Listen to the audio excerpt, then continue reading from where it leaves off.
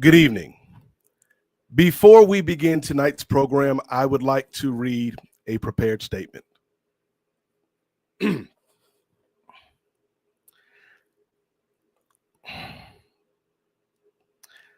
want to talk about what happened this past week when Andrew Thompson let us all down.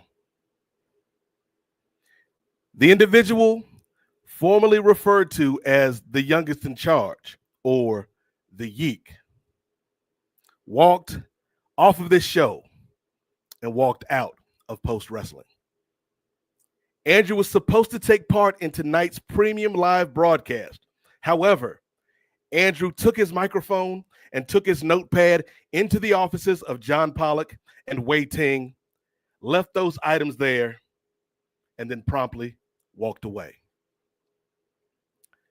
His actions have disappointed millions of Post Wrestling fans, millions of podcast listeners, and all of his associates here at Post. So, because of what Andrew Thompson did this past week, he has been suspended indefinitely from the NWA Podcast, effective immediately. With that being said, I would like to offer some off-the-cuff remarks in response to this prepared statement. I'd like to get some things off my chest when it comes to one Andrew Thompson. Normally, I wouldn't air family business like this out on the streets, but here we are. When I think of Andrew Thompson, the first thing that comes to mind is how hard that brother works. And you've heard me say it year after year, decade after decade on these programs. Hard work is a prerequisite in life, in anything that you do, whether it's in journalism, whether it's in the media space, whether you're an athlete, whether you're an entertainer, whether you're a wrestler, whether you're a shift manager at an Applebee's, whether you're a school bus driver, whatever walk of life you're on, hard work is just the prerequisite. And Andrew Thompson always showed up to work.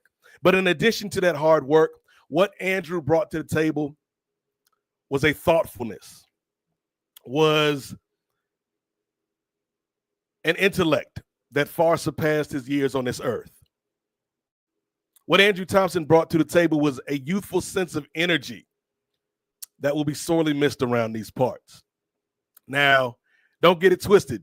Andrew Thompson is moving on, but he will always have a seat at the NWA Podcast whenever he decides to pop in, because sometimes you got to pop out and show him.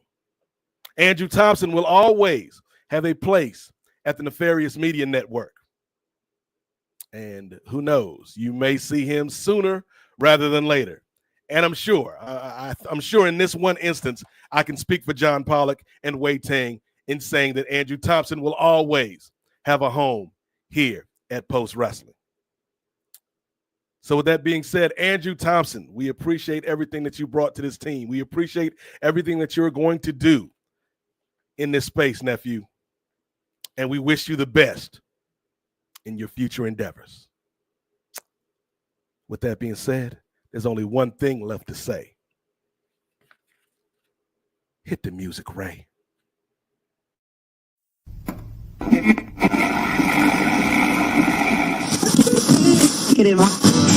You're listening to the NWA, the Nubian Wrestling Advocates. You are now about to witness the strength of street knowledge.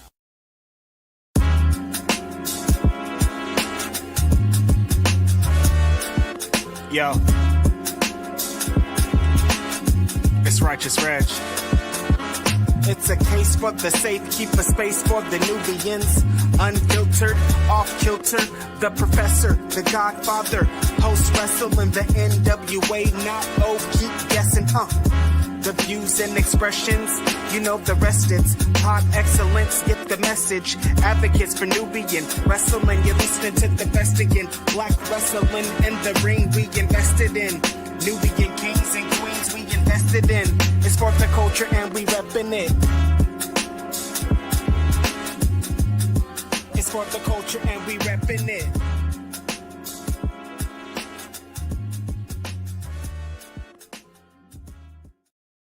And welcome to the NWA Podcast, the Nubian Wrestling Advocates, the only show about getting color in the professional wrestling business, proudly presented by the Nefarious Media Network and the good people right here at Post Wrestling. It is our May edition of the NWA Podcast, the fastest trip in pro wrestling podcast. So strap in, buckle up, sit tight for a brisk 3 to 7 hour show, ladies and gentlemen. It's going to be a good one. We have so much to catch up on. The last time we talked to you was our WrestleMania preview. And so we've got to talk about what happened at Mania. We got to talk about the fallout from Backlash. We have to talk about if this John Cena heel turn is working for us at the current moment. And we've got to talk about some of these releases that happened recently in the WWE. And then, we got to go over to the other side of the tracks and talk some AEW. Hurt Syndicate doing big business right now. We've got to talk about Double or Nothing and preview that. And don't think we forgot about you, Terry. We got to talk about your comments about one Shelton Benjamin. So we have a packed schedule this month. So let me not dilly-dally, man. Let's let you know who we are. I am, of course, the Godfather Nate Milton, your favorite podcaster's favorite podcaster. Over 10 years in the game, and you know what? Not a damn thing has changed. And I am joined by the advocates. First up, let's bring on a gentleman who is somebody who we all know and love and respect in this community. Somebody who has been referred to as the angry intellectual. Some people have referred to him as Moderna Kris. Some people have referred to him as Mimosa Kris. Some people refer to him as Mr. Mayor because he's the mayor pro tem of Los Angeles, California. He is also the mastermind behind the plot, behind the scheme, behind the plan that brought Luka Doncic to the LA Lakers and Kelsey Plum to the LA Sparks. Y'all know this brother. Y'all love this brother. Y'all give it up for my brother, my friend, and my co-host, the angry intellectual himself, Kris from LA, a.k.a. the Professor, Kris Ealy. Can we rock? What's up, Doc? Hey, what's up, yo? Chilling. First, I want to give my well wishes to former President Joe Biden. Just found out he got a prostate cancer diagnosis, aggressive form. So just keep him in your prayers. And Andrew Thompson, wish he was here today. Not to make fun of him. I would have. I'd have gave him a sympathetic shoulder to cry on with his Cavs losing, but NBA is just different this season. That's all I can say about it. Yeah, man. We have one of the most unpredictable postseasons ever going on in the NBA. And if you want to hear Chris, Ray, and myself's thoughts about it, you don't have to look any further than tomorrow night, where the three of us will be joining Justin Goodrum and the crew over at Hoopsology. So that is going to be a blast. We're going to talk NBA. We're going to talk WNBA. We're going to talk some wrestling because it's us. So if you're interested in our takes on the NBA postseason, check out Hoopsology tomorrow night with Justin, Matt, and the crew over there. But we got one more member of our crew to introduce tonight, Chris. Yeah. This brother is a super producer. Some would call him, speaking of the W, the Caitlin Clark of producers, a.k.a. Caitlin Dark on these streets. Y'all give it up for a man who is playing hurt. He hurt, dog. He hurt. Because as we're going to get to probably in about an hour or so, Ray has been playing hurt the last 2-3 weeks because his heart is broken. His heart is broken, but his will is not shattered. Y'all give it up for my favorite milk merchant. Sorry, Ray. I'm already starting off on a contentious note, my brother. But y'all give it up for my friend and my brother, the producer here at the NWA Podcast, Two-Way Ray Williams. What's going on? First off, we started off the show with addressing with some off the cuff comments. I'd like to make one off the cuff comment. First off, let me get ISO first off. Let you guys peer behind the curtain. Guys, it's a bit, y'all. The milkman gimmick, it's a gimmick, y'all. Oh, it's a gimmick now. I love all kinds of milk. You done worked yourself into a shoot, Ray Williams. No, even Steve Willie calling me out for the milk. I'm like, come on, brother, you're supposed to be on my side. But and also I'm doing all right, man, and just again want to echo those well wishes out not only to President Biden but also to Andrew Thompson. It's new school for life, brother. I know we had our issues that primarily with me and my pettiness, but brother, got nothing but love for you, brother, and we wish you all the best in your, as Brother Nate eloquently stated, in your future endeavors, brother. So we'll always keep this seat warm for you, brother. Absolutely. So salute to the youngest in charge, man. If y'all want to show that brother some love on his way out, head over to chop-tees.com where you can still get that geek merchandise, I believe, Ray. Indeed, I believe it's still up. Hashtag Yeek. And again, Leon Slater, we coming for those royalties, brothers. Don't think you slid under the rug with that, brother. We know what you're trying to steal from us. You know, hey, Leon, we are fair, we are equitable. You can have it, brother. We just need to cut 10%. Exactly. Plus the VIG, my boy, plus the VIG. Yeah. And you in Great Britain, brother, so you know we got to charge them tariffs, brother. Oh yeah, you paying tariff prices, my boy. You, bruv, you paying them tariff prices. Exactly. You and your man them. But hey, if y'all want to chime in with me, Chris, and Ray, there's a couple ways you can do it. Number one is the chat. The chat is active. The chat is popping. Shout out to everybody watching live here Sunday night on Post Wrestling. If you have comments or thoughts on any of the topics we're talking about, or if you just want to show some love to the nephew, Andrew Thompson, hit us up in the chat. And if you want to cut the line, if you want to be in that VIP section, there's one way to do it, ladies and gentlemen, and that is to smash that super chat button. Hit the super chat button, gets you to the front of the line, and your comments are read first. And again, it could be about anything. It could be about what we're talking about. It could be about the life and times of Sergeant Craig Pittman. It could be you know what? I'm adding it to the docket, Ray. We're gonna have a discussion about Sabu tonight. We're going to have a discussion about our thoughts on the passing of Sabu and his complicated legacy. But yeah, if y'all want to join in the conversation, hit those super chat buttons and get in the mix with the advocates. Finally, last bit of housekeeping here before we get into these topics this month. Ring Theory, y'all. Ring Theory is coming back this Friday. May 23rd, Ring Theory, the second episode. We had our first episode last month talking about all things WrestleMania. Gerard Downtown Brown, Upper Midcard Jay Lacey, and a host of panelists joined on that episode. And we're going to do it again this Friday at 6:30 Eastern. So join us. Be there live, as in the words of Jeff Hardy.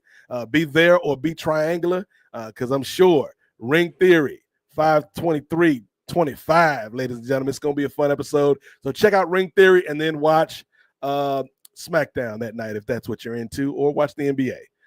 But yeah, Ring Theory is a great new show over at the Nefarious Media Network. So show us some love at Nefarious. Subscribe to all of our socials with Nefarious and hit that Patreon, patreon.com/Nefarious Media Network. We are trying to build something here, folks, 4 months into this new venture. And I'm loving the energy. I'm loving what everybody's bringing to the table, and we're just going to keep doing it, keep making it bigger and better and going like the Energizer Bunny. That's what we're going to do, Ray Williams. But now, we're not going to go forward. Let's go back, because as Luke Cage taught us, sometimes you have to go backwards to go forwards, always forwards. And let's talk about the biggest event of last month, and that was WrestleMania from the controversial Sin City, Las Vegas, Nevada. Let's talk about it, Ray Williams. Indeed. So with that, I guess we can go ahead to all of our recaps, and especially with our pick'ems. We had our predictions between not only us three, but also the new school from Ring Theory with Downtown Gerard Brown and Upper Mid-Card Jay Lacey. So with that, let me go ahead and pull it up. All right. So if you guys don't want to go through every single match, I could just go to the totals as far as how everyone did just overall. So just let's get to the standings. Yeah, seriously. Yeah. Let's get to the fireworks factory in Millhouse. Gotcha. All right, so we'll fast forward. And by the way, if you guys haven't already heard the results for WrestleMania, we did do a Ring Theory. What was that? Episode 0 to that was recap, episode 1 or episode 1 to recap, which is on Nefarious Media Network. I mean, to be fair, Ray, if you are somebody who sought out post wrestling on this evening to listen to us talk about professional wrestling, and you don't know what happened at WrestleMania, what you got going on, baby? What you got going on in your life? I'm not judging. I'm just asking. I know you either either living under a rock or you're the rock, and you just don't know. All right. So with that, I'll go ahead. We were pretty much even, like, kind of throughout, or it was kind of close throughout.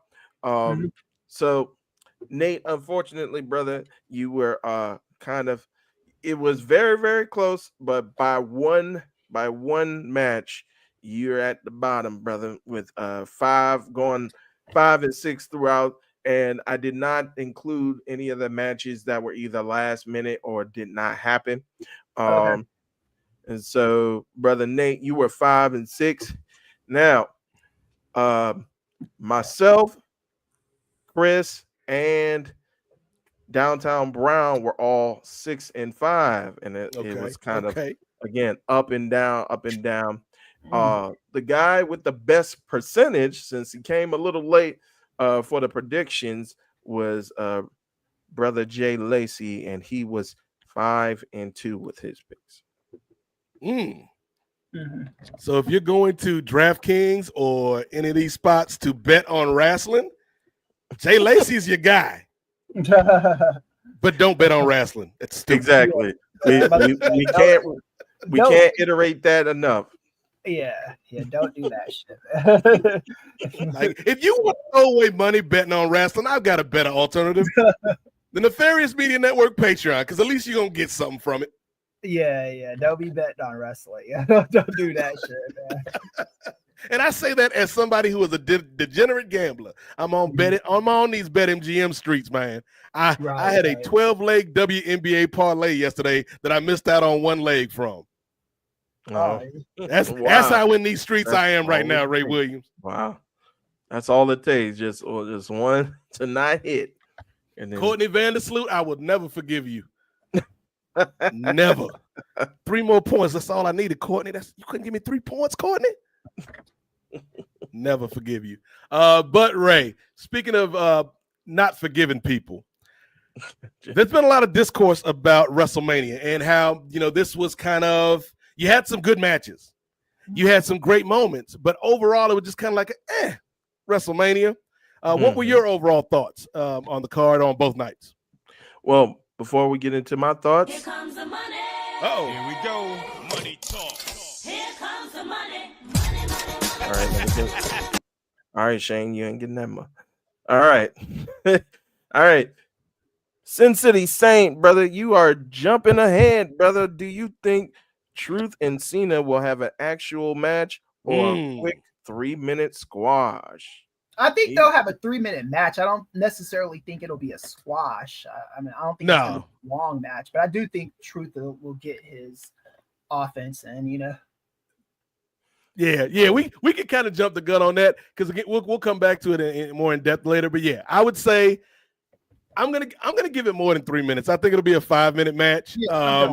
With Truth getting some offense in, but obviously Cena's going to take the dub. But yeah, and I've got thoughts about the way that we got to this match because I think you could have really maximized this, for what it is. But they went about it in maybe the laziest way possible. But it'll be a fun match. Yeah. I kind of agree with you, brother Nate. I think it'll be more. It won't be a 50-50 as WWE is notorious for. But I do think our Truth might get a little bit of a hope spot, but then so he'll get a hope spot. Yeah.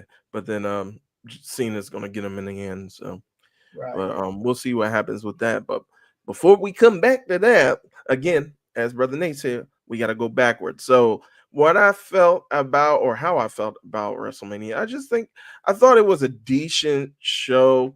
I think I'm with the consensus that night 2 was better than night 1. Yeah. I think that some of the standout matches, of course, Io, Rhea, and Bianca, of course, was a standout match. Jade and Naomi did their thing as well. Shout out to those sisters. The people's main event in night 1, that triple threat was awesome, and of course, just the fallout from the betrayal of the wise man is kind of reverberating right now, and I think that still has some meat on the bone as well. People are still considering, well, do they get another person to join the group? Like, who's going to be the next person? So there's a lot of intrigue still there, especially with Sami Zayn, Jey Uso, and who else? Just combining forces. CM Punk pretty much combining forces. So essentially that's 3 on 2. So who do we see join the Vision, as I would like to deem them? So and the Cena stuff, I just think, again, consensus, not a very good match, kind of plotting match. You knew what it was going to be, especially between those two guys. They're not like high flyers, or they're not like brawlers. They're more like the standard pro wrestler, where you got like your 5 moves of doom per se, and they're gonna get their shtick in. Travis Scott coming down, and then everyone. I think somebody said that there was a person in the arena who had or in the stadium who had like their camera phone on the entrance the entire night, waiting for The Rock to come out. I was like, oh, yeah. Like, I do kind of feel bad for wrestler fans that do that kind of shit to themselves. Yeah. If you were listening to any of the post shows, I think all of us said that The Rock ain't coming back. Yeah, I hate to say it like this, but you kind of played yourself, man. The Rock, if The Rock is gonna come back, it's gonna have some pomp and circumstance for a WrestleMania. They might bring him back on TV unannounced, but not at a WrestleMania. They're gonna want to get as much buy rate as they can off of The Rock's name. To be fair, though, yes, we did try to tell him, Chris, but to be fair, if you bring out Travis Scott, it's not illogical to think that The Rock is following. It's like if I turn on the TV, Chris, and I see Pinky walking across the screen, I'm expecting the brain to show up eventually. Well, see, here's the thing. I have so little trust for WWE that when Travis Scott came out, I was almost certain The Rock wasn't going to show up. I was like, okay, this is foolishness, man. Because WWE will do some shit like that. They've shown time and time again that they will play those kind of games. So, I mean, what you're saying is true, but you really have to go into your WWE fandom knowing you can't trust those fools, man. Yes. And when they do something good and positive, you give them praise for it. You give them a chef's kiss. You do all that stuff, but expect the fuckery. Just expect it. Just do that. That should be the new slogan going forward. WWE, expect the fuckery. Put it on a t-shirt, underdog. But I think, Chris, so when you look at both nights of WrestleMania, it was so uneven, in my opinion. Right. Yeah. Because I think the last 2 or 3 matches of night 1, you're like, okay, this is a good way to go out. And then the first 3 or 4 matches of night 2, it was setting up to be an all-timer, Chris. Yeah. When you talk about the 3-way, with Bianca, Io, and Rhea. When you talk about Jade and Naomi doing the damn thing. When you talk about Drew and Damian, that was on night 2, right, Ray? I think that was yeah, Drew and Damian hit for me. And then the surprise of all surprises, that 4-way with Dirty Dom, like that hit. And so it's like, this is stacking up to be an amazing night, Chris.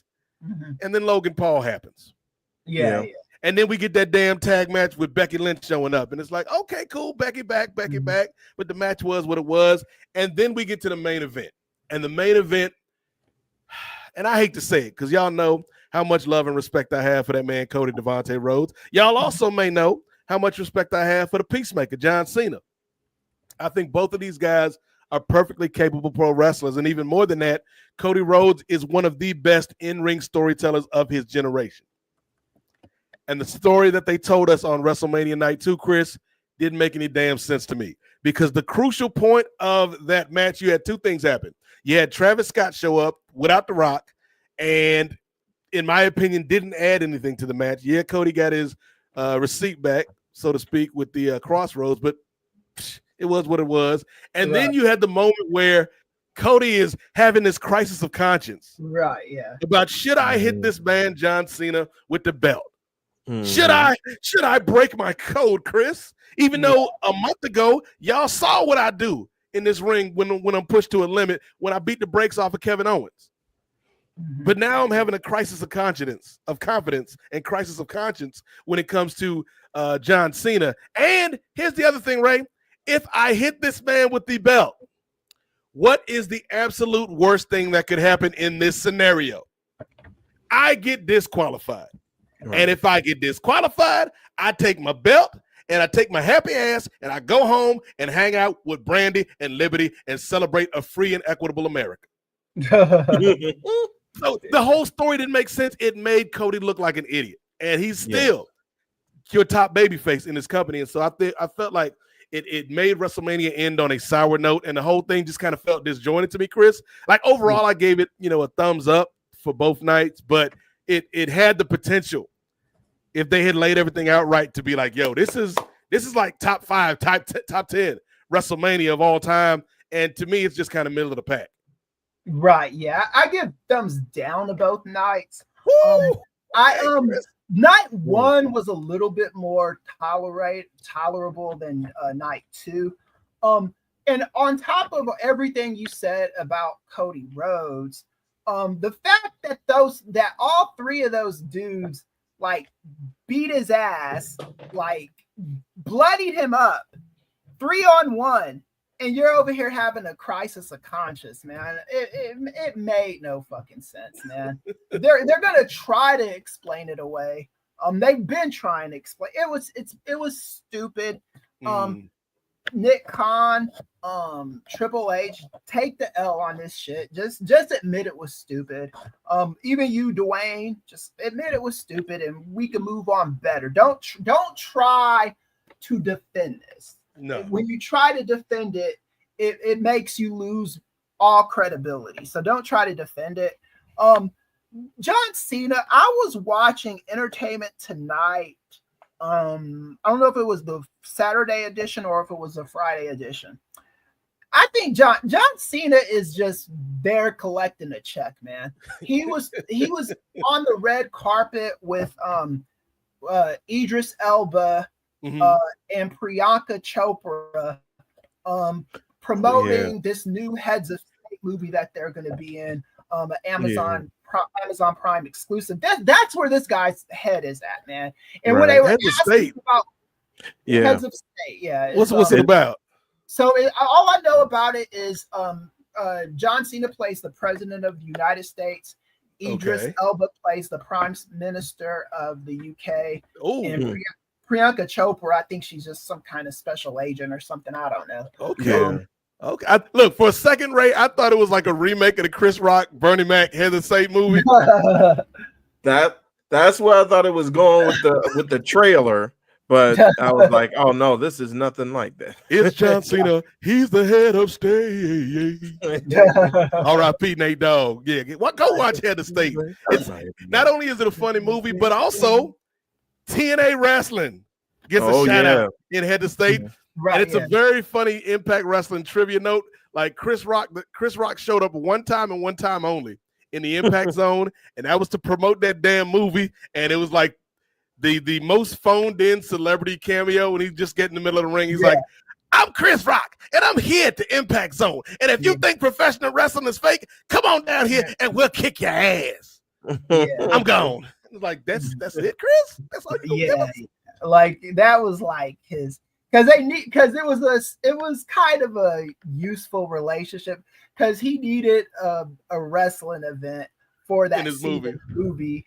And they needed a celebrity, celebrity. Speak up for him. So Chris Rock was like, okay, fine, because we need this wrestling scene for this movie. I'll give you 2 minutes. Embarrass them if possible.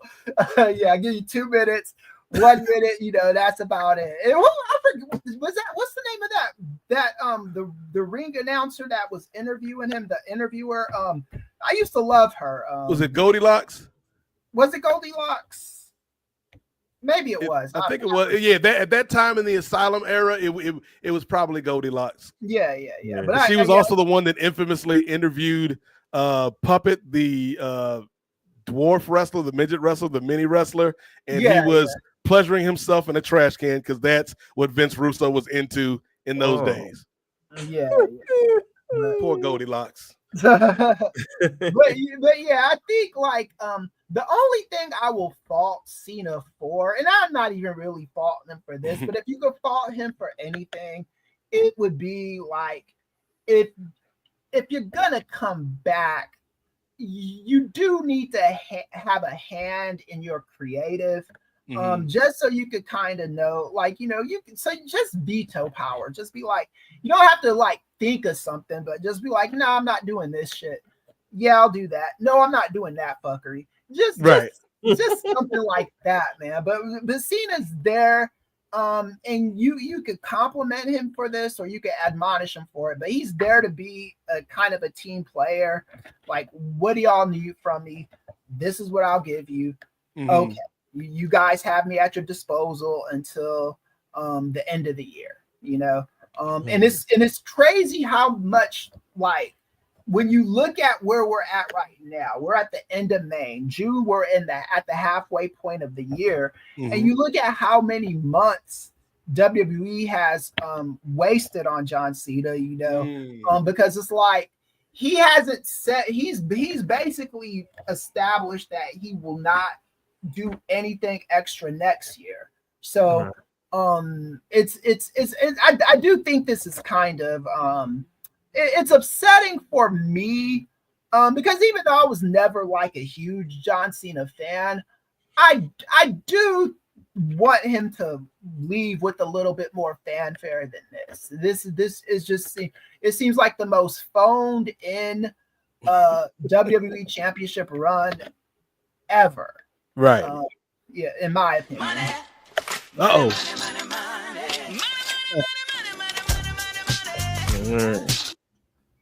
Who's that? So, of course, we got our boy Brandon from New Jersey. Popeye Jones's son just scored a goal. Yes, Seth Jones, who plays for the Maple Leafs.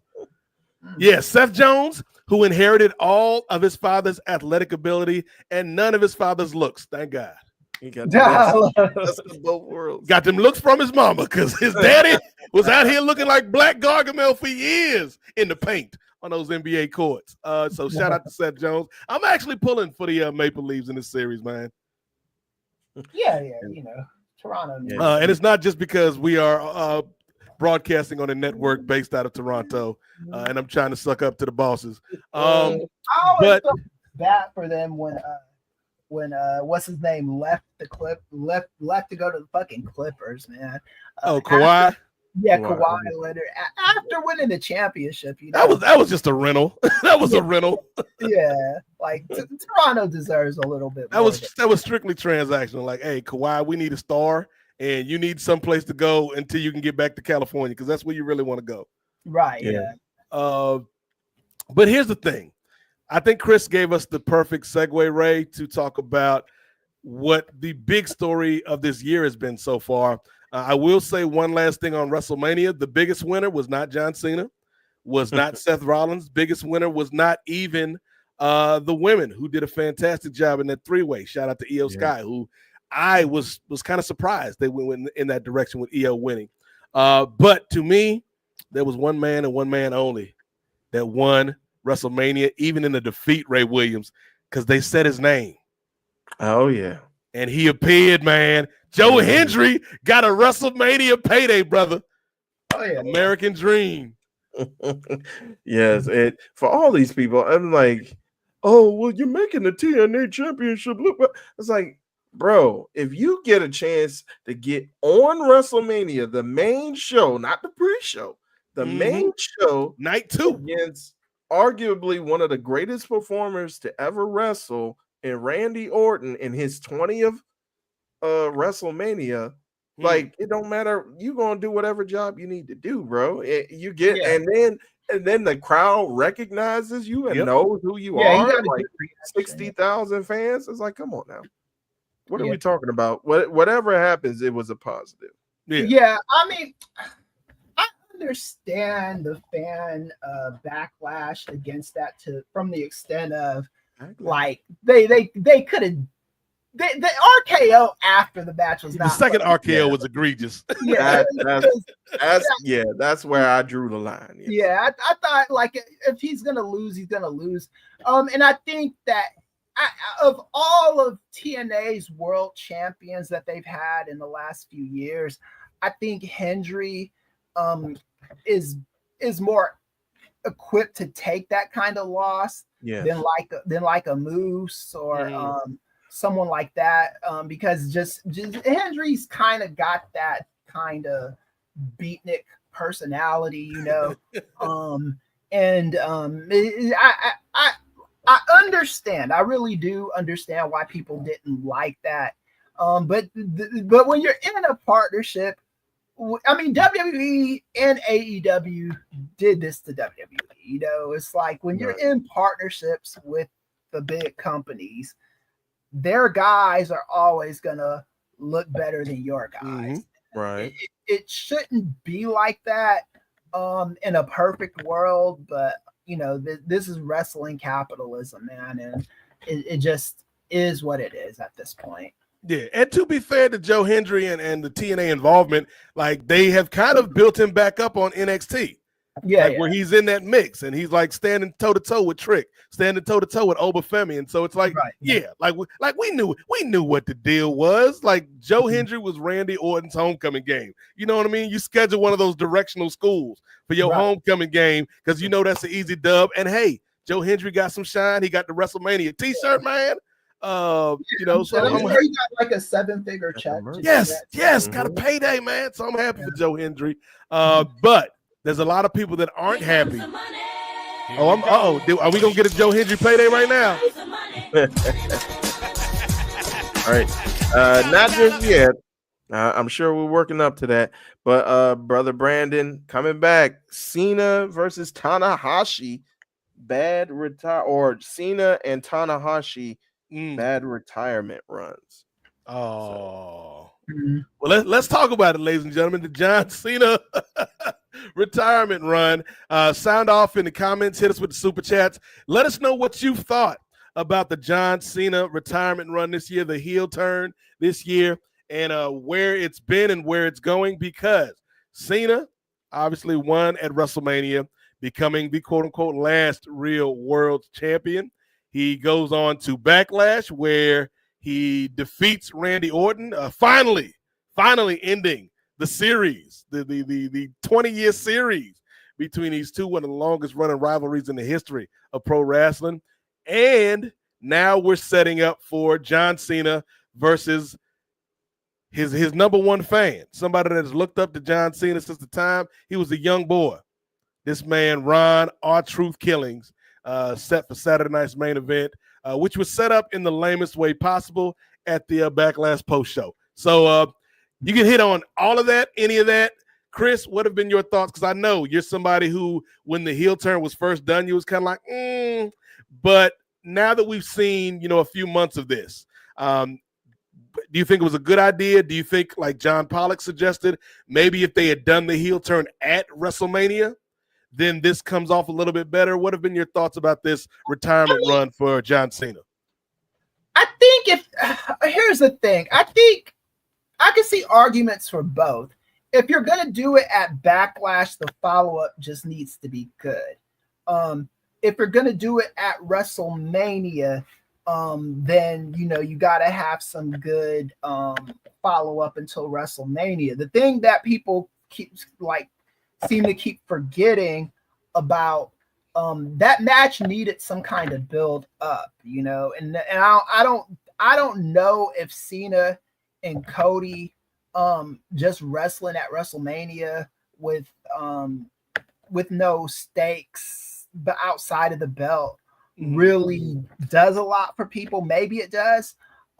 So I understand the argument. I just, at the end of the day, my problem is it just doesn't seem like I judge WrestleManias in any wrestling related event by one standard. Would I have regretted missing it live? Mm-hmm. Like, could I've done something else better than watch WrestleMania? Mm-hmm. And I could have on both nights. There's so many different activities I could have did that would have been more useful than watching those WrestleMania nights. As for Cena in this run, I mean, the heel turn was great. I thought it was great that night, but it's always about the follow-up, man. Yeah. Because now I can't I have to put Shawn Michaels' heel turn in front of this one. I don't know if Cena would even make the top, maybe top 5, maybe number 5. But for me, it's Hogan first, Shawn Michaels second now. I thought Cena was gonna usurp Shawn Michaels, but he just hasn't so far, man. This run has just been very, very forgettable. Outside of that heel turn. And I don't know, and then Cena they do nothing unique with him after the heel turn. He's out there with the same stupid music, the same Fruity Pebbles shirts, just doing everything the way he's done it before. But Chris, he changed the Titantron, dog. Yeah. He's angrier now in the Titantron change. But you gotta, to me, when you do something as drastic as that kind of a heel turn, you do need to, the personality needs to kind of, shift a lot, and your clothes represent how you feel at that moment. It's like you were feeling colorful when you were doing that stuff, and now you are a bad guy, you should feel a little bit darker, like with Hulk Hogan. When he turned into a heel, he starts spray painting his beard, and he was in his color switched. I think these kind of things are important to a character, for character development.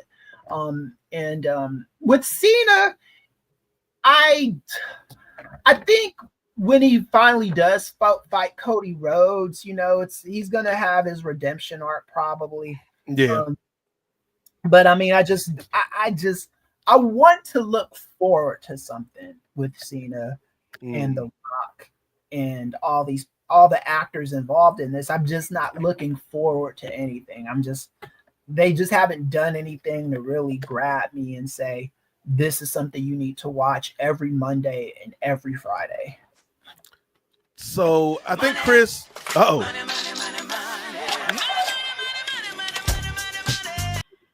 All right. So Black Mega Man is chiming in. Thank you for the $5 salute the Black Mega Man. Thank you. I always appreciate his comments.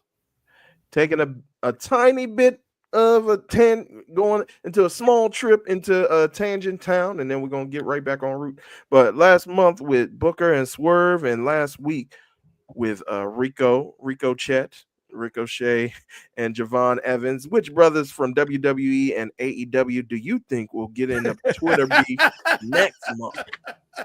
I love that question. I think this is a serious enough question. So, if I was gonna pick who would get into a beef next, I think if Hogan tweets anything else and names another black guy, it would be him, and then the brother would be like Ricochet, Booker T, and insert brother here, or one of the sisters. It'd be one of them, man. Because I think Hogan is living in fantasy world. I think he thinks he's more popular than he really is, Yeah, I think if it is going to happen, and like you said, we've seen it happen a couple times, and I think what you've noticed in both of these, besides the fact that it's Twitter beef between non-traditional wrestlers, right? It's also non-traditional generational Twitter beef, where you got Booker T and Swerve. There's a generation gap, and then you've got Javon Evans, and who I'm really high on, man. I think that kid, the sky's the limit for that brother. Yeah. And Ricochet, generation gap between those two brothers. So, like, the question is, who would be the one to put their foot in their mouth, and what generations will we see? And I'm thinking, like, Booker's always a great candidate to end up in these messes. Yeah. With Booker and a Swerve, because we did talk about that on this show. Yeah, I don't really know what the action, because I wish I could say like one of them was way more right than the other, but it just really seemed like a silly beef. Booker T said, Booker T always seems to be neutral when it comes to shit like this, but he was like, how many black men has what's his name, DJ Vlad put in this spot or something like that. He went off on it. And I do agree with Booker T as far as that's concerned, but I think Booker T, he talks a lot of shit about younger talent. If you're not kissing WWE's ass, according to Booker T, it seems like he's got smoke for you. He did the same kind of thing to Athena. Did kind of with Big E. It's like, why I don't think you should ever fault somebody for not being a company man or a company woman. Some people, that's in their DNA or whatever. That's what they like. And some people don't. I don't think it's anything wrong with not being a company man. I don't think there's anything wrong with being a company man, but you can't, unless you're walking in their shoes, you cannot judge them for, shit that you would have done differently. And there was a time Booker T wasn't a company man, because when that Signature Pharmacy case came up, he fucking quit and gave him his walking papers and went to TNA. So, come on, man. So I will say, and again, like, this is all speculation, Ray Williams, but I'll say from AEW, let's go with Leo Rush, and from WWE, let's say, like, who's the most random person I could pair with Leo Rush in a Twitter beef?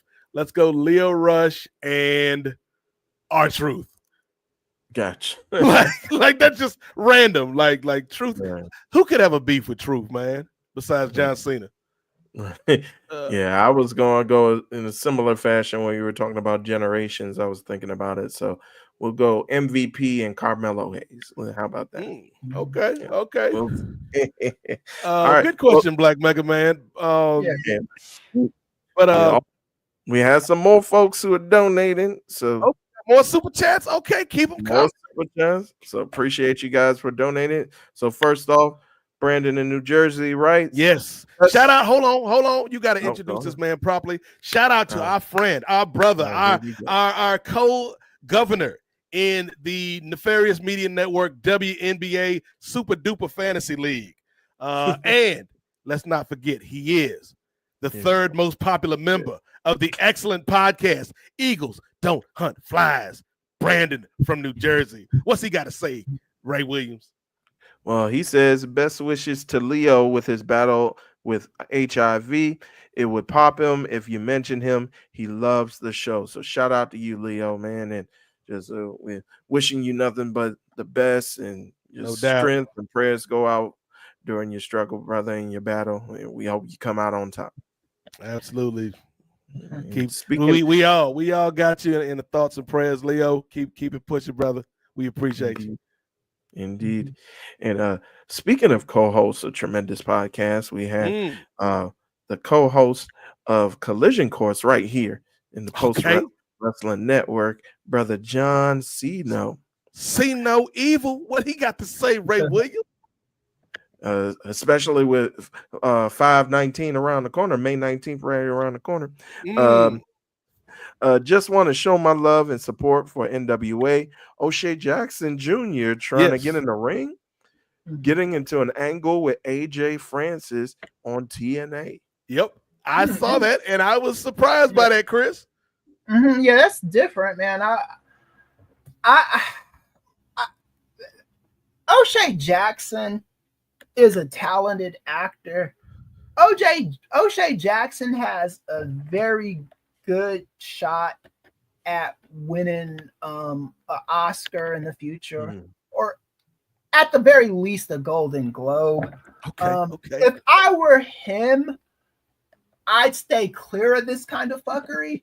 But you know, if the itch is burning you, man, if you got to scratch the itch, scratch and he clearly loves it. Like, it's obvious that this dude loves pro wrestling. I listen to his podcast every once in a while. And speaking of which, O'Shea, hey, if you ever want to do a home and home, brother, we come to your place, you come to our place, man. We can talk some graps. My man would definitely love to pick your brain on these subjects, man. But yeah, my thing, Chris, is like it even in the moment when I was watching it, it's like, this is kind of off, but I'm not mad at it, man. Like, if you got that itch to scratch, if you want to be involved in it, like the TNA of it all is kind of funny to me, though. It's like we know how much that brother loves WWE. I think it'd be interesting to see him in AEW. But TNA, like, you know what? Hey, you can do a lot worse than TNA, my brother. So have fun, O'Shea. Yes. And I think we're seeing like a parallel thing with this brother, Paul Walter Hauser, who he was doing some stuff with AEW last year. He's a Golden Globe award winning actor.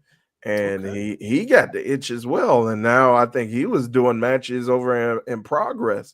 So it used to be back in the 90s, Ray, the old cliche was athletes always wanted to be rappers and rappers always wanted to be athletes. I think now in this day and age, actors want to be wrestlers and wrestlers want to be actors. Right. For sure.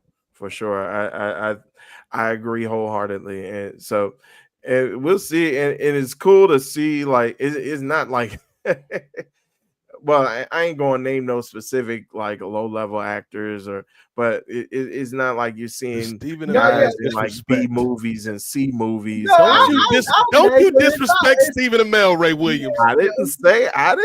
I'll show Stephen Amell some respect. He's about to be he's on Suits LA now, so. Didn't that just get canceled? It's not like it's what's the dude's name that was Dr. Evil's son, Seth Green. Seth Green. Like, it's not like that kind of thing. You know? like these are real actors who have done like in that Seth Green is paid though. All them years on Family Guy and Robot Chicken. Robot Chicken. He's paid, but he's not. I mean, no one's taking him serious. No, he ain't no Academy Award winning actor or nothing like that. Like O'Shea Jackson, no thespian. He did a tour de force. Okay. Let's. Yeah. See, look, you started the tangent, Brandon. Let's Cino, let's go there. One actor or actress, who would you like to see show up in a professional wrestling context? Chris, what are your picks? For me, if I was gonna pick somebody, it would be somebody like Will Smith or something like that. You know, he never do it, but I mean, you know, Will Smith in the wrestling context would be crazy. mhm. Ray, what you got? Well, first off, John Cena, he's weighing in. He's saying Rosario Dawson, which I mean, I would love. AEW alumnus. Yeah, indeed. I don't know. I did have one actress that popped to mind, but I'm not beating the allegations if I mention that actress. Let me think of some. I thought someone that I thought was pretty good and looked like he belonged was Joe Manganiello. Oh yeah, Deathstroke. Deathstroke, yeah. I thought he did a good job. There's some, and Hugh Jackman was fine too when he was on. If the wrestlers who kind of like the celebrities who kind of take it with a modicum of seriousness, they always seem to do well, you know. Then there's the celebrities that are on this shit, and you're just they're looking at their watch and just being like, what comes to mind is Jenny Garth at WrestleMania 10. I love me some Jenny Garth. She did not want to be at that motherfucker. She looked like she'd rather be anywhere else on the planet other than New York City on that particular day, at that particular time, on that particular night. It's a hit and miss with these celebrities, man. Some of them are gonna have fun with it. Some of them are just gonna like not want to be there. I thought Karl Malone and Rodman did okay. I thought they were fine. Yeah, they were fine back in the day. Yeah. I mean, you know, D'Angelo Williams from the Carolina Panthers did his thing in Impact.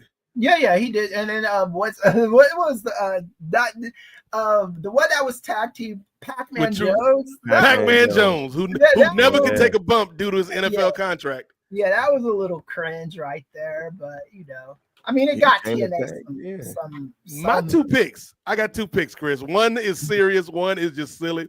So I'll give you the serious one first. Not only is this brother physically imposing, Chris, but I think obviously he's a great actor, so he could give us some good promos. Let's give it up to the king of Wakanda, Winston Duke M'Baku. Oh yeah, he'd be cool to see get like tussling with one of the wrestlers. You know? Like Michael Clark Duncan used to do back in the day. He used to look like he had so much fun at those wrestling events. Like just starting stuff with one of the wrestlers, and it was always good to see Michael Clark Duncan on those wrestling shows, man. But yeah, it's you know, there's not every type of celebrity is created equal when it comes to doing the wrestling. We've seen so many of them over the years too. It's ridiculous. My other one is not serious, but he's like, everybody love this dude all of a sudden. Like, he's the hot actor of the season, and he's getting hot about a moment because of the NBA playoffs in New York. This man, Timothy Chalamet, on these streets. Oh yeah. Haley Steinfeld. He got a Shamik Moore burner. Yeah. And then, did y'all catch Lenny Kravitz at the game yesterday? Yes. Yeah, Terry Crews. Okay, so here's the story. Terry Crews did not get involved with WCW, John Cena. Battle Dome got involved with WCW. And Terry Crews at that time was a Battle Dome warrior named T-Money. Yeah. And so there's a Battle Dome invasion. That was Eric Bischoff's big plan. Like, we need to get these ratings up, Chris. Right now. And this second-rate American Gladiator show. Let's have them invade our territory. Battle Dome. I used to watch it I used to watch all those weekend syndicated shows when I was a kid. You remember Knights and Warriors, Chris? It was like medieval American gladiators, dog. Yeah, I remember all that stuff, man. Oh, man. And it was just like, you could tell WCW was like hanging on by a thread with that shit. Yeah. The Battle Dome invasion of WCW. There's an episode of Keep It 2000 with myself and Brian Mann up in the archives right now. And our special guest on that episode was one Peter Rosenberg. Oh, yeah. So if you want to hear myself, Brian Mann, and Peter Rosenberg talk about Terry T. Money Cruz and the Battle Dome Warriors invading WCW, check out that edition of Keep It 2000. And to bring it all back to wrestling, because all of these are American Gladiators knockoffs, Mike the Miz Mizanin has just been announced as the new host for this reboot of American Gladiators, Chris, that I'm actually kind of excited about. Yeah, I always liked American Gladiators. You know, what I always loved on American Gladiators was when one of those like nobody contestants would actually like do a fantastic job. You know, Yes. Because most of the time the Gladiators like were just fucking them up. Whether it was Zap, Gemini, Nitro, Laser, they were just always fucking up those regular ice. Yeah. But every once in a while, there would be like somebody that was a contestant and that could actually hang with the Gladiators. Four words for you, Chris. 4 words for you. Wesley, 2 Scoops Berry. Yeah. The greatest contender in the history of American. Y'all don't know. Google this man, Wesley 2 Scoops Berry, who I think like after Gladiators, he was locked up for a minute, but I think he's out now. So salute to that brother, depending on what he did, because I can't quite remember if it was just like robbery or if it was something else. But either way, Wesley 2 Scoops Berry would dominate the Gladiators just because he was so fast. Like he wasn't strong, so to say, Chris, but he was just so fast. So whenever, particularly Powerball was his game because, you know, if you don't know Powerball, you had a bunch of pylons, little hoops that you throw the balls in. You got to go get your ball, throw it in, and then the one in the middle is worth 5 points. The one on the outside is worth a point each. Wesley 2 Scoops Berry was so fast, he would get his ball, put it in the pylon, and by the time the Gladiator had reacted, he was already on the outside scoring another basket. Wesley 2 Scoops Berry, y'all. Yeah. He's the only contestant that I know by name. Yes. But there were a couple that did good against those Gladiators. Yes. Shout out to American Gladiators. So bringing it back to what I was talking about, Chris, and I'm gonna get back to John Cena, but again, I have to make another stop in Storytime Land because I feel like this John Cena heel turn for me, and maybe for a lot of people out there that have been watching this, it's kind of like when there was something you really, really, really wanted as a kid. Right. And your parents, either due to confusion or not understanding the culture at the time or not being into like this kid stuff, like why would they be into kid stuff? Because our parents worked hard. They had to work 40, 50, 60 hours a week to put food on the table, clothes on our backs. Or, you know, our parents may have not been in a situation to afford what we were looking at or what we were asking for. But back in the day, there was no cooler toy to me as a young child than the Transformers. They was robots in disguise, Ray Williams. There was more than meets the eye with these Transformers. And so, like, I remember one year, I wanted the Optimus Prime. Like, that was the holy grail of Transformers at the time. The Optimus Prime, because it was like the whole 18-wheeler. You detach it, and Optimus Prime, like the cab part turns into a robot. That's Optimus. But then the back part, like the trailer, is a whole Autobot command center. I think it was like $45, which at the time, like, that's egregious for a toy. But I really wanted Optimus Prime. And I'm like, man, Optimus Prime. I'm leaving hints. I'm like drawing like little pictures of Optimus Prime and leaving them at my mom's like place at the dinner table. Like, good morning, Mom. Have a great day. With Optimus Prime riding underneath to have a nice day. Or I just so happened to turn on the Transformers when they would be coming home from work and just be sitting there watching Transformers. Like, this is a really good show, Dad. You know, I really wanted Optimus Prime. And so my parents, you know, being perceptive, they were like, you know what? He really liked these Transforming robots, man. We should get him one for Christmas. And so Christmas Day, I'm excited, Chris. I'm excited. I see the big box, right? Like, we got little boxes, big boxes. My parents, they believed in the tradition of letting us open one Christmas present the night before. So I opened my Christmas present, and we had a little record player, and they got me Transformers like audio drama on a record. And I was like, oh, this is awesome. But you know what this is telling me, Ray? That they got Optimus Prime. This is just a setup for Optimus, dog. This is what I've been asking for all year. Optimus is coming tomorrow. And then the next day, Chris, I go downstairs, man. I'm excited. 7 o'clock in the morning, me and my sister running down the stairs. at the Christmas tree. Like, can we open them? Can we open them? Can we open them? They're like, go ahead, open them. So we open up the presents. My sister got like a little Jim doll or something because Jim is exciting, Ray. Glamour and glitter, fashion and fame. Jim was truly outrageous, even though the Misfits were better. So she got a Jim toy. I am unwrapping this present, man. I'm just like, here, this is the moment. This is the moment, Chris. Optimus Prime in my very own home. And I open it, and what do I see staring back at me but a robot that led his team of transforming robots? Is it Optimus Prime, Ray? No. It is Leader One, leader of the GoBots. The GoBots, ladies and gentlemen. Leader One, if y'all don't know, was an airplane and like a jet fighter, like a F-18. But unlike the Transformers, who had all these parts and pieces that transform, the GoBots, you just pull out the piece and then their arms come out. It's like, hey, I'm here, I'm a robot. And I'm just like, it's like, it's what I wanted in concept, Chris. It's the leader of a transforming robot team. But it's not exactly what I've been waiting for all year. And I feel that's what this John Cena heel turn was. Something we've all been asking for at least a decade. John Cena need to turn heel. I can't wait to see that Cena heel turn. John Cena need to go heel, man. We ain't seen him be healed since the Dr. Thugonomics character. And so we finally got it, Chris. We finally got it, Ray.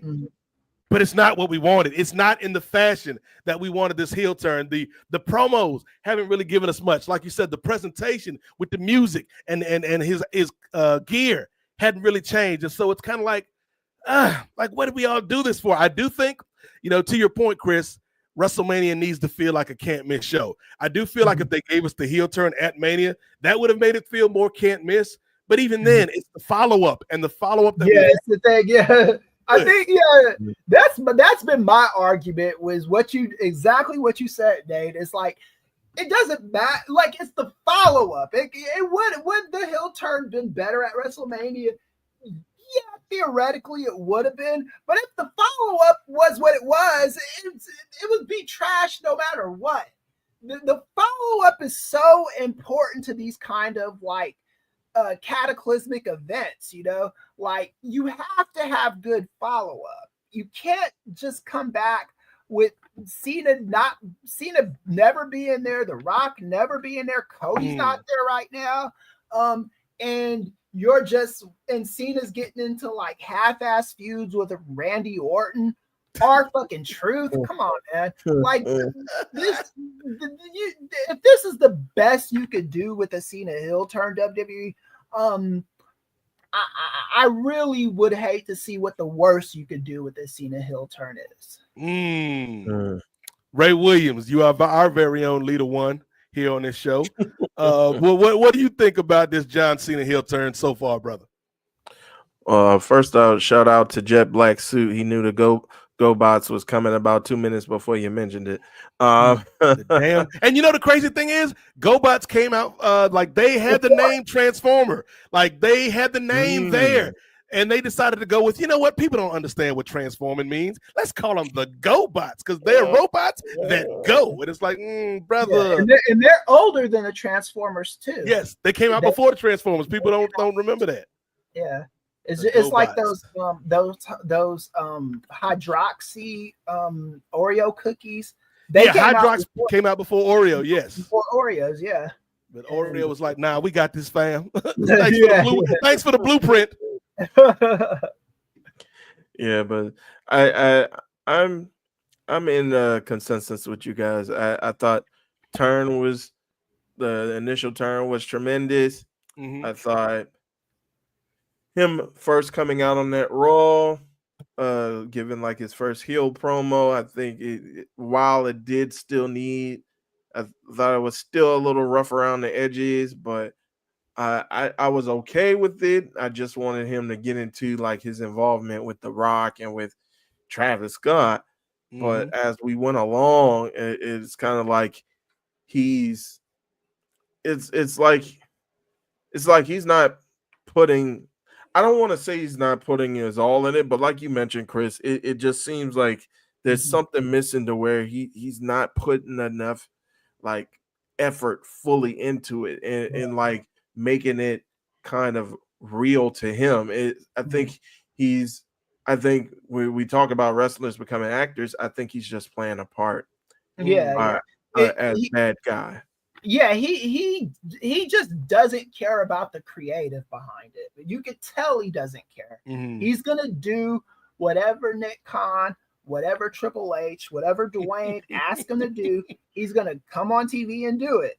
And that's for a main eventer. You want them having a little bit more veto power. You want them involved in it. You want to know that they were like, okay, this, like what Steve Austin was champ, there was just some goofy ass shit that Steve Austin just wouldn't do, because he knew it was gonna like mess up his character. It would never like kill his character, but he knew certain things would derail his character. So he was like, nah, I'm good off of that. Even today when he comes back, he doesn't want to come back for silly foolishness, No, and he comes back to drive drunk in the arenas and hit fans.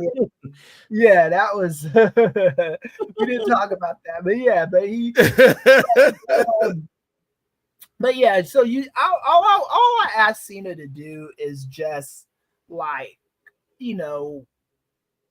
just care a little bit more, like don't make it so obvious that you're just the movie career is just what you care about the most. We know that.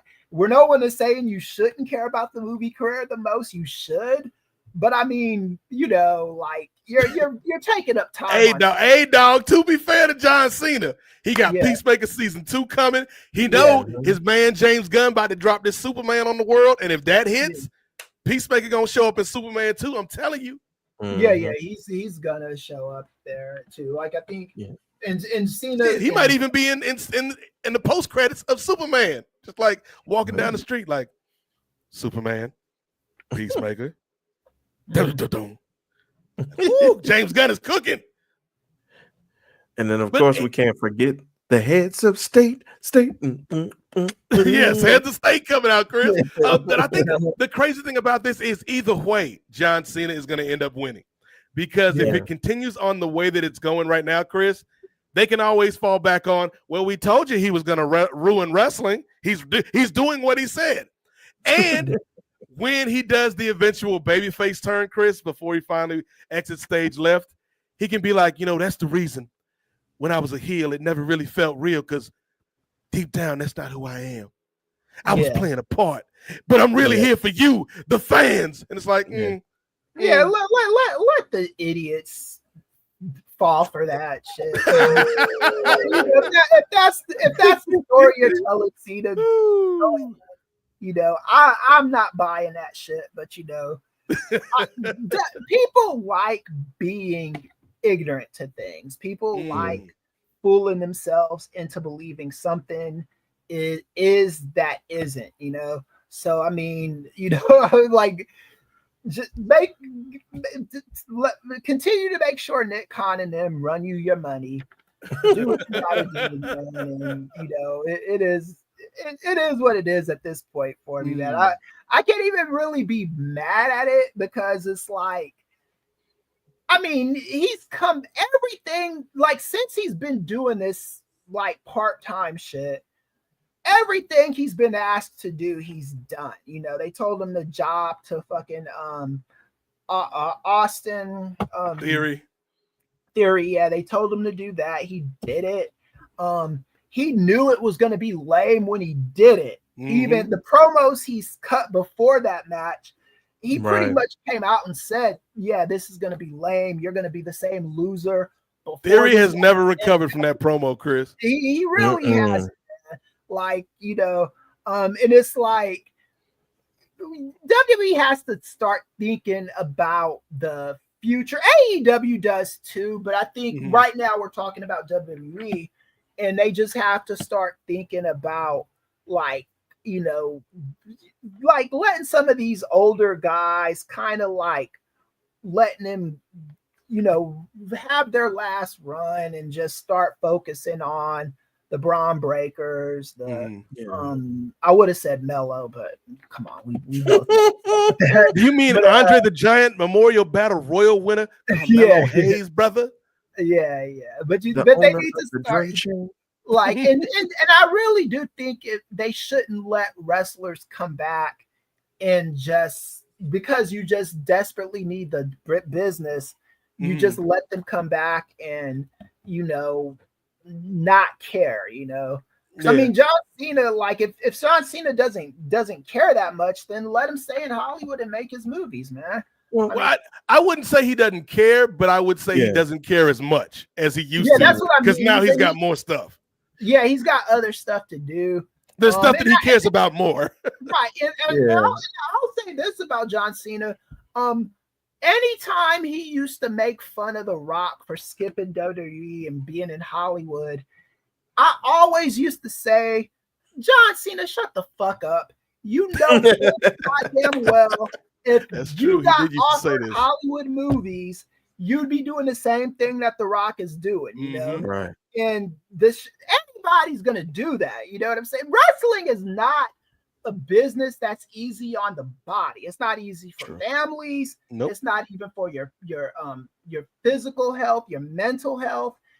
Wrestling will drive you crazy, I mean, these you people run amok for not winning fake fights, It's like this is what that business is. And I'm not even saying fake fights as a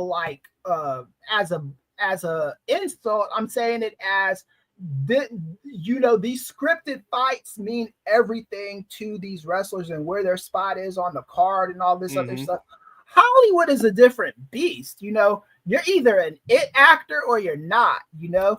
And Hollywood is always going to run you your money, whether you are a C-list or D-list or whatever, you know what I'm saying? Hollywood's going to run you your money, you don't have anything to worry about. You're part of a union. You got a lot of good things going for you that wrestling just doesn't have going for it, And like and I'm sure that Cena, The Rock, all these people, they see that side of Hollywood, because and that's the thing with people that used to say it's no different. Hollywood is no different than acting or no different than wrestling. I beg to seriously differ because Hollywood actors are taken care of.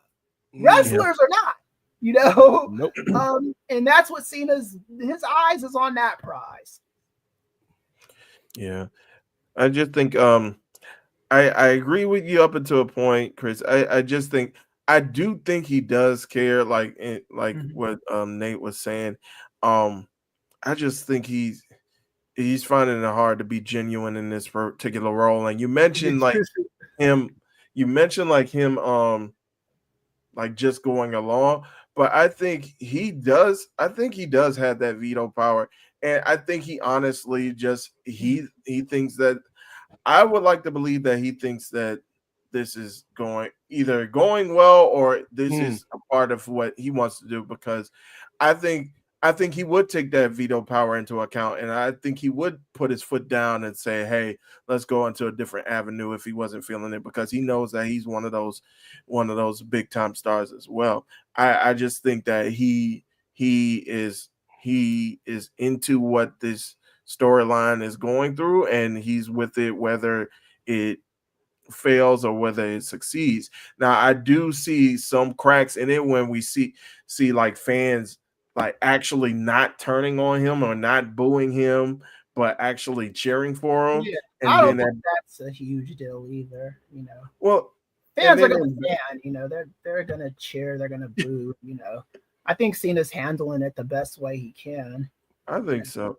And then in Backlash, when he had won and he was leaving out, I mean, again, it could be a part of his character, but it was like some hesitation, and it kind of looking like he was starting to get emotional as he was going up to the ramp. So I think, again, I think that bad guy, he's just trying to do everything as far as what he sees the bad guys or villains do, but I just don't think that particular character is fully into it. And I think that that'll make the turn a little bit more easier once it comes around as far as him coming back to. Yeah, but they got, when is his last month? December? I mean, the time is running out on this shit. You know what I'm saying? They gotta fix this soon. You can't keep on dragging this thing out, man. And Cena was clear about this too. I heard him in an interview saying, he was like, no, these are specific dates that I have. I'm not, it's not the year, it's the dates. I got limited dates, you know. So he's made that like clear. And the only slight kickback I'd give that is if Cena was utilizing his veto power the way he wanted, like he could have easily just been like, yo, I'm beating this dork, Austin Theory. And he didn't do that, man. What he did to Theory, to me, is worse than Theory beaten. Like, I think Theory would have been way better off losing to John Cena than beating John Cena, because John Cena just really wrecked his shit after he beat him. You know, he was like, before he beat him, you know, I was say even before the match, it was over. Yeah, so I mean, like, I don't, and I do want to get this out the way too. It's not all or nothing fallacy for me. I don't think Cena doesn't want to be there at all. I mean, I think he wants to be there. I just think I don't think Cena is lamenting that hard about retirement. I really don't. I think he's gonna get emotional because he did it for that many years. But I mean, shit, it's like when you quit one job and go to the next job. Anytime I've left a job, I've been sad. I haven't stayed at the motherfucker, but I've been like, this is a little more emotional than I thought.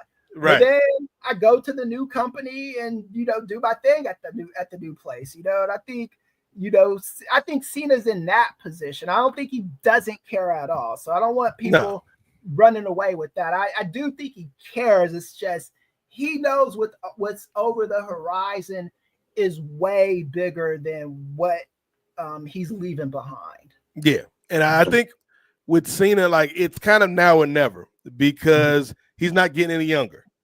And so, like, the bumps and bruises that he could easily recover from when he was in his 20s and even in his 30s, body don't work like that when you pass 40, Ray Williams. You'll learn someday. So, like, I feel like he's like, it's got to be now or never, because I'm already slowed down. If I'm John Cena's like, dude, y'all can see me. Like, I know I told you can't see me, but y'all can see me the way I'm working in this ring.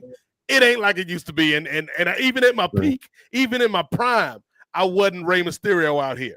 And so now I'm a gear slower. And so it's like, I feel like it's a combination of things, Chris. Like, he's got stuff on his plate that he cares about more than wrestling. He wants to do this retirement tour because he knows, like, I probably won't be able to do it 3 or 4 years from now because my body ain't going to hold up, and I'm got other projects in the pipeline. So I've got to do it now.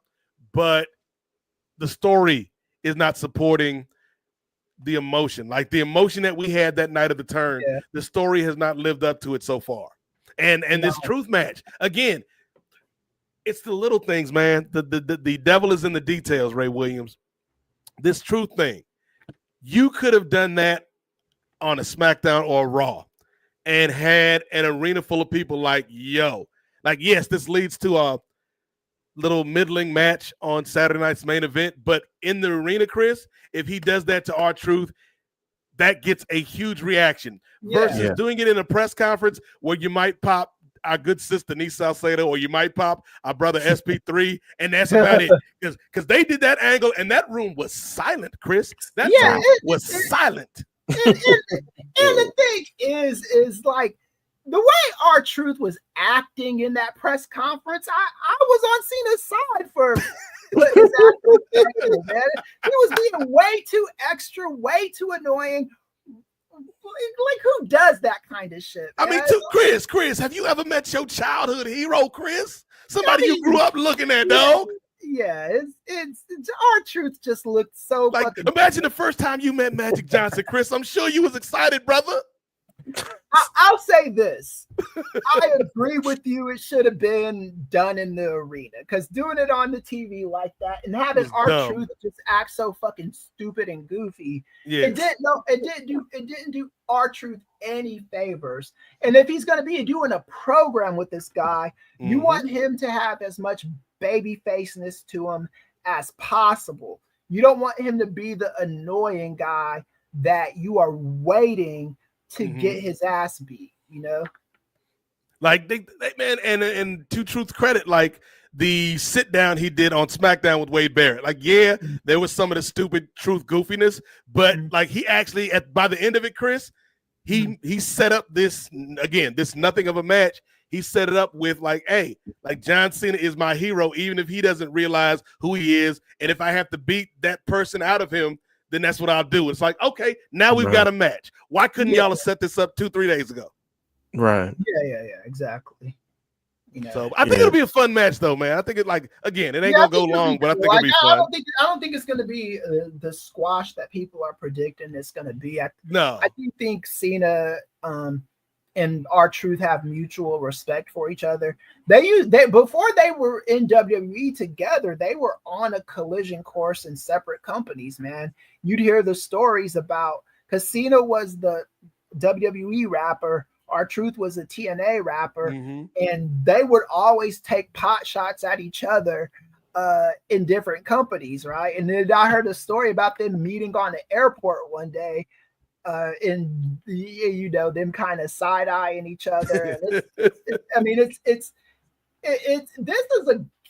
something that is a good story if you tell it right. Yeah.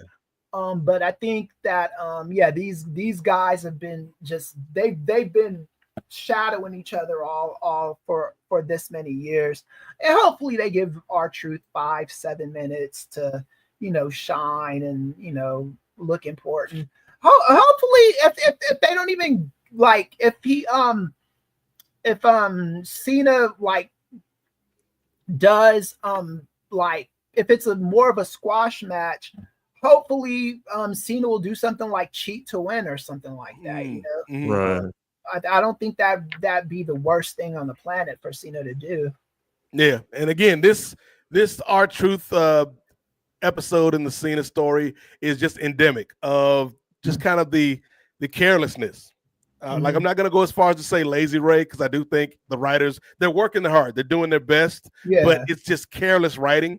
And you could have made us care more about this match on Saturday night's main event with the story with John Cena and R-Truth, but they chose not to. And so I think it'll be a fun match, but ultimately, even with the Randy match at Backlash, like, I think the Randy match came off as good as it could have, but that storytelling, a lot of that storytelling is not what we saw on TV. A lot of that storytelling, apart from the video packages, is we've just been knowing these dudes for 2 decades. Right. Yeah. We know what they're about, so they don't have to educate a lot of the audience on the backstory between John Cena and Randy Orton. But even that, like, they could have done more with that. And so I just feel like this whole John Cena heel run, this retirement run, so to speak, has just kind of, it's been handled a little carelessly. And you don't want to do that for somebody that you were telling us through your television is your company's recognized GOAT. Right. And I feel bad for the writers a little bit too, because they could write the most perfect thing on the planet, but if Dwayne comes to the show and doesn't like it, he's vetoing it. It's like, and I don't like that kind of shit shadowing these writers. It's like, it makes the creative process that much harder, where you could write a whole thing, you can map out a story, and Dwayne is like, nah, this is what we're gonna do. And Triple H has no power over Dwayne. Fucking Nick Khan has no power over Dwayne. Ari Melber is Ari Emanuel. Is the only person. My man said Ari Melber from MSNBC is secretly running the WWE. Only person that has any kind of like dominion over. Here's your new commissioner, Joy Reid. What the hell is going on? Yeah. But the only I told person you that I'd be has- back. Yeah, but the only person that has dominion over Dwayne is Ari Emanuel. Ari, yeah. I mean, that's like Dwayne is the most powerful person in that fucking company. I'm convinced of it. So Yeah, I agree. So, Ray, do you remember the R&B singer Aaliyah? Of course, yes. One of my favorite songs that she had was a little something called Back, Back, Forth, and Forth. And I think we can use that as a segue to talk about some of the recent comings and goings in the WWE, where we saw the return of Aleister Black. We've seen the return of who else returned? Aleister Black, Rusev returned. Yeah. We saw the debut of Phoenix, and we saw the debut just this past week or so, past couple of weeks, of Jeff Cobb, aka JC Mateo, on these streets. And so, along with that, we had a bunch of releases from the WWE as well. So we can either start with the releases or the debuts, but just a lot of roster flux going on right now in the number one company in the world. Indeed. I think it'll be apropos to start with the releases, and especially you sure you can do this, Ray? Out the way, yeah. You sure you can do it, Ray? I think I can handle it. I think it's been enough time that has. We here for you, brother. I appreciate it. But yes, usually WWE has its customary releases following WrestleMania, and this year was no different. And so, as I'm pulling out the slides, we had several big names who were let go from the company, and a couple people who were told that their contracts would not be renewed. So I'll go ahead and bring it up. So we had, as the graphic shows from Post Wrestling, Braun Strowman, Shayna Baszler, Dakota Kai among the latest releases. We also had Shotzi Blackheart, Katana Chance, Kaden Carter, and Gigi Dolan, and of course, as you guys know, very, very close and dear to my heart, a sister now known as Elena Black, formerly known as Cora Jade. So she was told that her contract would not be renewed. So if you guys wanted to get into it, is there any of those that stand out to you guys? Speak on it, Chris. Well, the first thing I don't, if your contract wasn't renewed, I don't. That's just business right there, right? If WWE fulfilled their obligation for the duration of that contract and decided, hey, we're not going to resign you, that's not evil. That's just business. I do have a problem with the releases, where it's like you sign a contract and you're like, yeah, now we don't want to do this anymore. And it's so fucking one-sided. And I wish these stupid fucking wrestlers would stop putting up with this shit, man. They do have enough power. They just don't realize they got it, because wrestling is a very selfish business, right? Like if you've got CM Punk and Cody Rhodes and Roman Reigns, and they're making $7, $8, $10 million a year, the last thing they care about is what the bottom feeders are being paid. They care about their money, So it's like you don't have top people that's vouching for the lower card people, and the lower card people want to be top people, so they won't have to care about any of these things like this anymore. Braun Strowman, I used to make fun of this guy a lot, because here's the thing. I did not like when there was during the pandemic, I forget the wrestlers, an indie guy, a famous one too, and he was asking people to help his GoFundMe or whatever. And then Braun Strowman tweeted some stupid shit, like just basically kicking this guy while he was down, you know? Yeah. And I've never forgiven him for that. But at the same time, you know, it's like, you know, I don't get pleasure out of watching him get released, you know. I think that these releases, they're shameful. They're problematic. And you know, nobody in Washington is going to do anything to stop this, unfortunately.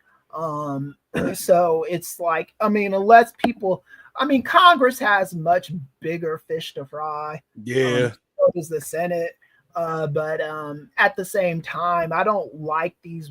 I've never been a fan of wrestlers like these kind of releases with them. And that was one thing I've always respected about Tony Khan is, you know, he lets these wrestlers, he rarely ever releases them, you know.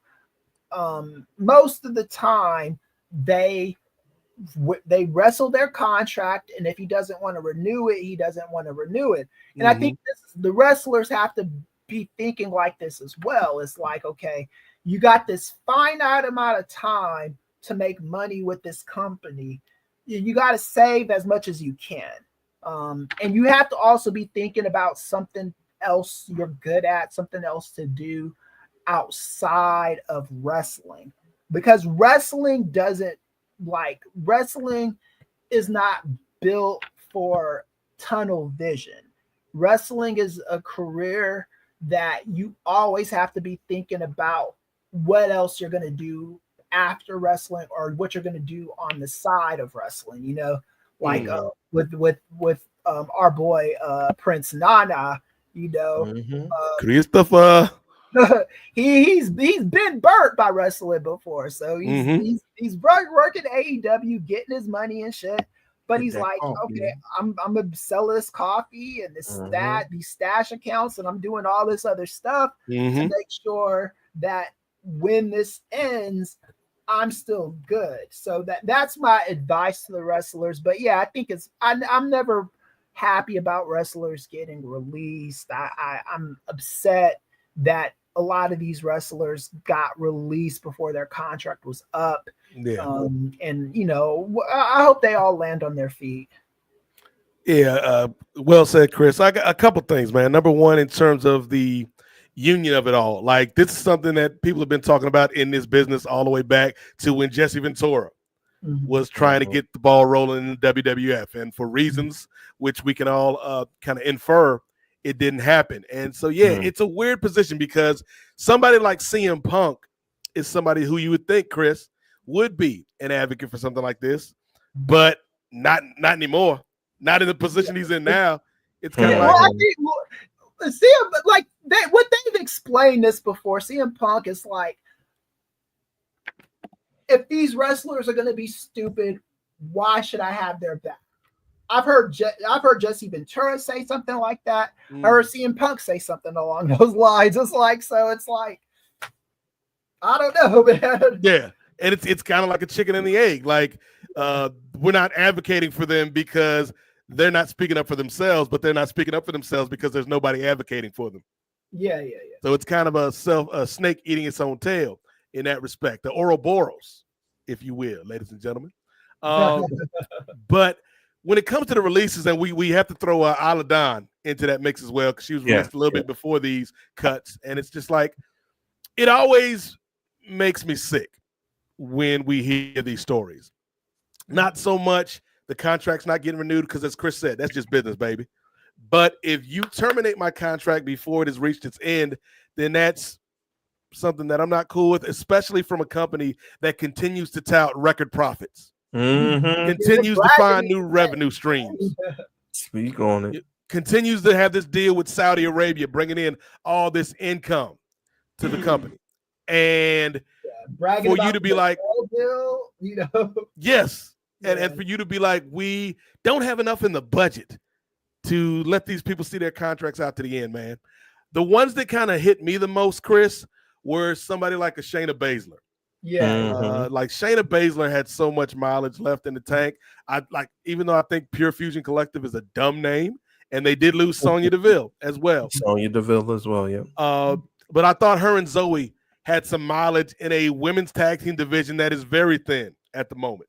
Right. They could have been in that mix. Like I feel like Dakota Kai, man, that's the one that surprised me. Like obviously Dakota's had injury issues over the years, but when she's healthy, Dakota Kai has been a very good performer. And I didn't know. I was ignorant on this. I raised up my hand. My bad. Foul was on me. I'm that kid from the old Truth commercial.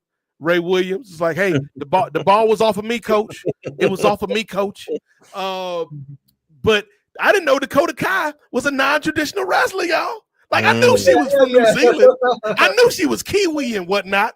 Yeah. But then when I seen the natural curls, I was like, wait a minute. Hold on there, Dakota Kai. I didn't know. And it hurt double. Because not only did you cut this talented performer, but you cut a sister. And I was like, Braun Strowman, as you mentioned, Chris, like, yeah, I haven't always agreed with the way that this brother has controlled his narrative, but you never want to see anybody lose their job prematurely. The only kind of silver lining, I would say, Ray, is for some of these folks, particularly the women, is that there's a bit of a cheat code with these releases. It's kind of like if you remember the ending of the Flintstones, right? Where Fred would put the cat out for the night, and then like cat can't get in through the door. The cat's like, okay, I'm gonna slip through the window and throw you out, Fred. And then he banging on the door, and then Fred Flintstone is like left outside overnight while the cat is in the house chilling. And there's kind of a Flintstones cat situation for some of these performers if they go to TNA. Because if I go to TNA, who knows? I could show back up on NXT TV in 3 months. Because of the working relationship between these two companies.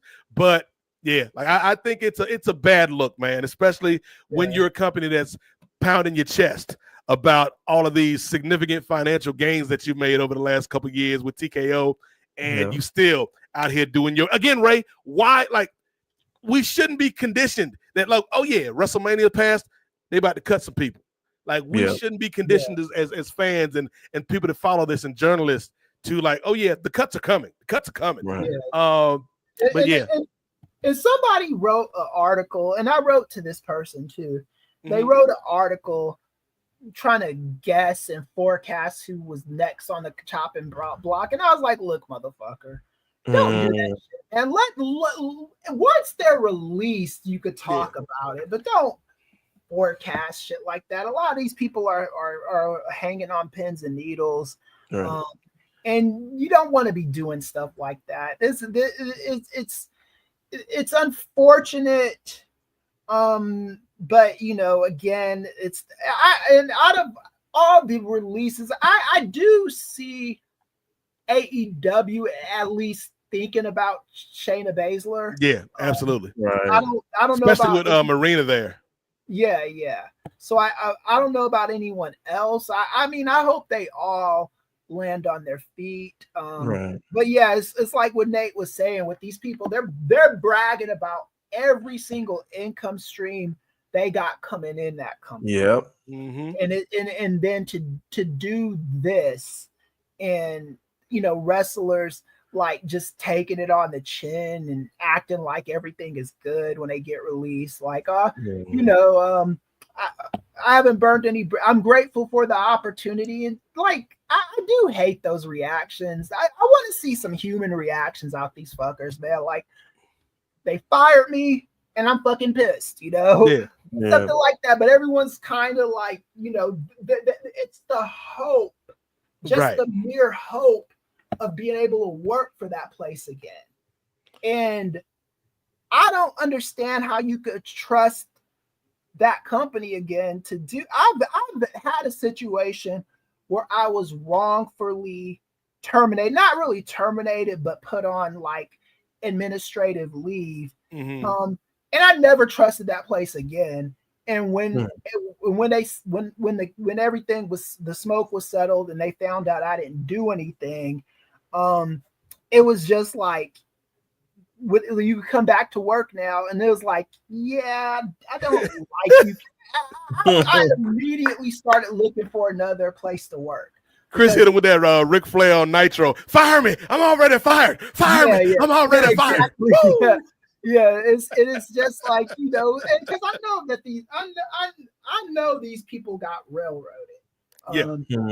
They were given a contract that WWE at any time. It's a one-sided contract. Those contracts are pretty worthless in my opinion too. And Kris, it's not like they don't have 50 million shows to put these people on, because not only do you have SmackDown, not only do you have Raw, you got NXT, you got Speed. Main event is still a thing, I believe, Ray Williams. Yeah, so like you can put these people on these shows if they're not like if you think not to pinpoint your girl, Ray, but if you think Cora Jade does not meet the standards of SmackDown, Raw, or NXT, there are still other places you could put her while her contract runs out.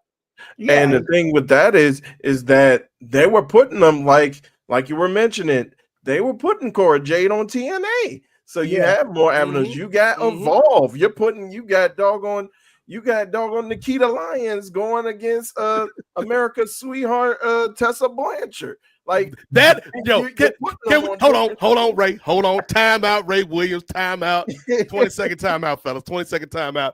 That is the real American beerest of matches, man. When you got Tessa, N-word Blanchard, and you got MAGA Barbie on these streets. You got MAGA V Stallion, Nikita Lyons in the same match. That is a red state's wet dream, and that's all I'll say. And back to action, Ray. Yeah, and Black Mega Man also mentions now that you've acquired Triple R as well. Ray, this is so stupid in this company, because it's like, and let's use Dakota. Let's use Dakota. Dakota ain't really cutting it with Damage Control. You know what? Send her to AAA. Let her hone her skills in a different environment, man. See if she gets over there. Yeah, I mean, it's just so weird. Yeah, they got triple R. You know, they've got that now, and they still can't find a place to fit these people in. It's again, these wrestlers are gonna have to kind of figure out what's like. They're just gonna have to figure it out, man. Make sure you're saving your money. You know, I understand it's not going to be easy fighting back against the machine, but if you're not going to do that, you do have to just make sure you're saving your money, and especially when the machine effectively owns two components out of the three biggest companies in America. When you're looking at WWE and, in a roundabout way, TNA, because if you badmouth what happened to you at WWE, TNA might look at you like, dog, we kind of making our bread with these folks, so we can't really bring you in because you're going to make our spot hot. Yeah. But and I think conflicts of interest there, you know? Yeah. And I think, at least with the responses that I've been seeing, like C Lane, aka Kaden Carter, I think, and Shotzi was just on Busted Open Radio as well. Friend of the program, Shotzi Blackheart. Yes. Salute to my sis. So I think instead of, and there was a quote, or there was a line in the chat as well talking about they're more acting like Silk Sonic, leaving the door open. But I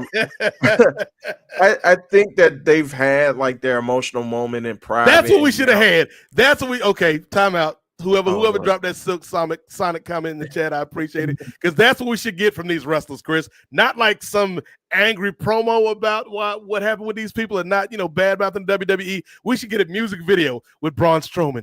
Man, I'm so upset. At first, I wanted to give that company these hands. Now they got me riding around town, smoking out the window. What you think about Triple H, Braun? This bitch is like Braun Strowman kind of got like used and played too. Like they used him to establish Fatu. Braun. Fatu and Braun. Yeah, they used it like to kind of like. So now, if you're a wrestler in that company that are in your like waning days, and they're like, hey, why don't you put over this new hotness, Jacob Fatu, or this new hotness, Braun Breaker? You have to probably start thinking about your days being numbered, man. Even Bronson Reed, like it started out with him and Bronson Reed. Yeah. So I mean, they just kind of like he was the monster that they put out to pasture, right? And like, yeah, you gotta. I mean, this whole situation is fucked up in my opinion. I wish all of them well. Outside of the wrestling ring, and just start thinking outside the box, Yeah, and I think some of these superstars are already, or some of these wrestlers are already thinking like that as well. Like I mentioned, Shotzi, she does music with Harley Cameron and with Scarlett Bordeaux. So I think she has some lanes that she can go into. If they don't want to go officially back into wrestling for different promotions, like, I mean, you like you said, you can mix up, diversify, and have different things. You can have your own website. Cora, I'm waiting, sister. Are you going to be her only fan, Ray? Just her one singular fan? Well, I'm sure there are going to be a lot of people that are fans only for her. So,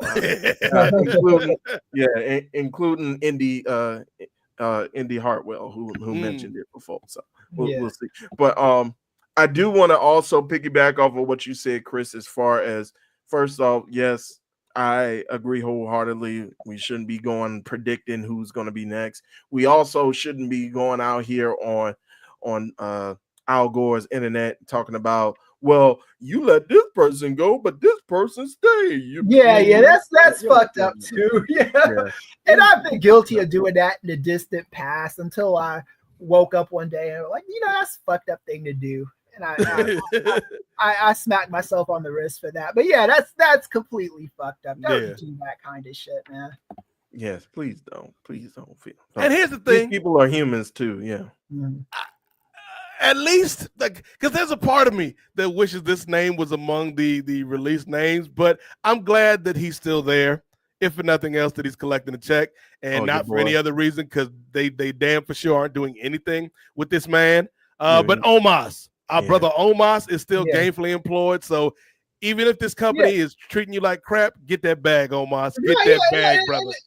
The Omos thing, I was watching that Nick Khan interview he did with I forgot, but he was bragging about not having rest. Like he was taking a shot at AEW, talking about the wrestlers AEW has under contract that never appear on TV.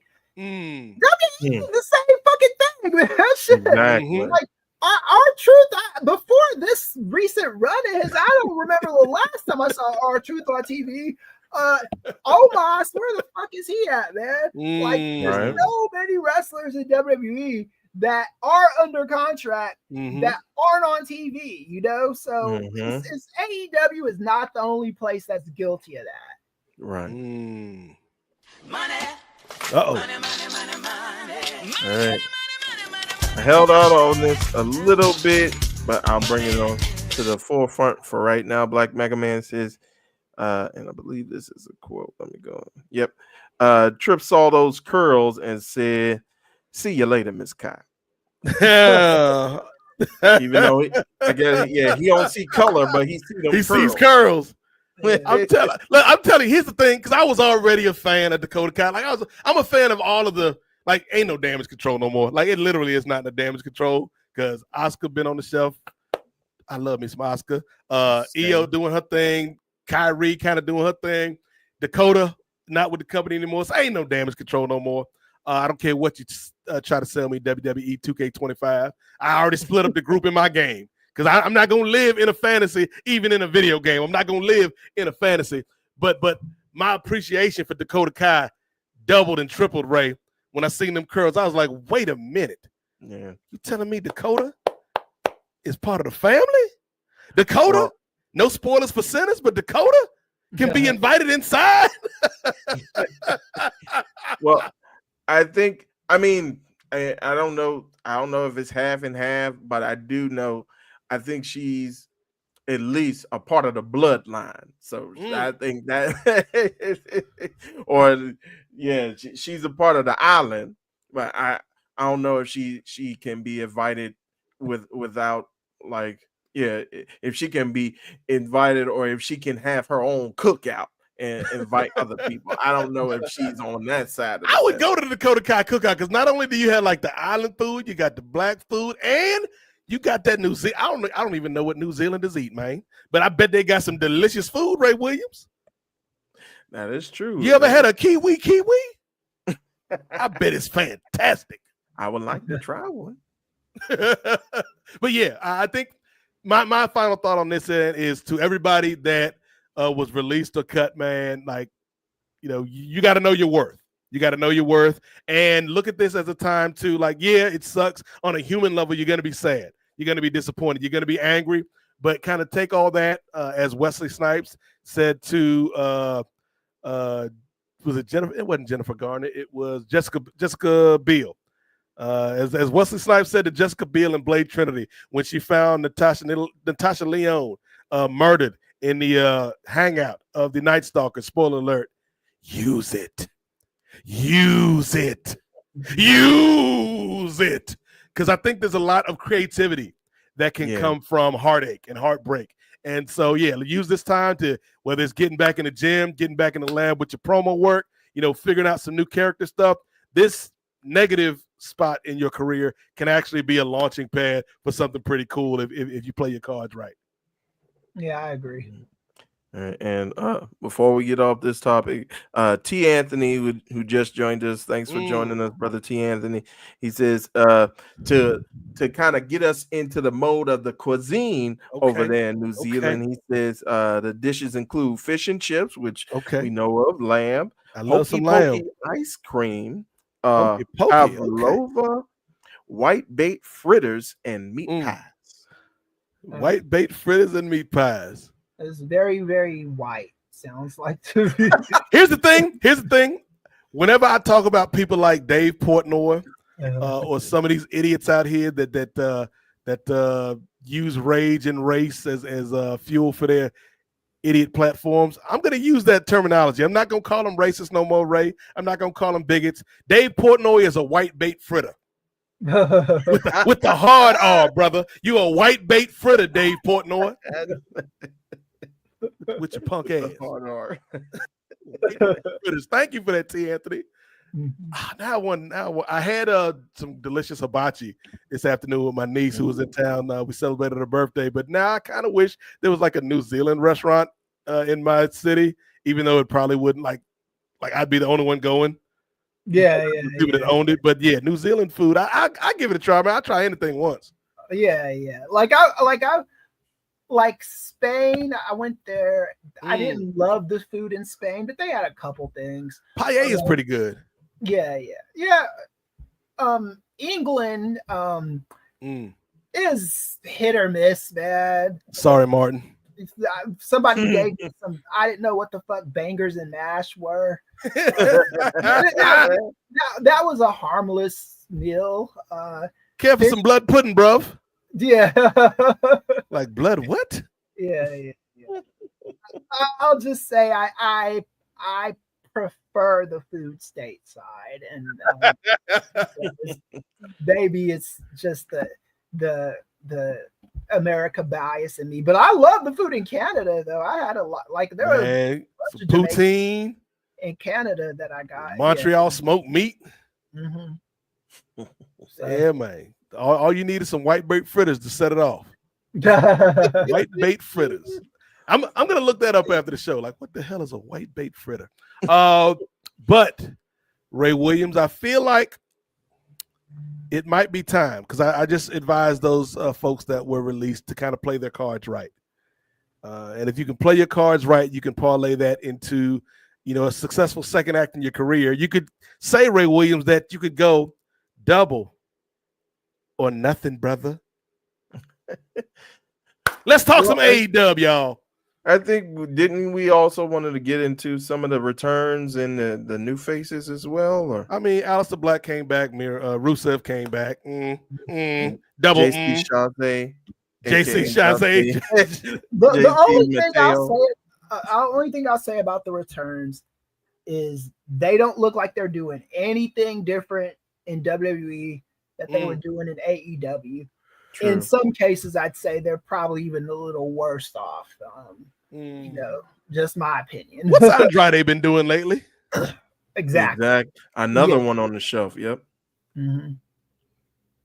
Yeah, I don't know. I am excited for Phoenix though, man. Like I was. I think they're in a different category. The Lucha Brothers. And because they're a tag team, and you can do something fresh with them in WWE. I think everybody else though, from Aleister Black to Rusev, you know, I mean, it's promising right now, but I already see where this is going with them. Real quick before we leave WWE land altogether, Kris, I did want to talk about, as Ray mentioned, maybe the most intriguing thing to come out of WrestleMania, and that was what went down in the main event of night one, where you saw Paulie Dangerously, Paul Heyman on these streets, align with Seth Rollins, and now we've got a new stable that Ray calls the Vision.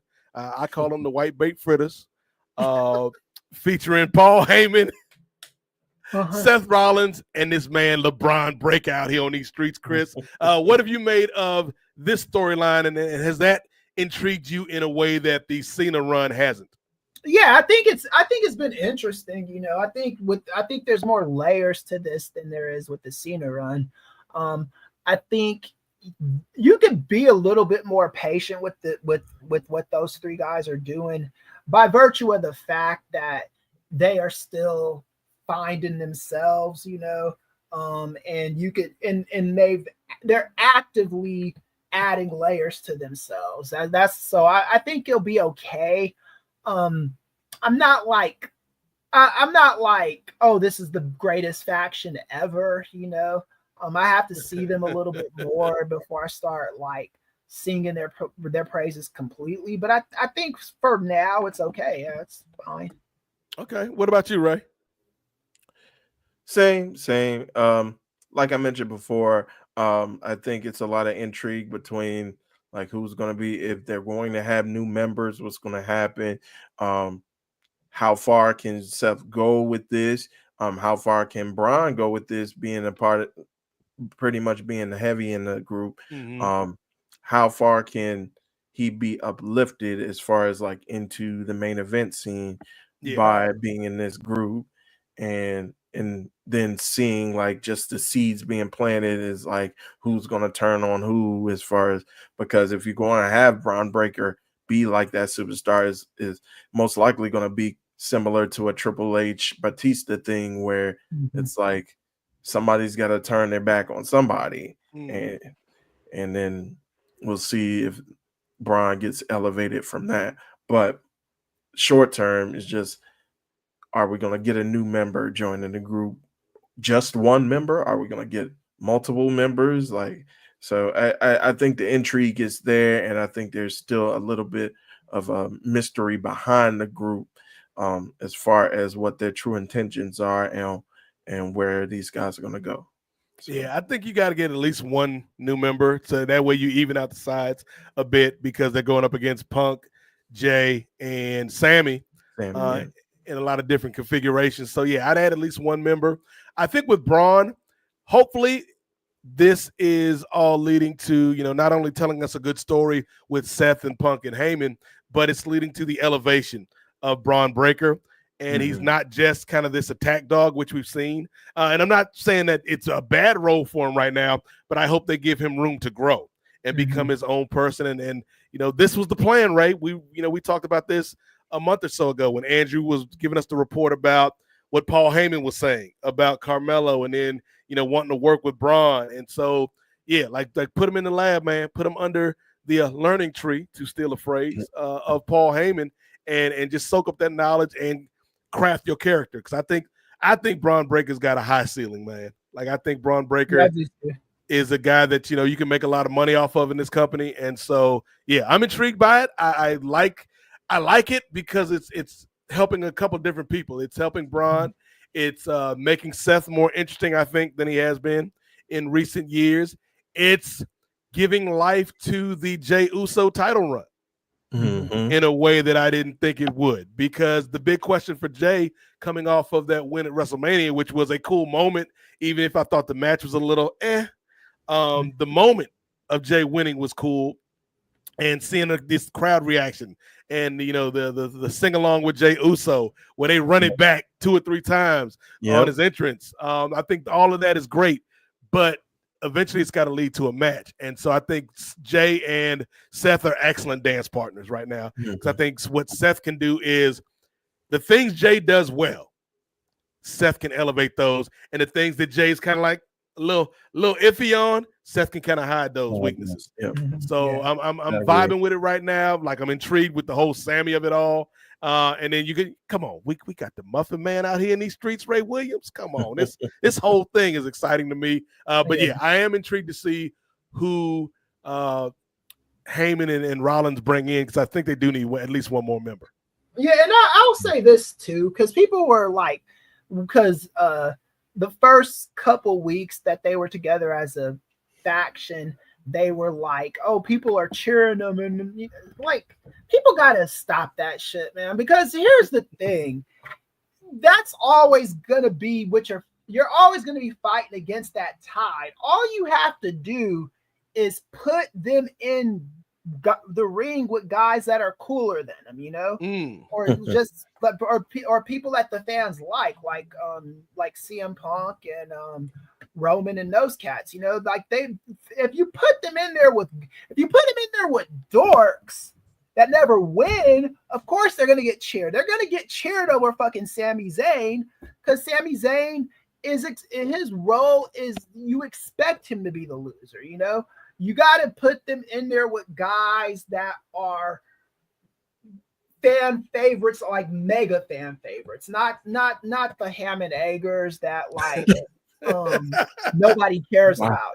And I'm not saying no one cares about Sami Zayn, but when it over the pantheon of people who win and who lose on that show, Sami Zayn is someone that they look at as expendable.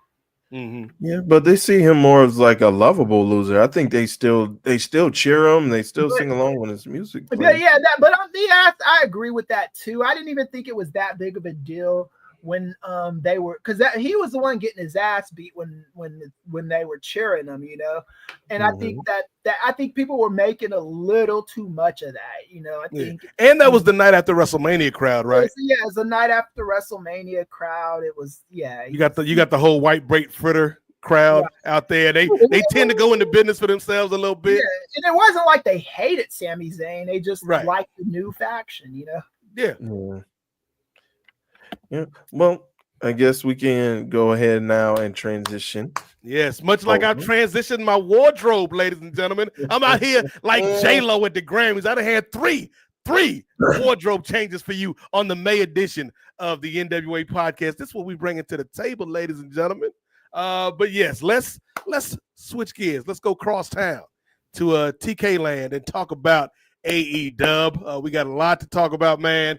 The Hurt Syndicate doing big business. They have fully consolidated MJF into the fold, and he has turned his back on the ways of brofoonery. This is the most interesting MJF has been in at least a year for me, fellas. So we got that to talk about, and we've got to talk about Double or Nothing. But let's talk about the Hurt Syndicate, because to me, they have been one of the best things on AEW television for at least the last 3 or 4 months. And this MJF storyline has actually had me intrigued. And Max, as a performer, I've never taken anything away from him, Chris, but the stories he's been in, particularly when we look at those brofoonery angles, just didn't hit for me. But this stuff I like. Yeah, I agree. Like, I was never gonna get on board with the shit he was doing before, man. I spent many episodes of this show losing my mind at this crap, especially the stuff he was doing with Adam Cole. That was complete garbage. At least, and I'm not even like, it's not even even like that. I'm sure how this stuff with the Hurt Syndicate is gonna go. But at the very least, there's a level of intrigue there that just wasn't there with all the other stupid shit MJF's done in his AEW career. Because you're now you're thinking about okay, who's gonna screw who in this situationship, right? Who's gonna be the one to like turn on one or the other, and there's stuff here that the wheels are turning. Yeah. Even like on Wednesday's episode where they're in the official contract signing. Mm-hmm. I'm curious to see how that's gonna go. You know, is that gonna go off without a hitch, or is it gonna be some fuckery? You know, yeah. I'm interested. The fact, Ray, that they got a month's worth of mileage. Mm-hmm. Out of people putting up their thumbs. And we all was waiting for Bobby Lashley. Bobby Lashley, no offense to the Sentry in the movie The Thunderbolts, which is the new Avengers, damn it. Thunderbolts are the new Avengers. I didn't spoil it. Marvel spoiled it for you 3 days after the movie came out. They the damn new Avengers, ladies and gentlemen. But Bob the Sentry was one of my favorite characters in Thunderbolts. But Bob Lashley was out here doing the best acting of the month with this whole MJF storyline, Ray. I like it. I think we talked for months about the fourth member of the Hurt Syndicate, and who knows if MJF is the ultimate fourth member or if this is just a storyline leading to the ultimate fourth member. But I've been intrigued, like just seeing a different side of Max and like the relationship between Maxwell and MVP. Yeah, I think that's been a great part of the story. And Shelton, who is kind of like, hey, man, I'm going to get along. I'm going to go along to get along. And then Bobby, who's like, nah, this ain't what we about. This ain't what we do. And for MJF to finally get the thumbs up from Lashley, leading to this contract signing, like they got me, Ray. I'm all in on this story, at least for right now. Yeah, same here. And it'll be intriguing to see where it goes from here. First of all, shout out to MJF for the reverse DEI, brother. Go ahead. Go ahead. Be diverse, be equitable, and be inclusive. Technically, isn't this just standard DEI? Because if you know who receives the most benefit from DEI, tend to be people that look like MJF, and that's all I'll say. Proceed, Ray Williams. But I think this is intriguing. The only thing is, and maybe I might have missed it, transparency. I don't watch every episode of Dynamite, but I know the last time that they had the vote, Bobby Lashley said you had to go out there and hurt somebody. Did MJF hurt anybody? I mean, he hurt Top Flight. Right, yeah. He roughed up Top Flight a little bit from behind. Yeah. So I mean, technically, he hurt somebody, right? That's true. I mean, I thought he was going to hurt somebody the way he hurt Christopher Daniels in his feud with Hangman. So I thought he needed to go to that extent in order to get into the hurt business. But I guess, to be fair to MJF, Lashley did not specify the level of hurt that needed to be inflicted. That is true. Technically, he could have just called somebody a bad name and he hurt their feelings. It's like, oh, you crying now, Renee Paquette, because I said something bad about you? I hurt people. And that might have been enough to qualify for admittance into the Hurt Syndicate. We don't know Bobby Lashley's standards, right? That is true. Or he could have just stuck his foot out backstage and somebody tripped somebody, right? Or he could have stepped on Bobby Lashley's foot. Like, does it apply if you hurt somebody within the Hurt Syndicate? Yeah, you didn't mention who I had to hurt. You just said hurt somebody. Hurt somebody. Like I tend not to, when it comes to these wrestlers, if they do something that is even a little intriguing, I'm willing to back off and give him some slack, Ray. Let it play out, Ray Williams. But I understand it's just, it's very rare when one of these companies gives me something that I'm like genuinely intrigued by. So that would have been funny though. Like if instead of a big attack like he did on on a Top Flight. If he had just spent 3 weeks, just minor nuisances, Chris, the people around the office. Yeah. Like I'm Yeah. switching out Prince Nana's coffee. Yeah. Just little annoying stuff like that. Yeah. Just doing the Ricochet laugh. Yeah. Show some love for Ricochet. I like that introduction of him too. Yeah, Ricochet's been doing all right in this AEW run, man. I ain't mad at the brother.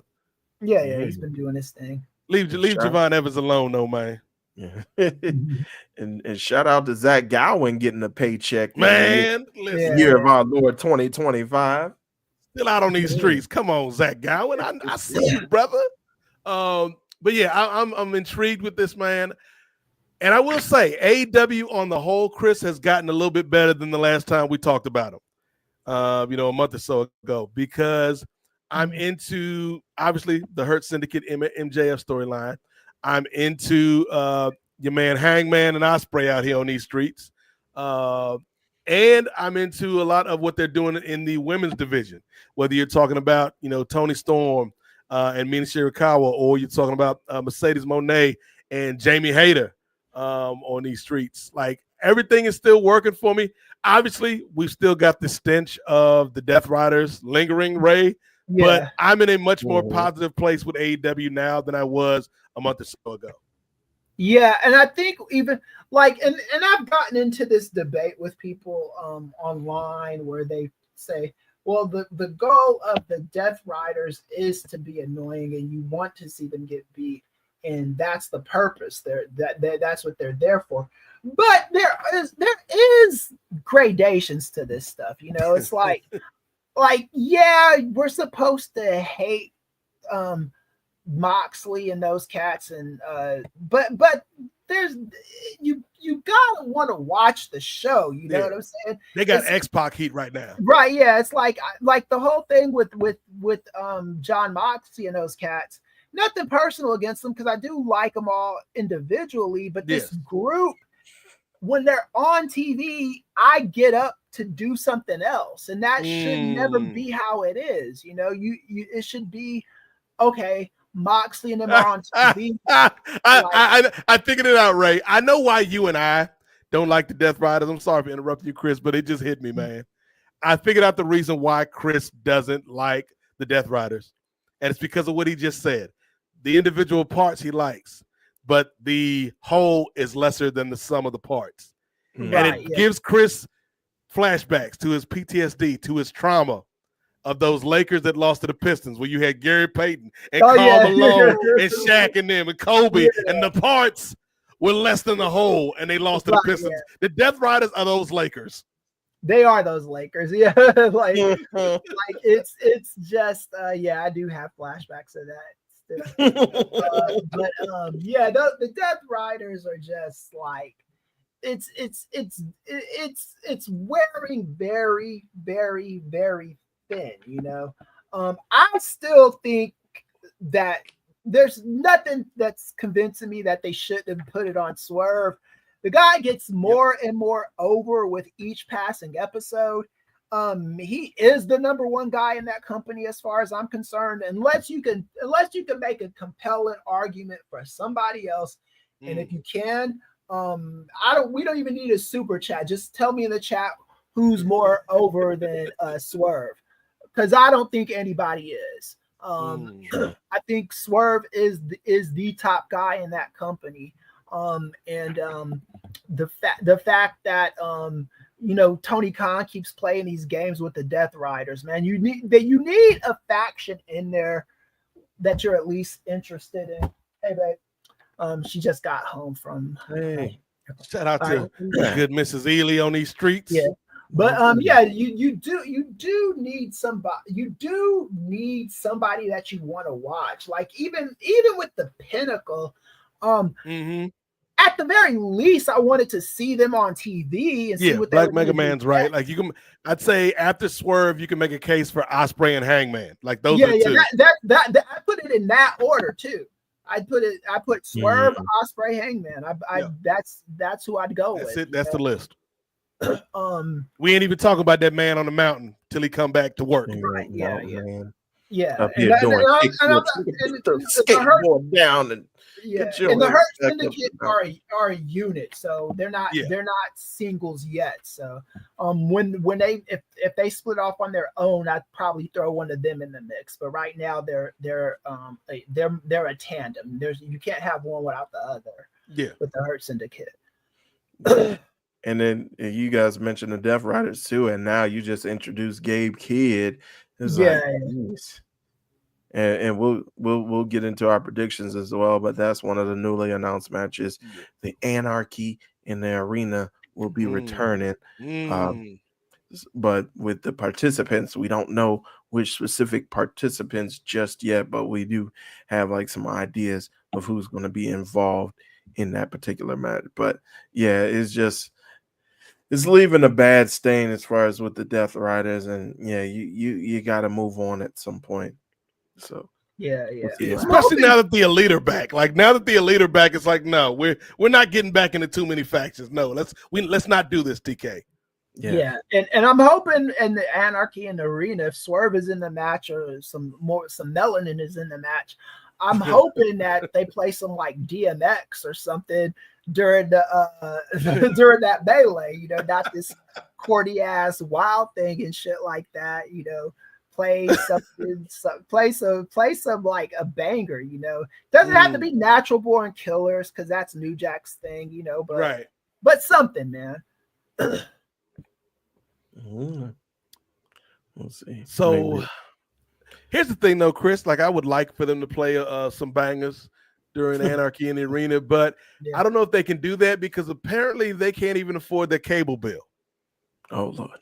Because here's the thing, Chris. I like to watch Rampage, man. Not Rampage. Collision. Yeah. Shout out to Kate from Montreal and John Cena. Oh yeah, but I wasn't watching Collision. I spend my Saturday nights doing better things these days. Hey, Chris. Some very fine people watch Collision on Saturday nights.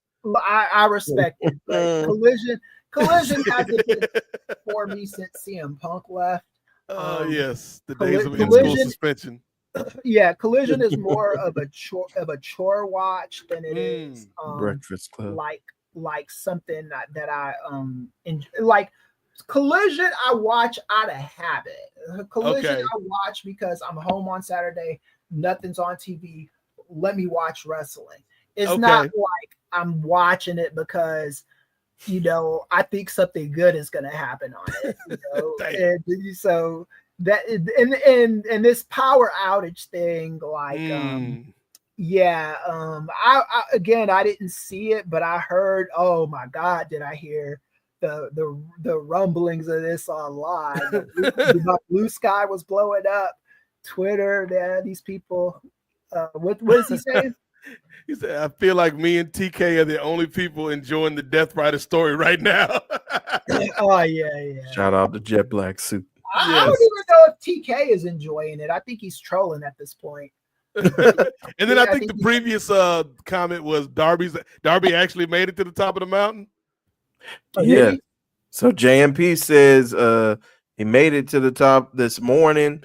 Now watch him skating from a drop of Everest all the way down to Arizona. So it'll be a straight shot from Everest to. Hey, you know what, Chris? I talked a lot. I talked a lot of smack about this man, and one thing that not too many people do, particularly people that are in front of a microphone, particularly people that happen to be male in front of a microphone, not too many will take time to reflect on their comments and admit, hey, I might have got that wrong. And so Darby, I talked a lot of trash about you climbing this mountain, man. But you have accomplished something that not a lot of people have done. So you accomplished one of your bucket list goals, young man. I appreciate it. Congratulations to Darby Allin, Sting's kid, for making it to the top of Mount Everest. Salute to you, brother. Now bring your ass back to work, Darby Allin. How you get all this damn PTO just to be climbing mountains all willy-nilly? I know the annual leave is up, brother. Come You ain't back got to no work. PTO. And No if, time if off. he hit all 7 summits, good for him. Sure those Sherpas came in handy. Oh, wait a minute, Chris. So you telling me you can climb to the top of Everest, quote unquote, but not get to the top of Everest? Like there's little markers? Yeah, I think there's because what happened, because JBL, when he was climbing Everest, Mhm. I think they made it to like the 4th or the 5th summit before it was too dangerous to go up any higher, right? So there's 7 summits. Yeah, 7 summits. If some correct me on that, but if I'm wrong, but I think there's 7 summits you got to hit. And then a lot of people, they stop like about the 3rd summit or the 4th summit. Okay. Because it's real high, so Yeah. and some people like, but if he made it all the way to the 7th, to the top, Yeah. that puts him in very rarefied air. So I mean, Literally. Very thin, rarefied air. yeah. So here's the thing, Darby. For me, like I'm gonna give you your credit for climbing Everest, because even if you only climbed it to the 3rd summit, that's 3 more summits that I'm ever going to attempt. yeah, that's Right. yeah. But you know what? For me to really give you your props, Darby, you got to make it at least to the 5th summit. So somebody research this while we having this show. If y'all can let us know if Darby made it to the top, or like the 5th summit or the 4th summit, let us know what part of Everest Darby made it to, so that we can give him his true flowers by the end of the program this evening. Yes, Yeah. please let us know. Please let us know. Yeah, but I don't think he should be getting a push for this shit though. Too, I Mhm. think it says something about that company if you give this guy a push so he could go and live his pipe dream. Is Darby's specialty match from now on, Chris, going to be the King of the Mountain match? Does he inherit that from Jeff Jarrett? Hey, might as well. He would literally be the king of the mountain. That is true. Hey. Dark, bring your ass to work, Darby. Come on, man. Come on back, man. But I like Collision, Chris. Like, you said it's a bit of a chore. To me, it's just kind of background TV, like background wrestling. Uh-huh. Like if I'm home on a Saturday after work, and especially if I got to work the next day, I just turn on Collision and just hang out with wrestling for an hour or two. Maybe listen to John and Kate, who do great work. Collision Course every week here at the Post Wrestling Network. If I don't hear it that night, I'll tune in the next day. But Collision is not like, oh, I got to get home and watch Collision. It's like, oh, I'm home. I guess I'll watch Collision. Yeah, exactly. So the fact that y'all interrupted, like, here's the thing. I was ready for Collision last night, right? I'm like, let's see what's going on with Collision. And I'm going back and forth between Collision and the WNBA game that I had on the DVR, and because I still got a DVR. And I was like, let me check out this WNBA action with Caitlin Clark and Angel Reese and see what's going down on these streets. And then going back and forth between that and Collision. And then when I go back to Collision, the last time, Collision is not there, Ray Williams. I'm looking for Collision, and who do I see? Dwayne "The Rock" Johnson, the man that changed the hierarchy of power in the DC cinematic universe. Black Adam is on my screen. And not Swerve Strickland. What's going on? And so I don't know what the hell went down with that, but a lot of people are like, what's going on with this AEW? Like, what's happening here, TK? Yeah, like I don't think I've ever seen my blue sky light up the way it did when that happened, man. I was like, And as you coined it off air, brother Nate, we have seen the return of AEW Dark in the form of those last 30 minutes being dropped off. But I just think it's a very bad look, especially now, not only that it got dropped off on what is that? Is it TNT or TBS that it usually airs on? I think it's TNT TBS, is right? usually where it comes on, but during these hockey or whatever. Yeah, I think it was TBS. No, it comes on TNT. TNT. Yeah, Collision is a TNT show. Dynamite is It's TBS. the TBS show. Okay. I always have to check during the season though, because Chris is right. They will flip flop them without telling you. Yeah, that is. yeah. They flip flopped them the last couple of weeks. Yeah. But I was mentioning that just to kind of go through my point. Not only on terrestrial or cable television is it airing on one of those networks, but it was also cut off on Max, which is now has been recoined. It's back, Ray. It's back, Ray. It was stupid to change the name in the first fucking place. Yes. I didn't understand the logic behind that anyway. HBO is a valuable brand. Why you would separate yourself from that and stick with Max? I have no idea. David Zaslav is on some kind of fucking shit, man. Well, I think I've been hearing theories, but they were kind of saying that because they were adopting all of the stuff from Discovery and they were adopting all of like those TV shows and stuff that they wanted to make themselves be more accessible to families, whereas HBO is seen as like a more adult-centric network. No, that's bullshit. HBO has been showing family stuff for decades. They used to show you might remember this too, Nate. In the 80s and 90s, they were showing like Bar, fairy tales for every child. Oh yeah, I forgot about Bar. Yeah, they are HBO's synonymous with everything. HBO is all inclusive. So that is nonsense to say, oh, we wanted to name it because HBO was already synonymous with everything. They had boxing on there. They had that Inside the NFL show on there. They had every fucking thing on HBO. It was a good brand. Every show on HBO, if it wasn't like a great show, it was an okay show, you know, like the mountaintop for HBO is going to be like The Wire and The Sopranos and Oz and shit like that. And then a rung or two down would be like Entourage and Game of Thrones.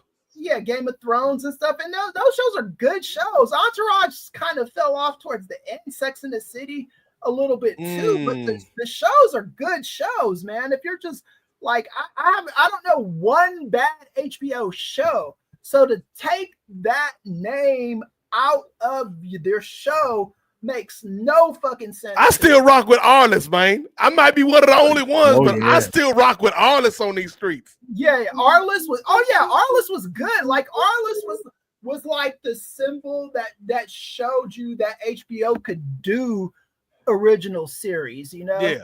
Like Arliss, like in the early days of Arliss. Robert Wool.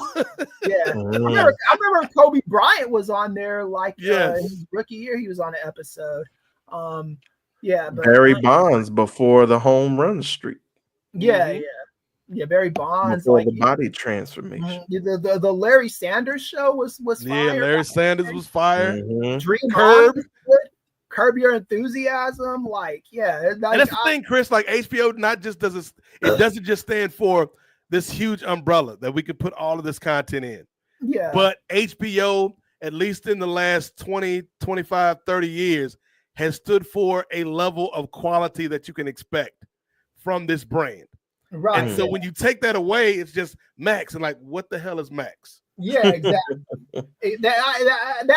That's never gonna make sense to me. I will never understand why they did that shit. You know? And I was always confused because they had not only was HBO like a part of like that Time Warner, but also they had Cinemax, which is probably not anymore. R.I.P. R.I.P. R.I.P. So I'm like, why y'all calling it Max? Y'all got Cinemax, don't y'all? Cinemax isn't a thing anymore. I'm not sure. I think I have Cinemax. No. It's just the glory days of Cinemax are long gone. Yeah. Like they tried, like Banshee was an original show on Cinemax, and there was this other one with Cinemax peaked during the Skinemax era. Yeah, I know. They was like, hey, HBO, we can't compete with you ball for ball with quality, but we gonna show you some boobies. How about that? We got our niche after 11 p.m. We got our niche. That's what it's Cinemax's time to shine, baby. Put the women and children to bed, baby. The women can stay up. Kids gotta go though. Bikini Car Wash Company. We gonna show you all the Porky's movies, man. All the Porky's movies. Yeah, the Marilyn Chambers movies, the Sylvia Christel movies, like all that shit in the 90s, like the softcore porn on Skinamax. Skinamax. Yeah. But yeah. So fix your technical issues, TK. Please. Because people are like, as you've seen from the outcry of the people that are like, yo, what the hell is happening to Collision, which is your B show? Like, people care about this product, man. And there are people that do like use their Saturday night to watch Collision, you know. Mm-hmm. There are people that's the thing they do, and then you're gonna sit in that, and you're paying them back by fucking, you know, not paying the bills or whatever. Yeah, I don't and know not going over across the, you know, regular TV that's one thing, but the app, y'all ain't on that. Y'all ain't on the app, baby. Mm-hmm. What am I paying you for? Says love. And I think somebody mentioned it in his chat as well.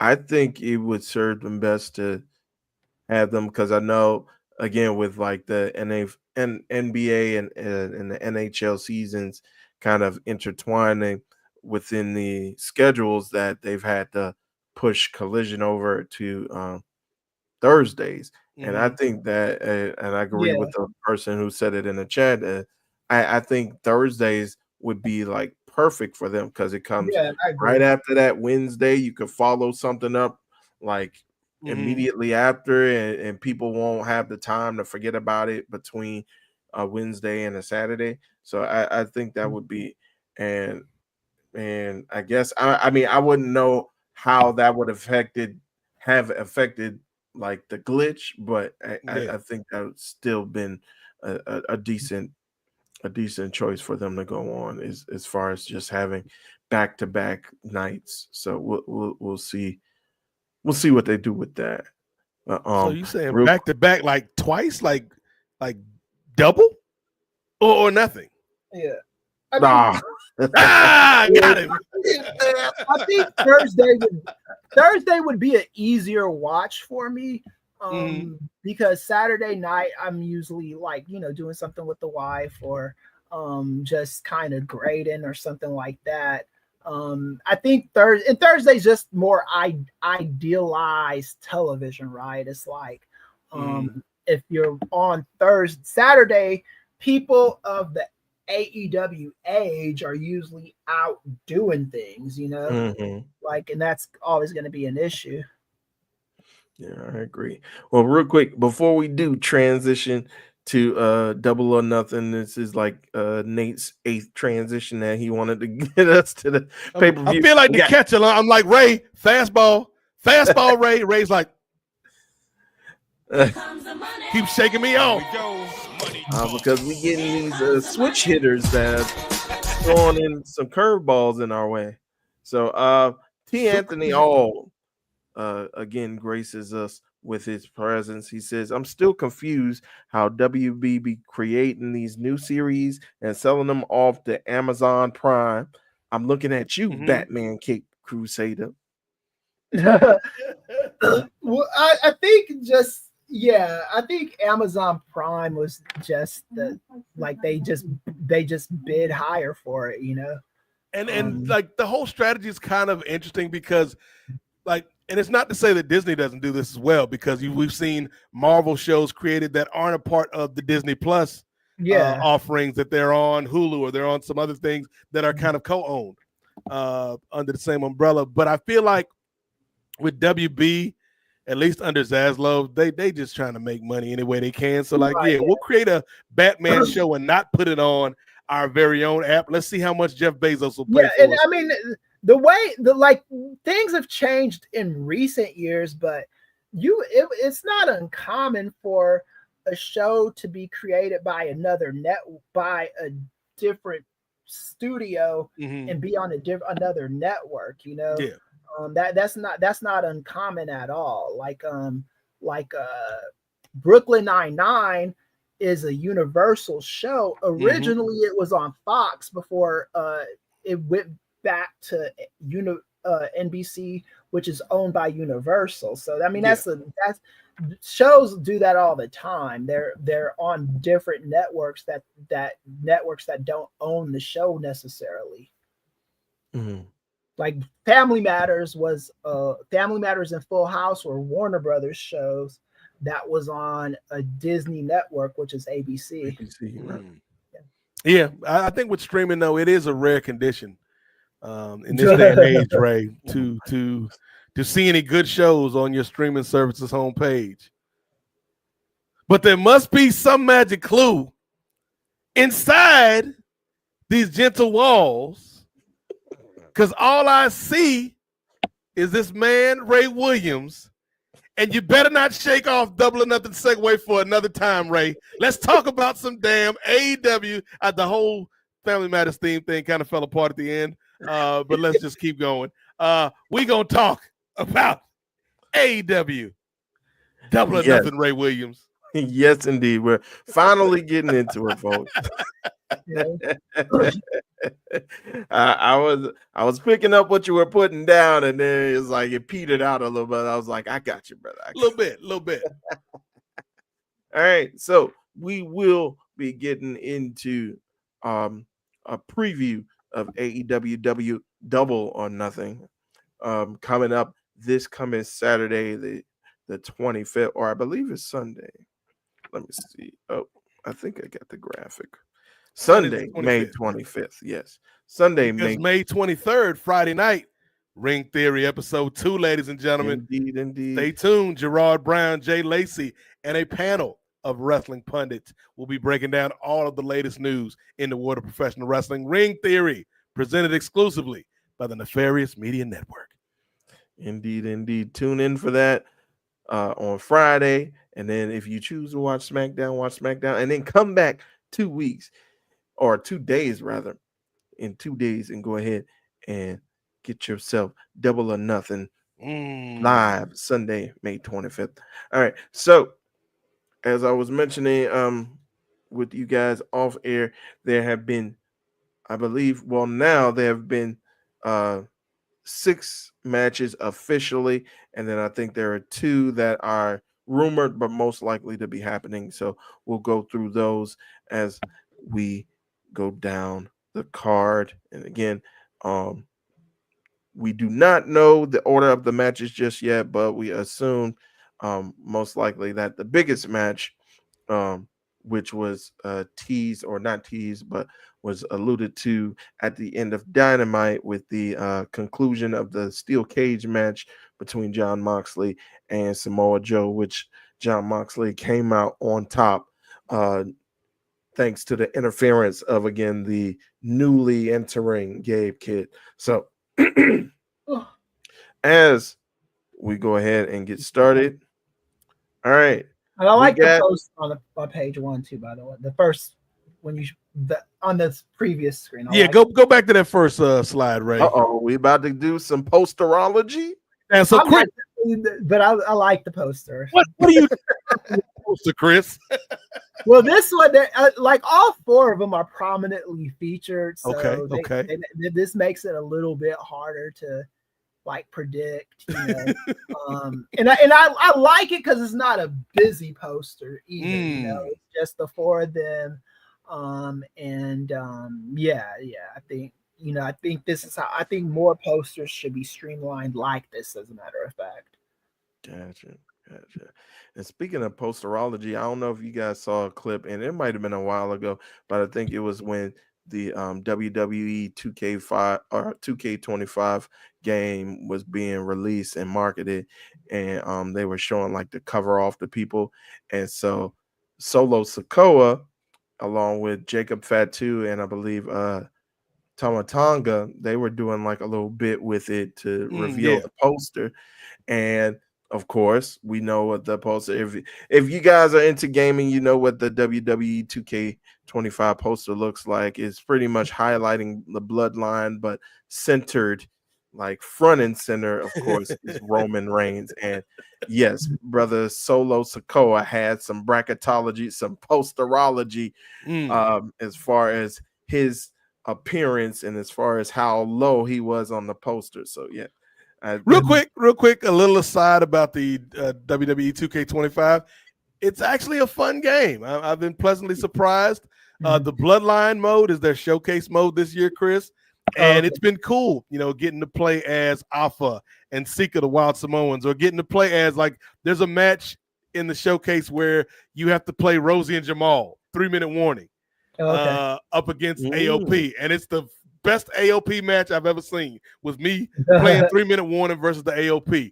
You get to play the Steiners versus the Head Shrinkers. So it's like a lot of great, like Naomi is included in there because of her affiliation. Her marriage. Like, I don't know why I put it like that. Her affiliation with Jim. What's affiliation, man? The only complaint I'll have about this Bloodline mode is the challenges of the match, Ray, need to be commensurate to what you are receiving as a reward for completing the challenges. And I'm looking at one match in particular. There is a women's Money in the Bank match where if you win, you get alternate versions of Carmella, you get alternate versions of Becky Lynch, I believe, and you get Tamina. Because right now, Tamina is locked in the game unless you play this thing and complete, it's like 9 objectives you got to complete in this ladder match while you got 6 other people trying to keep you from completing this objective. And after a while, I'm just like, you know what? No offense, Tamina, but the juice ain't worth the squeeze with this match. Like, it's way too many things for me to accomplish just for the prize to be a character that I'm not going to use in my game very much. I'm sorry, Tamina. I respect you, Tamina. I appreciate what you bring to the game, Tamina, but I'm not sitting here and playing this ladder match for 45 minutes just to unlock you. I'm sorry. You're going to stay locked. Stay locked.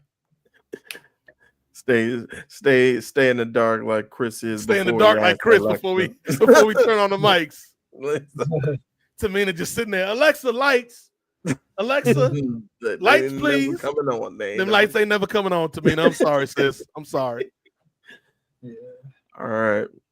Real quick, one last thing before we get into these predictions. And blame.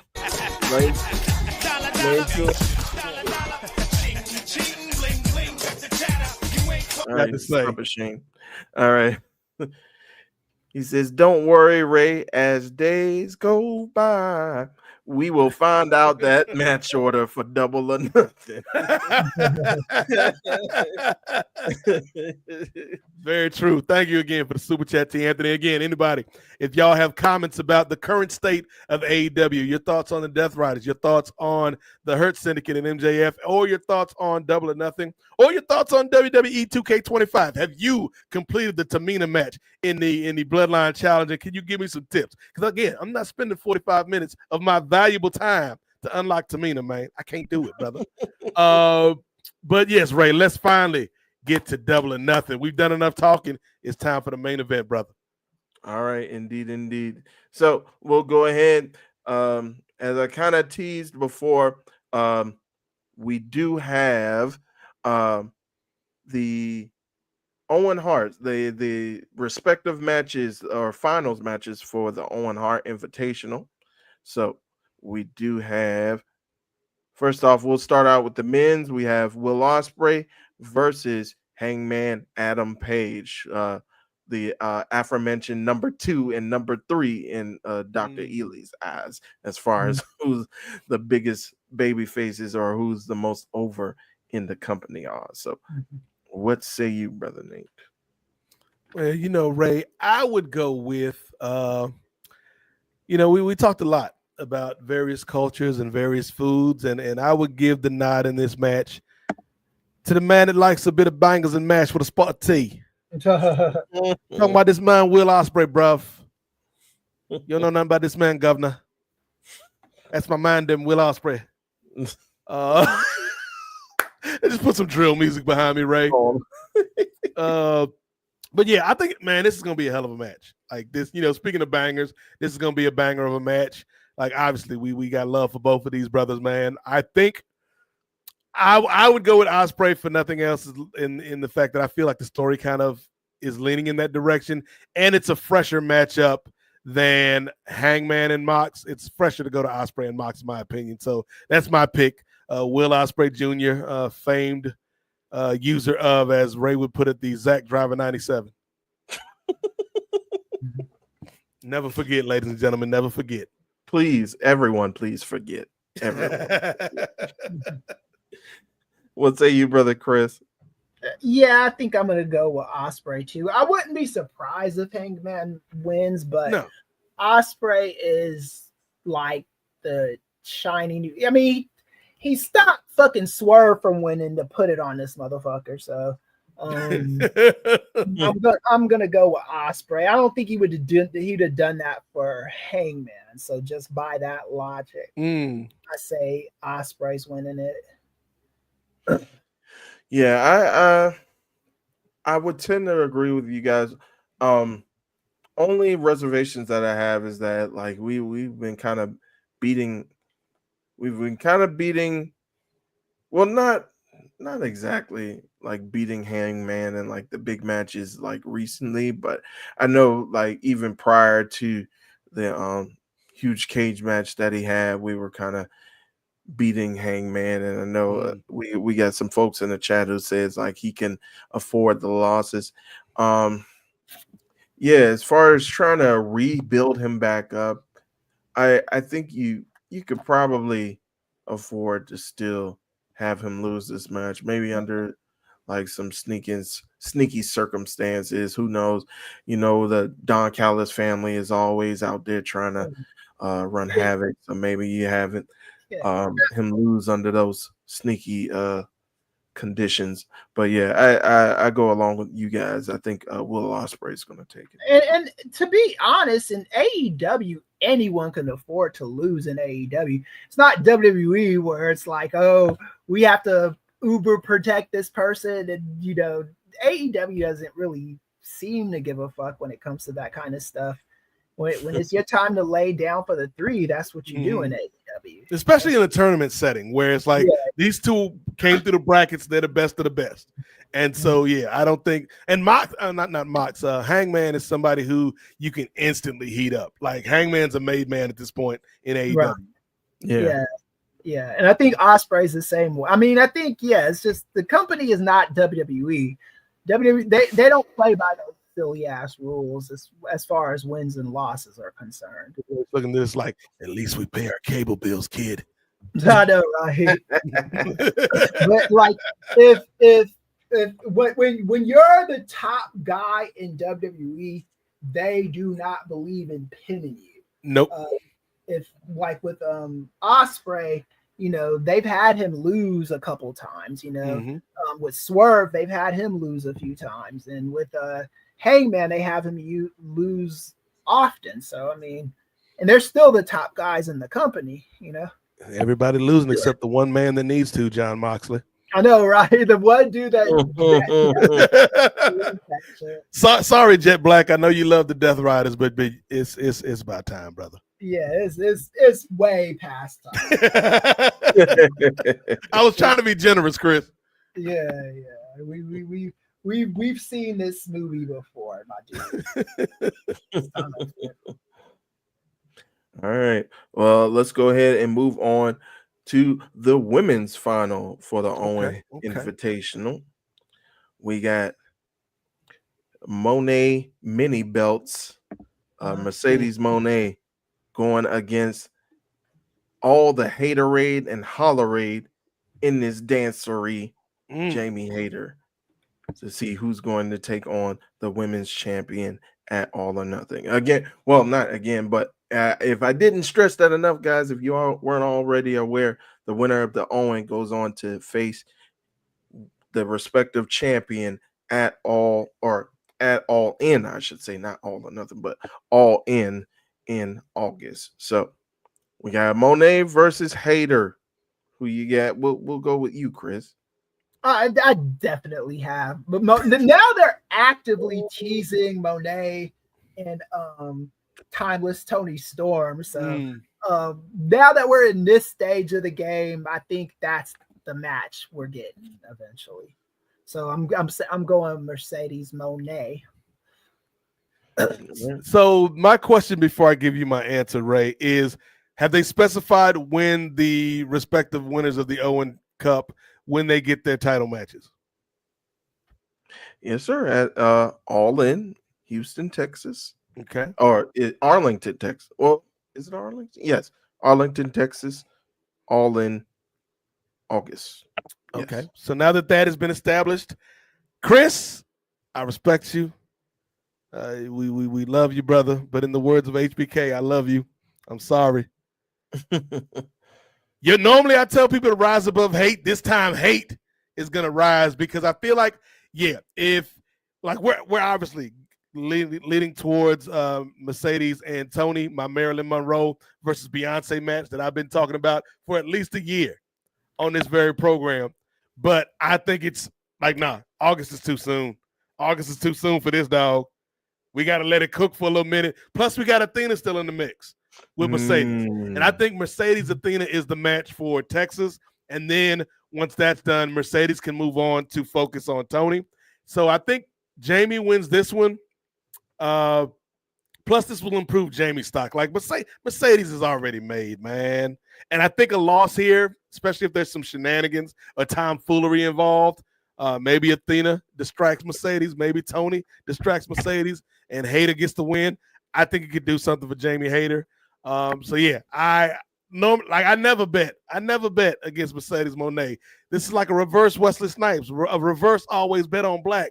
But in this one particular specific instance, Kris, I'm gonna go against the non-traditional wrestler and go with our girl Jamie Hayter on these streets, right? Oh my goodness. So now you're making it tough. Now I gotta be you gotta break the tie. Tiebreaker. Yeah.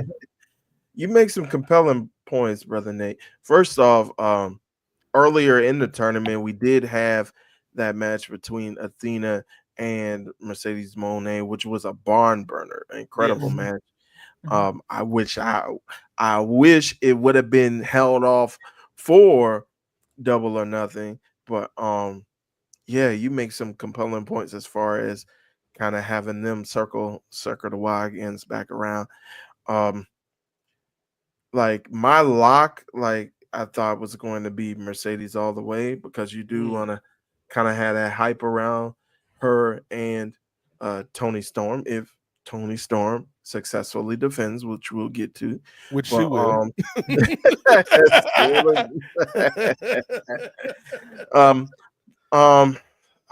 It's hard. You know what? I'll go out on a limb. I'll say Hayter as well. I'll go. I have a question. Is one of Mercedes' titles on the line in this one?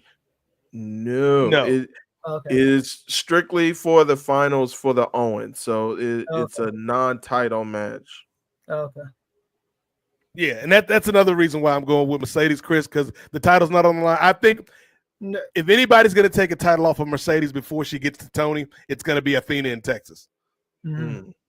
And she'll probably take the TBS title. Yeah, I think Mercedes is going to have is adding that Owen belt to her belt collection. The collection. So we got a split decision here. Yeah.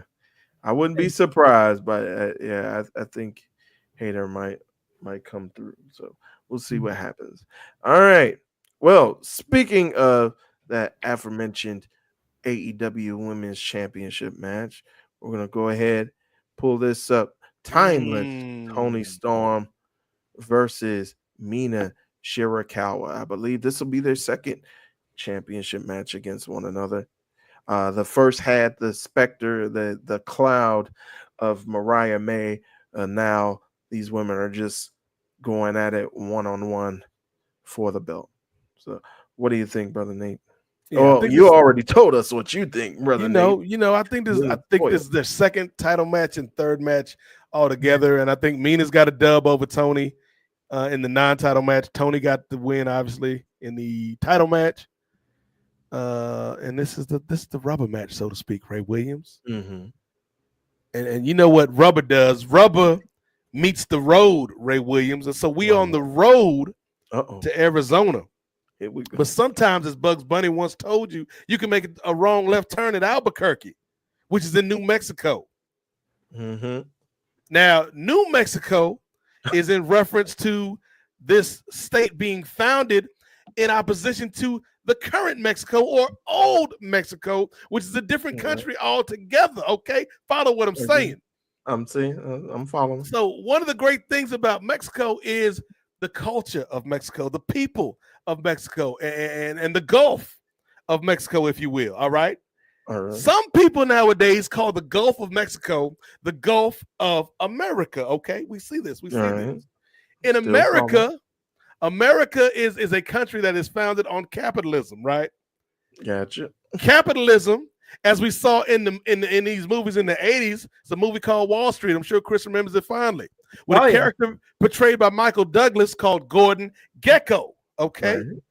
Gekko is the spokesperson for Geico, which is car insurance. Okay. You have to insure yourself against liability. So getting back to Gordon Gekko's famous saying was, greed is good, Chris. Yeah. Okay. And if greed is good, that means you want something. Which brings us back to Mina Shirakawa, because everybody wants Mina. You got to follow the trail, Ray Williams.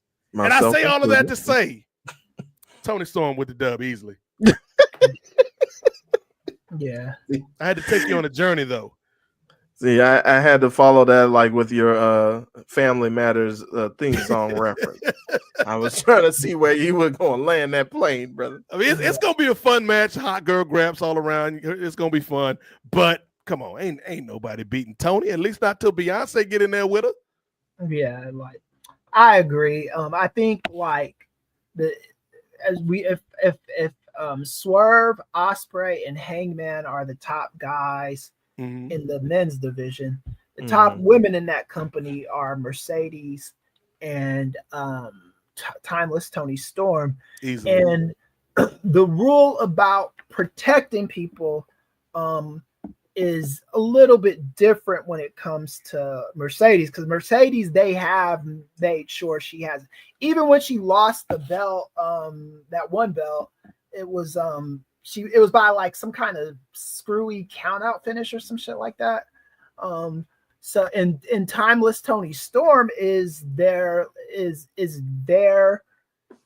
from the ground up creation. Yeah, she was in WWE, but no one cares about that. She's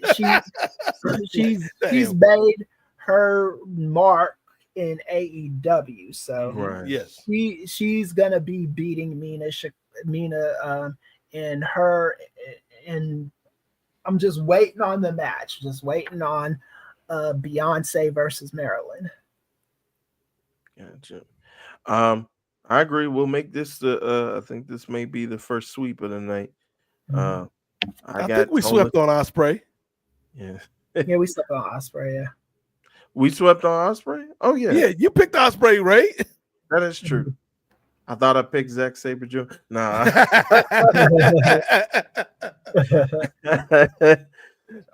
But all right, well, we'll sweep again, and we'll get the brooms out again and getting dusty over it.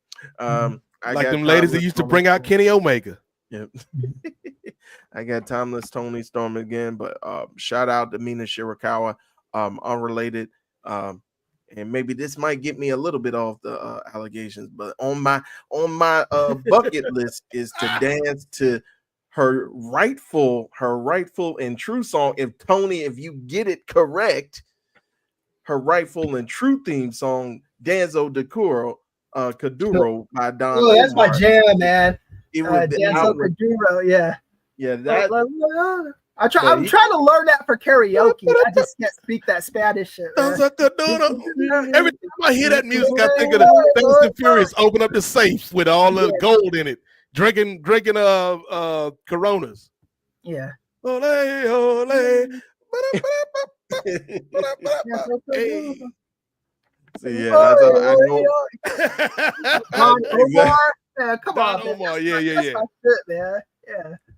Yeah, shout out Don Omar. But yeah, I just know Cabeza and Danzo Caduro. Those are the only words in Spanish I know. And I'm taking your word for it that he says cerveza or something, whatever, man. Did you say cabeza or cerveza? Cerveza. That's how I say The it. cerveza is beer, cabeza is head. Like, what does everybody want? Cabeza. Oh no, yeah. No, cerveza, yes. The cerveza is beer, cabeza is head, caballero is cowboy. And that's your Spanish lesson for the day, presented by the NWA Podcast. Indeed. Sponsored by Duolingo. Yes. But yeah, that'll be that's my bucket list is to dance with Mina to Danzo Caduro. If I can ever if we can ever make that happen. But all right. Oh, sneeze coming up. Everybody gotta have a dream, Ray Williams. All right. Bless So you, Ray. Thank you. So coming up next, we do have. So we kind of alluded to this with Ricochet defeating Zach Gowen on Dynamite, and Mark Briscoe coming out to defend Zach Gowen. So now we have announced a structured match between Mark Briscoe and Ricochet. So what do you think, Doctor? Good doctor. And Mark Briscoe, you could get that work too, yo.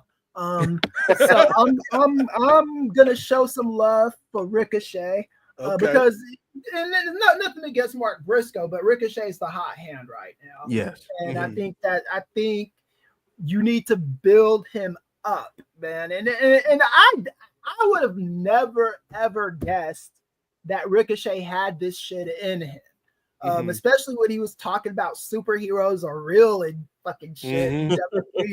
I would have never ever guessed this. Like not even in the Prince Puma days would I thought that Ricochet had this kind of diabolical streak to him and could be like such an entertaining heel.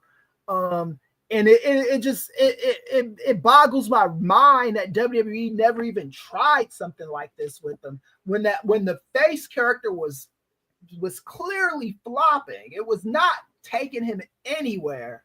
So yeah, man, that's my long way of saying I think it's Ricochet. You know, Ray Williams, there used to be a show that aired on the Fox Broadcasting Network called Briscoe County Jr. Oh yeah, love that. Yeah. Okay. Julius Carey. Yes. Shonuff is in that movie. Yes, Julius Carey played Shonuff in The Last Dragon. Yeah. Bruce Lee, they used to call him the Dragon. Dragon Lee is in WWE. Ricochet used to be in WWE. Take those three letters, flip them around. EWW. Ew. That's what you say when you don't like something, Ray. And then if somebody says something that you do like and you find funny, you might say, aha! And that's why I'm going with this man, Ricochet. even I thought that was ridiculous, people. But no, this is gonna be a hell of a match, man. Like I'm genuinely excited for this, man. Like Mark Briscoe. Like I can't say enough about this dude, man. Like I love Mark Briscoe, man. Like what he's been through in and out of the ring. Like you can't knock this brother's hustle, this brother's work ethic. And I think Mark Briscoe's in a kind of great spot, Ray, and a great spot, Chris, where wins and losses almost don't matter to Mark Briscoe. Right. Because he's somebody that can take a loss in a high-profile match like this and then be heated up in 2 or 3 weeks for another high-profile match. Yeah. Like the fans are behind Mark Briscoe. He's still getting a lot of love. I think again, this is gonna be your clubbering, if you will, to use a Dusty Rhodes Turner phrase. It's gonna be a lot of clubbering going on here, Ray Williams. We're gonna see who get to the pay window tonight, if you will. But Ricochet is the hot hand, as Chris said. Like he's on an upward trajectory, and people are into him right now. So yeah, I think it's going to be a hell of a match. but I give the nod to Mr. O'Shea. And can I say one more thing about Ricochet too? Ricochet is the kind of heel that you want to see in wrestling. Because I'm not cheering for Ricochet to beat the good guys. No, it's just he's interesting to watch, and that's kind of, and John Moxley is the very opposite of that. sorry, Jet Black. Sorry, Jet Black. Yeah. But yeah, you're right. Like Ricochet is a heel that you want to see get his comeuppance, but he's doing his job. Like you hate Ricochet, but it's in that good heat kind of way. Whereas I think for a lot of the audience, the Death Riders have kind of jumped the shark and gone to that X-Pac heat kind of level. Agreed. Yeah. All right. Well, before I give my pick, which is pretty much going to be in line with everyone else. Uh-oh. Money.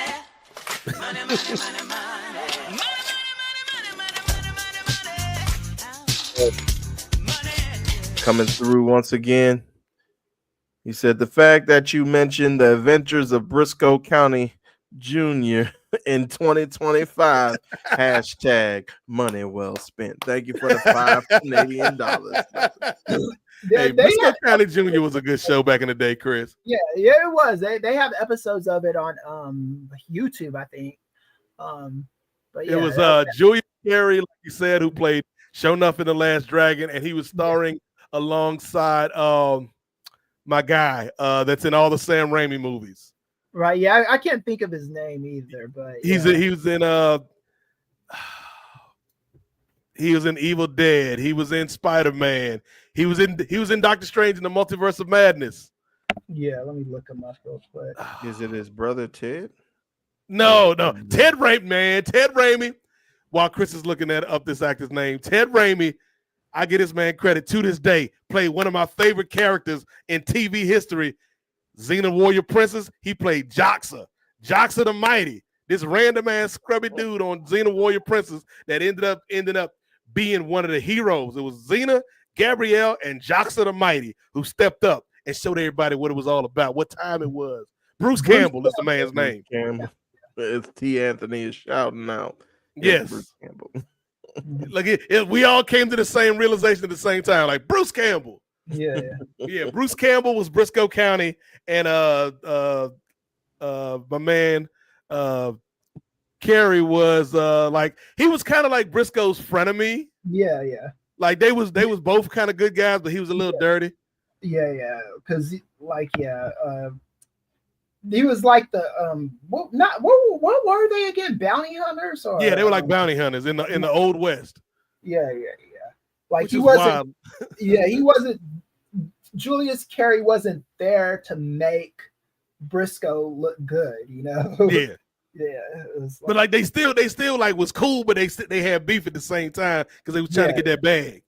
Yeah, exactly. Like they were WWE tag team partners. Every week, Ray, we were wondering if they could coexist. Yeah. All right. Well, I know that brother Mark Briscoe and Ricochet cannot coexist, but I will go ahead and side with you guys. Another sweep. I think Ricochet is doing great work, and like brother Chris said, I think he's showing more of his personality, and it's good to see like he's branching out and becoming more multi-dimensional with his character right now. And yeah, shout out to Mark Briscoe, an all-star of the or a part of the Johnny B. Bad All-Stars. I don't know what that brother is. You thought Mark Briscoe was a non-traditional wrestler, Jay? Yeah, and Jay Briscoe, the brother, had dreadlocks. So I'm like, and then they up there carrying the Confederate flag. I'm like, I'm so confused right now. But yeah, shout out to Mark Briscoe. Like you said, Now I knew echo what Mark everything Briscoe and Jay Briscoe was, even though they was close. They could have passed a little bit, but again, nothing has surprised me as much as Dakota Kai. Dakota Kai caught me off guard. I was flabbergasted. I was like, "Wait, you done had this the whole time, Dakota, and we just seeing it now that you ain't got no job, girl." Yeah, she had respect to Cora Jade, man. Like I hope Cora land on her feet, not Cora Jade. Yes, yes, you do. See, I'm not the only one. Well, I do hope Cora Jade lands on her feet for different reasons than Ray. But Dakota Kai, man, like I think Dakota Kai's big issue was just A, creative kind of let her down, and then B, like her body let her down at some points because she was injury prone. But man, she's a hell of a talent. Right, yeah. A non-traditional talent, as we've learned. Yeah, I think TNA might pick her up, and I think she's gonna be a big. She killing in TNA, man. I'd love to see her there. But, all right, we all got Ricochet, Rico O'Shea. All right, so now we'll go ahead and move on to some more matches. Let me go ahead and switch through. All right, so we do have the returning Nigel McGuinness in his fourth match since his official retirement. He will be teaming with Daniel Garcia to take on FTR with Stokely Hathaway in their corner. So what say you, Brother Nate? So let's start with Nigel and Daniel Garcia. So Daniel Garcia, you can call him Danny Garcia for short. Danny Garcia is Dwayne "The Rock" Johnson's ex-wife and current business partner in Seven Bucks Production. Okay, Seven Bucks, the Young Bucks, right? Okay, follow me, Ray. The Young Bucks are a tag team in AEW, much like FTR. That reverse it, spell it backwards. RTF. Remember this feud for future reference, ladies and gentlemen, because it's gonna mean something down the line. I ain't even got nothing on this. Here's the thing, man. I guess. FTR and Stokely Hathaway is the I did not know I needed, Chris. Yeah. Like Stoke, I'm so glad Stoke is back in a prominent position. And like FTR, like they're good on their own in terms of being able to communicate as characters, but Stokely just adds like that what would you call it? That little lanyard, as our good brothers and sisters down in New Orleans would say. That lanyard, that little extra, is what Stokely adds to FTR. I like Nigel and Garcia. And here's where I get kind of caught up on this match, Chris, because I don't feel like you should be throwing Nigel McGuinness out in matches all willy-nilly if there's not a point behind it. He shouldn't be there just to eat losses if those losses don't mean anything and they don't progress storylines and progress changes in other characters, namely here Daniel Garcia. So as much as I would like to go for Nigel and Daniel, I don't see it, man. I'm going with FTR. I think it's going to be a good match. I'm intrigued to see how Nigel fares in this, but I'm going with FTR. Yeah, I see. That's the thing. I do think that Nigel and Garcia should win just because of, like you were saying about Nigel McGuinness. You don't just want to be throwing him in matches for the sole purposes of losing.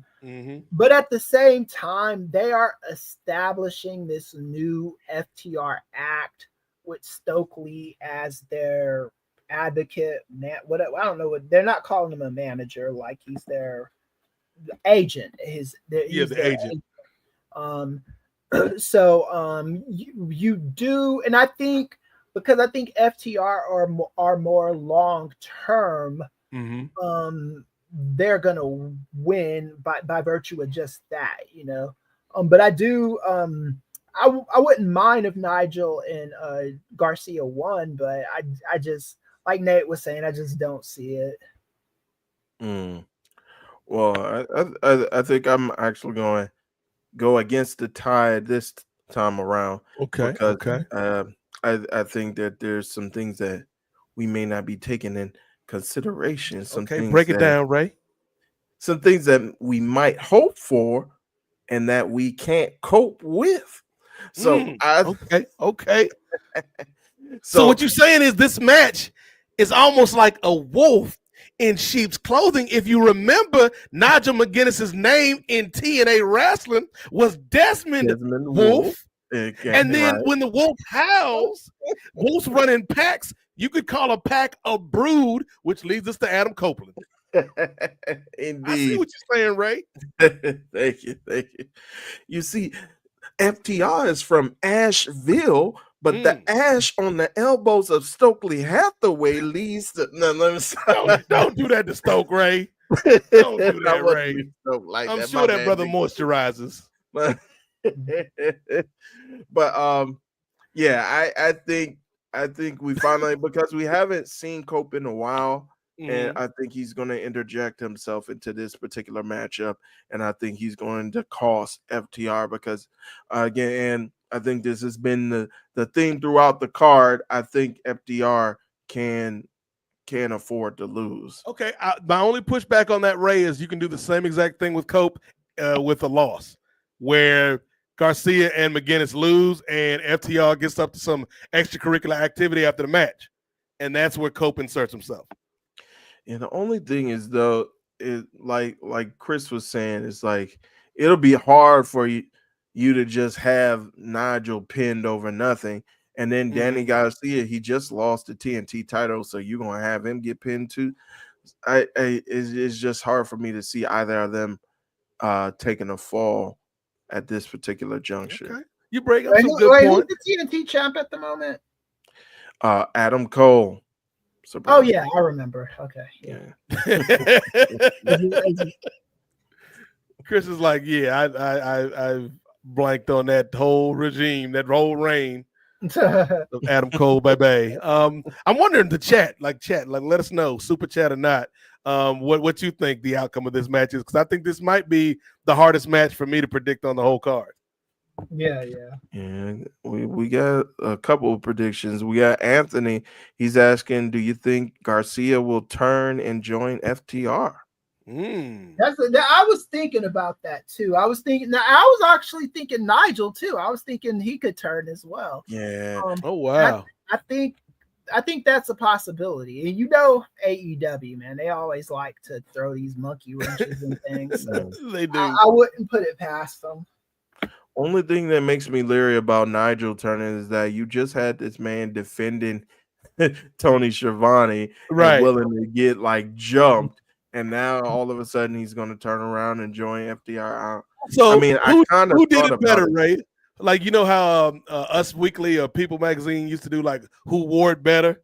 Who did it better, Pat McAfee or Nigel McGuinness in the role of broadcaster defending their broadcast partner? I'll say I like what Pat McAfee did. I do think, like, once you start, like, WWE is trying to lean. They were testing the waters of MAGA, and then Pat McAfee cut that promo where he was talking about how he stands up for Black rights and LGBTQ rights. I was like, yeah, I don't know if WWE what you say, but I'm not gonna lie, that did kind of surprise me considering like some of the stuff that's going on. Yeah, especially with the clown. But I was glad he said that though. You know, It was like because you do need somebody like that in WWE to remind you that they're not all the way MAGA. So at least never go full MAGA, kid. Yeah, like McAfee. He's done some said some questionable shit, but I mean, you know, I'll give him credit for that. I will say though that I think Nigel is just he's more used to stuff like this, you know. So I think you know he's kind of got the advantage of just prior experience, and McAfee is kind of still a little bit of a character. Like even there's not much deviation between Pat McAfee the man and Pat McAfee the character, you know. It's like they're almost one and the same. It's not even like Pat McAfee turned up to 11. It's just like maybe Pat McAfee turned up 1 or 2 notches because it's the same damn dude from his show. Right. Yeah. Like I think I think Wade Barrett would have been just a little bit more believable in that role than that could have cooked. Wade Barrett versus Slim Walt. yeah. I'm not mad at that. Yeah, Big but meaty men slapping meat. I think Wade Barrett is inching his way towards one of those announcer beefs. Man, I'm gonna tell you, Wade Barrett for me got the most out of the least because that damn bullhammer elbow. It's just an elbow, but what sells it, Ray, is he flipped that elbow pad from black to red. Just the simple motion of flipping the elbow pad, like, ooh, go ahead, Wade. This brother cooking. He cooking bangers and mash, bruv. With the blood pudding, with the blood pudding, bruv. I've got some bad news for you. Wade Barrett's underrated back in the day, man. Yeah.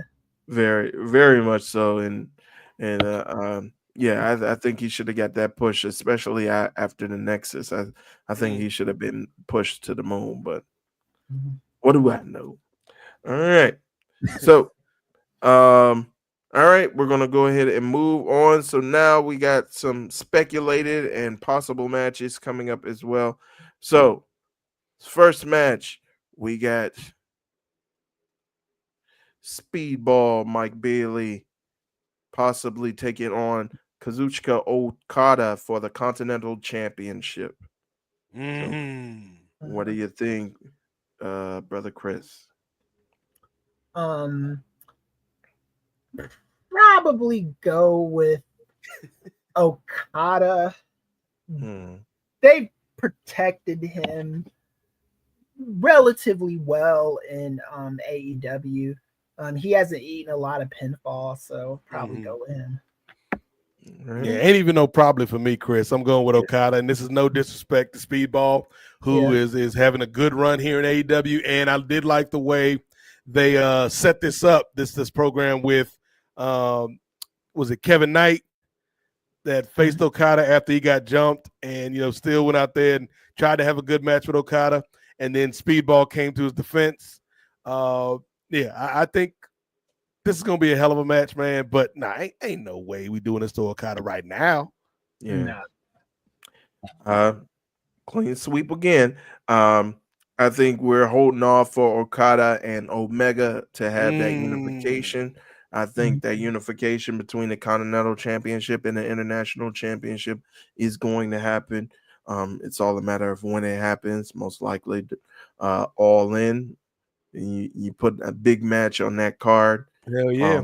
Definitely going to sell a lot of seats. So, hell yeah, brother. Yeah. I don't know where that came from. That's just the mention of Okada and Omega in a big time singles match again. Hell yeah, brother. Yeah. So again, no shade to Mikey Bailey. You're an incredible performer, and he put out a heck of a great match with Omega and Ricochet in the last pay-per-view. But I think Speedball out here looking like a young Danny Ainge on these streets. A young two-guard for the Boston Celtics in his prime. Not the baseball Danny Ainge. No, we're talking about basketball Danny Ainge, who becomes a front office GM and trades away his whole draft for 17 future picks. Right, yeah. All right. And the final match, which we assume will be the main event of the show. It was announced, the challenge, the gauntlet was thrown by one Swerve Strickland. It will be Anarchy in the Arena. So the proposed players are going to be on one side. You have the reigning, defending, not defending on this particular match, but the reigning AEW champion, who again, Jet Black and Tony Khan are both behind 100%. You got John Moxley, you got Claudio Castagnoli, you got the Young Bucks, and you have Marina Shafir versus Kenny Omega, Swerve Strickland, Will Hobbs, possibly Samoa Joe, and Willow Nightingale in Anarchy in the Arena match. Brother Nate, who you got? You know, I said it before and I say it again. I'm not into this Death Riders foolishness, but you mentioned all the participants potentially in this match, and I'll say it again, Ray Williams. Hell yeah, brother. Especially with the inclusion of Marina and Willow in this. I think that's an interesting dynamic to this match. But yeah, like just Swerve and Omega working in tandem, man. Just Samoa Joe on these streets, the king of television, brother. And the Elite and the Death Riders, essentially. It's what I want. It's what I want from my Anarchy in the Arena. It's gonna be foolishness, but that's the kind of foolishness that I'm here for. That's the kind of carrying on that I'm here for, Ray Williams. I hope they make this match, and I think it's gonna go crazy. It's gonna go crazy. Right. Mm-hmm. And the Death Riders need to lose. Yes. I'm spoiling my pick, but I agree. Go ahead, Dr. Ealy. Yeah, I'm going with the good guys in this one. That's one more for the good guys, Chico. Right. Yeah, I think the breakup of the Death Riders is kind of a slow burn, but I do think that I don't think that faction is going to last through the year. A slow burn like that plantation house. Right, for real. Let it burn. Gotta let it burn.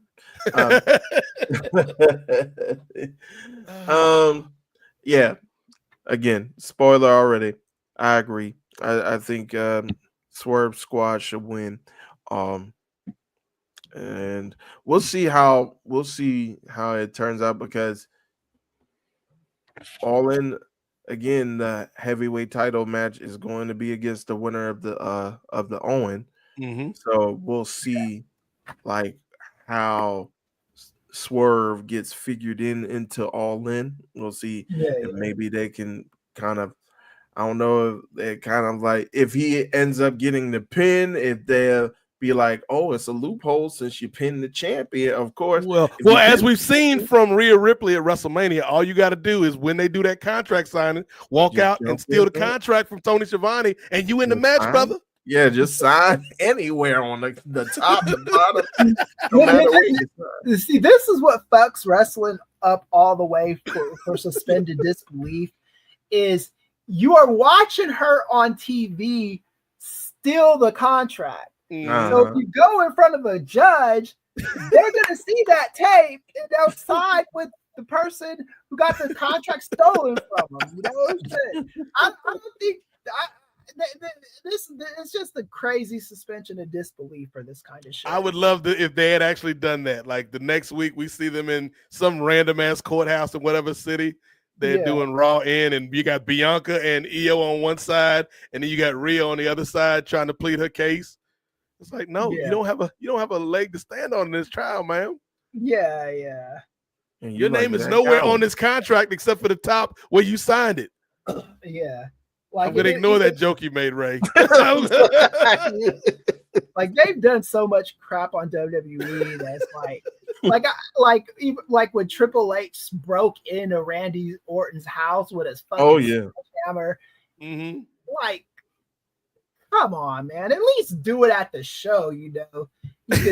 You could say, okay, the rules in WWE proper don't apply. The outside rules don't apply inside the arena. But it's like, you know, when you break into a motherfucker's house, come on, man. You know, you end up like dog on Bill. Like, what's this? Oh, what's this? Brian Pullman.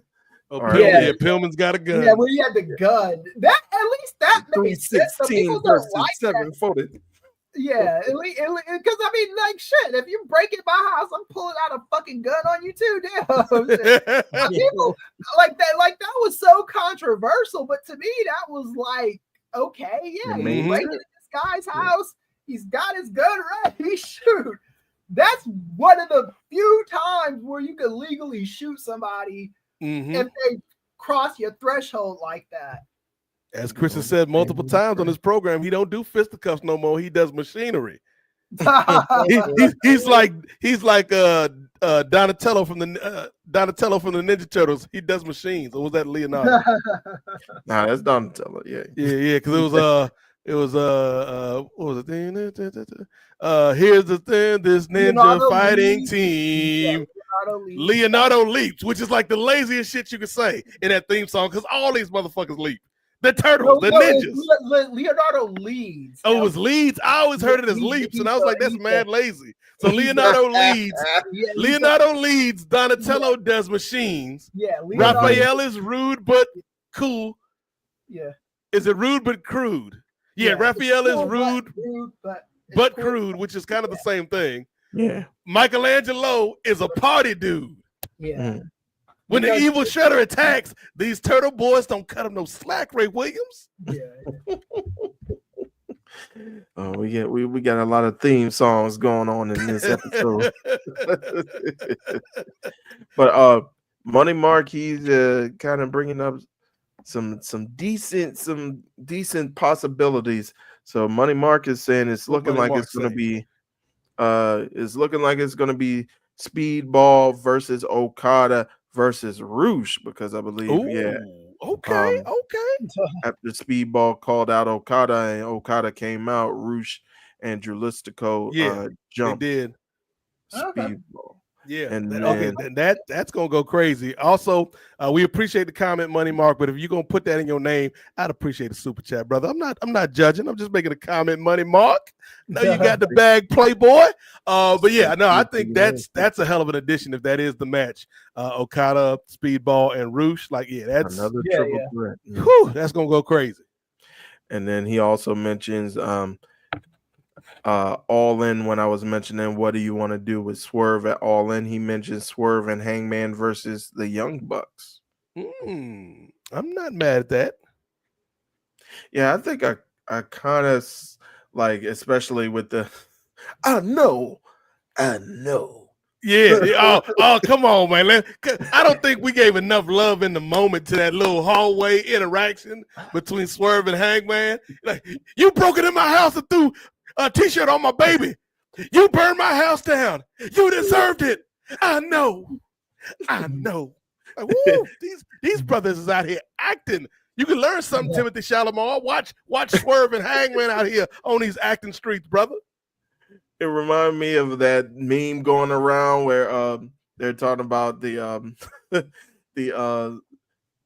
scenes into commercials from black sitcoms. Oh man, if they had played like the black sitcom music going to commercial, you burned my house down. You deserved it. I know. Oh. Come on. And then they come back at the end of the show. Hi, I'm Swerve, and I'm Hangman. Burning people's house down is never cool. Regardless of what happens, talk it out. I do love the dynamic between Swerve and Hangman. Like, the trajectory for their characters, Chris, is like these two guys are never going to be friends. They're always going to be at odds, but they will come together if need be to fight the greater evil, which threatens both of them, which threatens everybody, which in this case would be the elite. So yeah, I'm here for it, man. Yeah, I'm here for it too. I think they've told a good, compelling story with. And then that whenever we get back to that one-on-one matchup, which we eventually will, like it's gonna make it hit even more after they fought side by side. Now they can get back to fighting each other, which is what they really wanted to do this whole time. Mm-hmm. They didn't drink each other's blood, Ray. Yeah, they could be this generation's Austin and Rock, you know. Okay, I see what you putting down, Professor. Mm-hmm. I didn't say Cena or Orton because I got tired of that feud. I was gonna say technically, like we still have this generation Cena and Orton, and it's Cena and Orton because they just wrestled. Yeah. But at least like Austin and Rock, they kept them apart in one of it was like those matches were like so rare that like it meant something. It meant something. Cena and Orton, they burnt that shit so many fucking times. Yeah.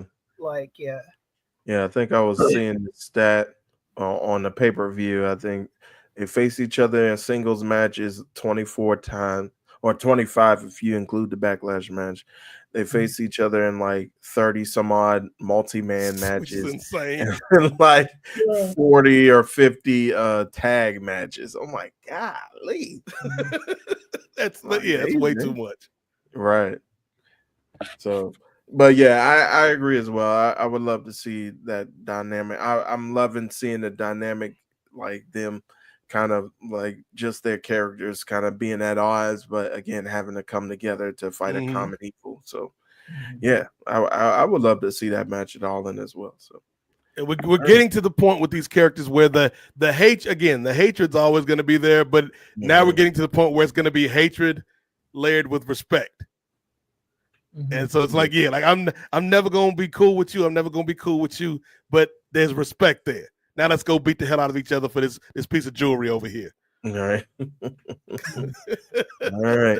And for now, I think that brings us to the conclusion of our prediction, our preview, rather, of AEW Double or Nothing. Before we close out, though, you mentioned main events. And, Brother Nate, you did mention that within the Hurt Syndicate, you don't have to necessarily hurt people physically, but also verbally and emotionally. Well, one member of the Hurt Syndicate did just that on Twitter not too long ago. Yes, of course. Are we talking about Benjamin Shelton? Benjamin Shelton, yeah. The great amateur wrestler turned professional Benjamin Shelton. It's like when Andre 3000 used to do the British accent on those Outkast records. Benjamin Andre. Shout out to Outkast for making it to the Hall of Fame. Shout out. Yeah. Deserved. Hey, and remember, folks, as always, if you love Outkast, then you'll love the grits. The grits. That's a callback from a wonderful episode of a wonderful conversation on a wonderful episode of the NWA podcast. But yeah, Kris, I know you've been wanting to talk about this. Our man Terry Bollea is still out here doing Terry Bollea things, and Shelton Benjamin had to check him. Yeah, so this is interesting, right? Hogan has done so many egregious things over the last decade. So many. Too many of them to name. Calling Shelton Benjamin Shelton is probably at the bottom of the list. And I could even go as far as to say it was maybe an honest mistake on Hulk Hogan's part. The problem with Hogan is I think there have been so many, but he left the opening, right? Like when you said the brother's name and then you butchered it and said it backwards, you kind of left it open. Nobody fucks with you anyway, right? So you kind of left it open for Shelton Benjamin to speak his truth, you know?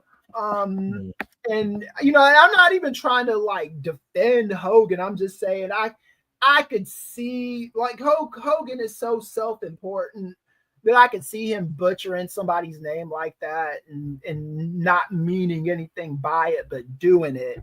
And, yeah, man, I think, like, this is your relationship with Black people for the rest of your life, Hulk Hogan. It's just that simple, dude. Like, nobody fucks with you. Kamala's no longer with us. Virgil's no longer with us. You know, I think Stevie Ray and Booker T might be nice to you. Nobody from this new crop, from this new generation is fucking with you, my dude. Hell no. So you know, only Titus O'Neil did it for the bag during that one. Right, because he was at work. O'Neil doesn't fuck with him either. He did it because he was asked to do it, and he got the bag. Mm-hmm. Yeah, can you bring up Shelton's tweet, Ray? Oh, of course.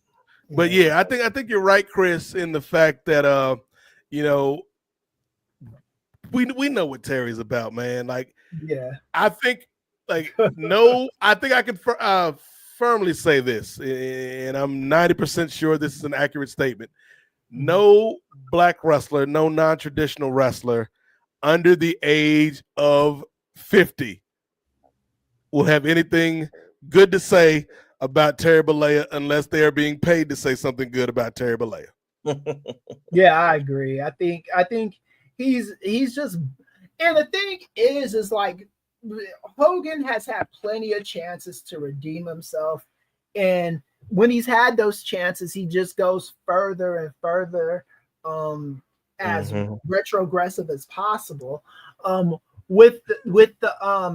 Because like for me, when he became a MAGA and started endorsing Trump and talking that shit about Kamala Harris, that was him trying to position himself as a MAGA. He's like, okay, these black people hate me. I have an audience with MAGA. The problem with that is when you appear on wrestling, your little loose associations like that, everybody fucking hates you. Even other MAGAs hate Hulk Hogan, man. Undertaker was laughing at his ass when he got booed at LA. I watched the clip of his little podcast, and he was cracking up at that fool, man. Like literally nobody likes this dude, man. And that's kind of like the bed he made for himself, right? Because if he would have just gave a real apology at the beginning, definitely not slide down the MAGA rabbit hole and do that shit, I think he'd probably be okay to people. But he time and time again, he's just shown how worthless he is, you know? Well, that's the thing. Like, it all starts with Terry. If Terry had made an honest, earnest, genuine apology from the start, then we wouldn't be here. Because I feel like, and we've seen, even without the honest, earnest, genuine apology, that company still will try to find a way to bring Terry back in some capacity. But I feel like if he had made an honest apology, at least the fans, like not all the fans, not most of the black fans in particular, would be like, okay, you know, you said some stupid shit, Terry, but we'll give you another chance. But, and this is a lesson for you too, Tessa Blanchard. Instead of selling t-shirts that say we hate Tessa without saying what some people hate you for, apologize, own up to your shit. But I think this Ray was interesting because I think Chris is right. You know, even other MAGAs within the world of professional wrestling don't rock with Terry. And it goes back to that line from Tropic Thunder, like you never go full R word. And, you know, to paraphrase that, I'd say you never go full MAGA, brother, because this is one thing if you're done with wrestling, Terry. If you don't want to come back to this business and you just want to be a politician or a pseudo politician or somebody that hangs on the periphery of politics, then you can do this stuff. But if you want to come back in wrestling, which is a business and a business that is performed in front of a live audience who has their own agency and their own reactions to you, then it's not a smart play. And so, ain't nobody messing with you no more, Terry. Right. Yeah. And it's like, it's one thing for like the Undertaker to express his MAGA love in passing, you know. He had Trump on his show, but I could see how most people, I didn't forget about it, but I could see how most people could move on from that relatively fast because he wasn't like rubbing it in. Hulk Hogan was going to rallies, doubling down, tripling down. Yeah, had that issue with the black PR person, that woman. He's just gone out of his way. When it's easy to be a good person, he's gone out of his way to be a piece of shit. You know? Yes, that part, Chris.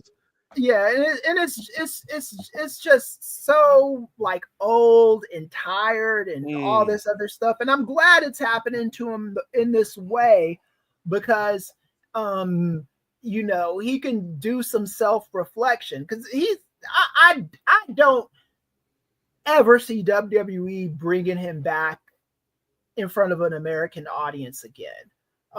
Maybe it'll happen. But he's just such a toxic brand and such a toxic person.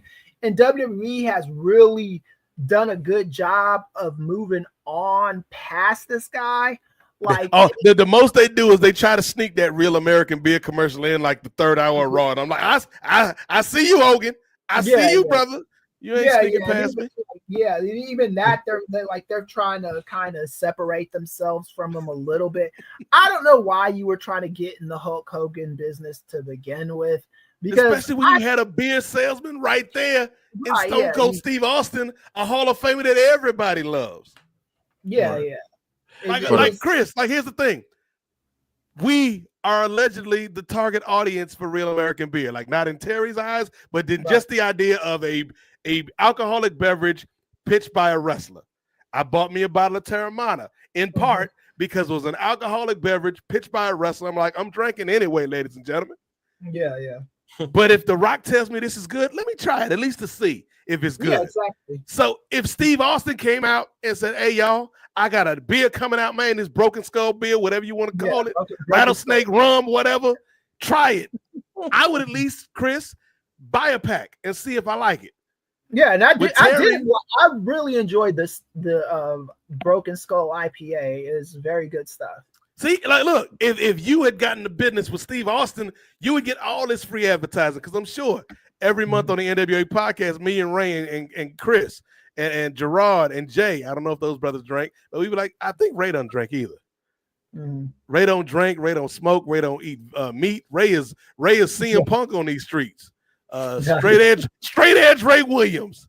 More beer for us, Chris. But if like Stone Cold had a beer out in conjunction with the WWE, we would be giving it props because not only do we like the product, but we like the person it's attached to. Whereas with Terry, it's like, nah, brother. Like, as somebody who is in your target demographic, a wrestling fan who drinks beer, I was immediately turned off by that. Ain't no way I'm putting that in my body, man. Because here's the other thing. I saw Black Dynamite.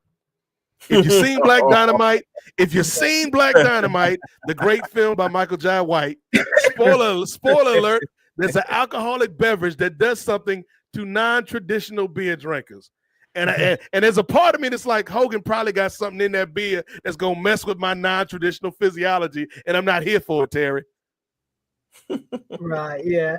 And I also want to say this, like, there have been wrestlers, like I remember watching a shoot interview with Jake the Snake a long time ago. And this was right after Hogan said the N-word. And Jake the Snake admitted in the past that he's used that word. Of course he did. Like who can look at Jake the Snake knowing where he's from, Chris, and not think that this man has said that word? Right, yeah. But he was like he wasn't like bragging about using the words. He was like remorseful about it, and I think like with Hulk Hogan, like people who grew up with him and are fans of him, I think they really wanted to forgive him, you know? And Hogan just made it hard for people to forgive him. I was done fucking with Hogan even before the N-word stuff. But like the N-word stuff just kind of solidified it for me. It just showed me like this. And then the MAGA stuff was like, oh, we doubling down on it now. Yeah. And it's just like thing after thing after thing.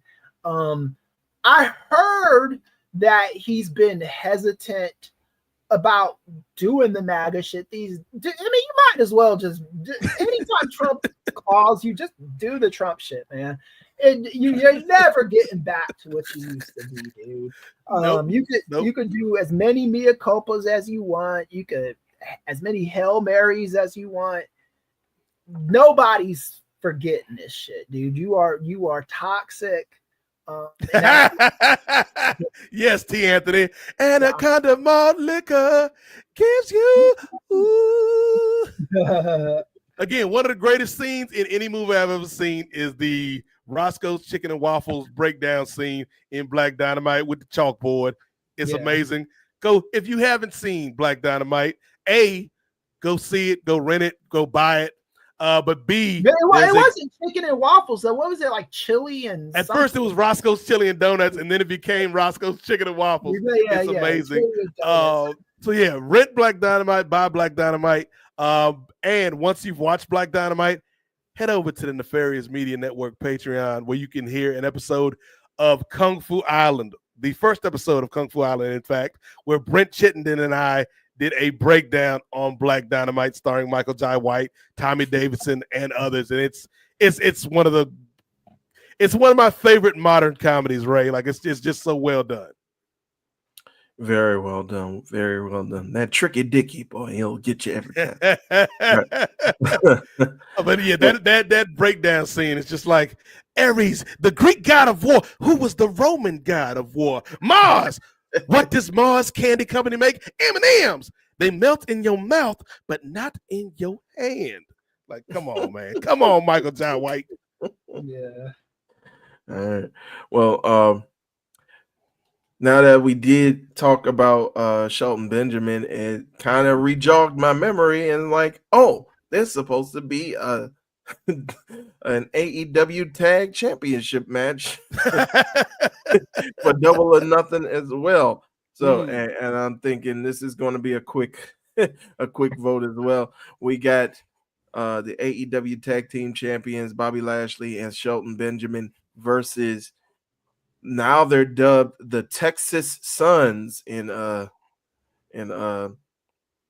Dustin Rhodes and Sammy. The Texas Sons. Yes. Okay. Sammy Guevara. So who do you guys got in that match? Her Syndicate. Yep. Quick vote. Yep. Give me the Killer Bees, Benjamin and Bobby here. Yeah.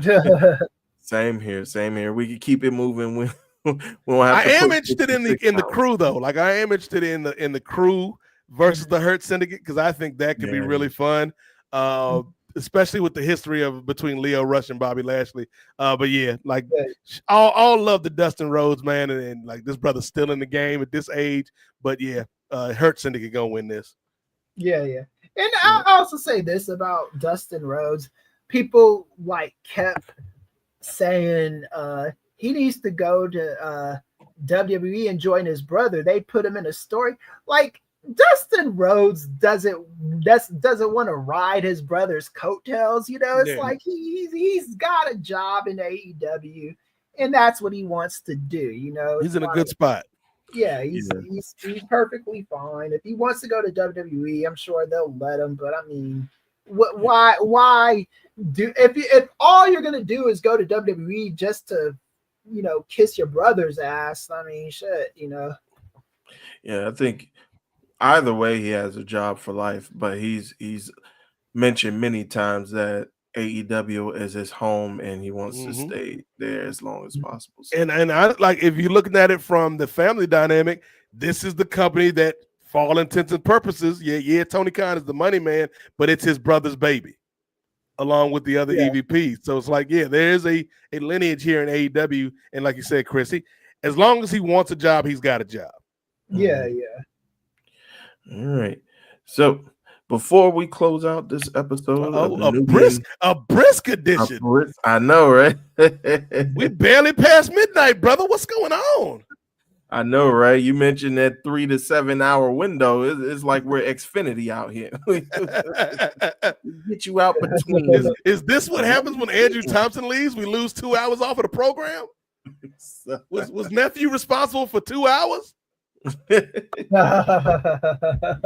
Well, I know you mentioned this at the top, Brother Nate, before we do close out. I know you wanted to kind of go over the tumultuous and possibly troubled history of an extreme legend that we lost over this past week with the passing of Terry Brunk, aka Sabu. Yes, Terry Brunk, Sabu, passed away this past week. How old was he, Ray, when he passed? 61. 61. Oh, Which 61. Yeah, they because it was originally believed that he was 60, but he was born in 63, not 64. Okay. So 61, which still, relatively speaking, like that's not old. Yeah, that's young. Yeah. In terms of like in wrestling, that's old, but in life, like 60 is not old. Right. And so for this brother to be no longer with us, man, it's sad for his family and friends and the fans that enjoyed his work. But you're right, Ray. Like there is a complicated legacy with Sabu. Like, and I told the story to the Nefarious media group. We got a group chat on IG. Like, as a wrestler, which is where I'll start the conversation, Ray. We can all talk about the wrestler Sabu before talking about Terry. As a wrestler, Sabu was one of my favorites. Somebody that came up watching ECW in the 90s, man. And one of my favorite Sabu memories doesn't even involve Sabu. So this was at this point probably 20 years ago now, or 15 years ago, because it was when Eddie Guerrero had passed. And it was 20 because Eddie passed in 05. Yeah. Eddie passed in 05, so this was 20 years ago now. Wow, time flies. So my friend Leon, who is also no longer with us, RIP to the big dog, it was Leon, our buddy Lewis, and myself. And we're at Leon's house watching the SmackDown tribute to Eddie Guerrero. And, we are having a celebration of life for Eddie in our own way by drinking a lot of stereotypical drinks like bottom shelf tequila and all the margaritas, like the on the run margaritas you could get. We were drinking the Bud Light Lime-A-Ritas. We were drinking all of that. Probably a little Wild Irish Rose was invited to the party. But we were getting nice. We were getting nice with it while watching this tribute to Eddie Guerrero. And so afterwards, we did what any red-blooded American man would do. We went out in the front yard and started wrestling. We was tussling. We was squabbling up, Ray Williams. And Leon's wife, A, being a woman, and women are generally more imbued with common sense than us men folk. But B, being the only sober adult in the house, was like, hey, why don't you idiots take it to the backyard? Because I don't want our neighbors wondering why 3 grown men out in my front yard tussling. They may call the police on your dumb asses. And you and Leon are non-traditional, and Lewis is white. So Lewis is traditional, as they say. So we know how that's going to end up if the cops get called. So we take it to the backyard. We wrestling, man. We tussling, having a good time, showing love to Eddie. So my buddy Leon is in the role of Brock Lesnar in this one because he was the biggest and most physically imposing out of the 3 of us. Lewis was a little bit scrawnier than us. So Lewis was some kind of amalgam between Eddie Guerrero and Rey Mysterio. And I was trying to think of who I'm going to be. And Leon and Lewis are wrestling near his daughter's playset in the backyard, Chris. And I see they're right next to the table, and there's a chair in front of the daughter's playset. And the light bulb goes off of my head. The only man equipped in this match to take out a Rey Mysterio Eddie Guerrero hybrid, a fusion of Rey and Eddie, and Brock Lesnar, the Beast, is that man, the suicidal, homicidal, genocidal maniac, Sabu. And so I take off at full speed, step on the daughter's chair, getting ready to hit him with some type of Sabu-like move. The only thing that I didn't account for in this situation, ladies and gentlemen, is when Sabu was doing these Arabian face busters and whatnot, he was jumping off of steel chairs. The chair that was in my buddy's backyard owned by his daughter was a plastic chair. So when I jumped off of this chair, I intended to jump off and catapult myself into my buddies. And even now that I'm saying it, even if this had gone perfectly according to the plan in my brain at the moment, it still wasn't a great plan because they didn't know I was coming through with the Sabu. I was just going to be flying all willy-nilly into my brothers, and I might have like cracked my neck or whatever. So maybe it's good that they had this cheap plastic chair or inexpensive plastic chair in their backyard. So when I stepped on the chair, Chris, it gave out a little bit. So I didn't get the height on my Sabu leap that I thought I was going to get. So instead of like hitting these dudes like at the top, I like basically just stumbled into them, and we all crashed into the tea set and broke the table. And you had never seen a big dude like Leon get so sober in that moment, because he was like, oh shit, fellas, it's my daughter's tea set. And Lewis is just laughing. Lewis was high too at the same time. I forgot to mention that. Lewis, I love this brother to death, but Lewis was a bit of a pothead. And Lewis had partaken early in the evening, so Lewis was high as hell. I might have taken a puff or two, but I didn't inhale, ladies and gentlemen.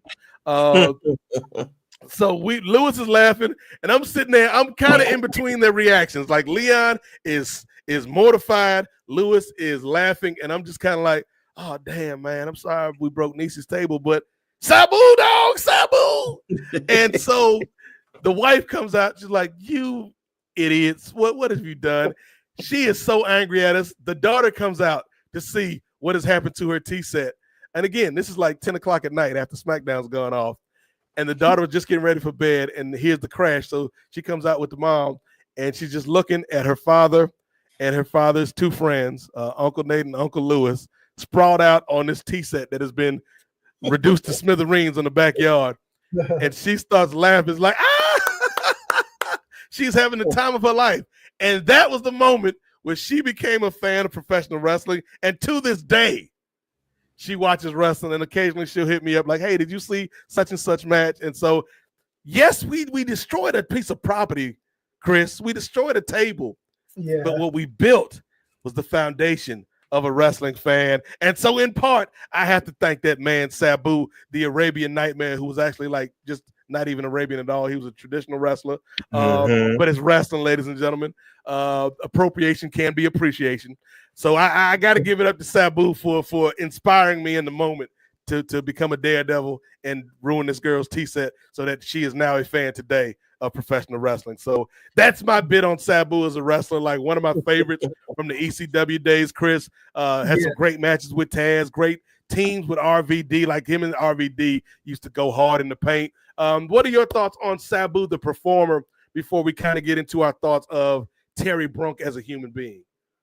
Yeah, same here. I first saw Sabu in ECW. When I used to go to those ECW shows, like I went to a couple in New York and a couple in Philly when I would visit my family in New York City. For those of you that don't know, it's not that hard to get to Philadelphia from New York City. And they didn't ID you to go to those shows, man. I couldn't have been. I was in 90. No way, Paulie paying for security like that. In 94, I was 13. In 95, I was 14. I was going to those shows, and and Sabu was always kind of a highlight. And I was actually getting hyped for him in 95 because on the first episode of WCW Nitro, Eric Bischoff was talking about the debut of Sabu, and he sounded really bullish on Sabu. I remember that specifically. He was like, and I was like, oh my gosh, Sabu's going to WCW. And in the beginning, he was like, I remember there was one, I think it was Alex Wright. He used to beat the fuck out of that dude. That's one the kid. Yeah. And like the first time they fought the match, he won the match, and then it got reversed because he like put him through a table or something after it. I've always like kind of lamented. I always wonder what Sabu would have been in WCW had he stuck around, because like I said, Eric Bischoff on that first episode of Nitro, he brings his name up throughout the show a bunch of times, and the matches he had in WCW, they seemed like they were like that was he was a part of that direction they were going with the, like when they were starting to think about the NWO by 96. And I guess something happened with Sabu. But yeah, in the ECW, he was always fun to watch, man. Just the triple jump moonsault, or the, you know, all that shit I just enjoyed. And he just did so many like innovative things. And you know, there was so much mystery behind him too, because he never really talked. Mhm. In retrospect, he probably was better off not talking. More on that later. Yes. But, we'll get back to that for the record. Yeah. But I mean, he was the man, dude. He was definitely one of my highlights of ECW. The gangsters, like I liked watching them. I liked Sabu. The Sandman, I always was like intrigued by him. And like Paul Lee used to always say, he couldn't wrestle at all. And I think at all is a little much. He could wrestle a little bit, but the thing you were paying for Sabu was to watch him walk to the ring with the inner Sandman stuff and hitting the beer cans over his head, and you got your money's worth watching that shit. Yeah, man, Sabu just kind of he's the voice. He's like the symbol of that ECW generation, you know, that 95, 96, 97 era ECW, and yeah, 94, 95, 96. Yeah. Rays, what are your thoughts on Sabu? Because again, to Chris's point, like nobody was ever going to confuse Sabu with Kurt Angle in the ring. But what Sabu did, especially in that setting in ECW, like it just jumped off the screen. And again, him and RVD and him and Taz, like it just worked, man. Right. Well, before I get into my thoughts, let's go ahead. Oh, we got some money.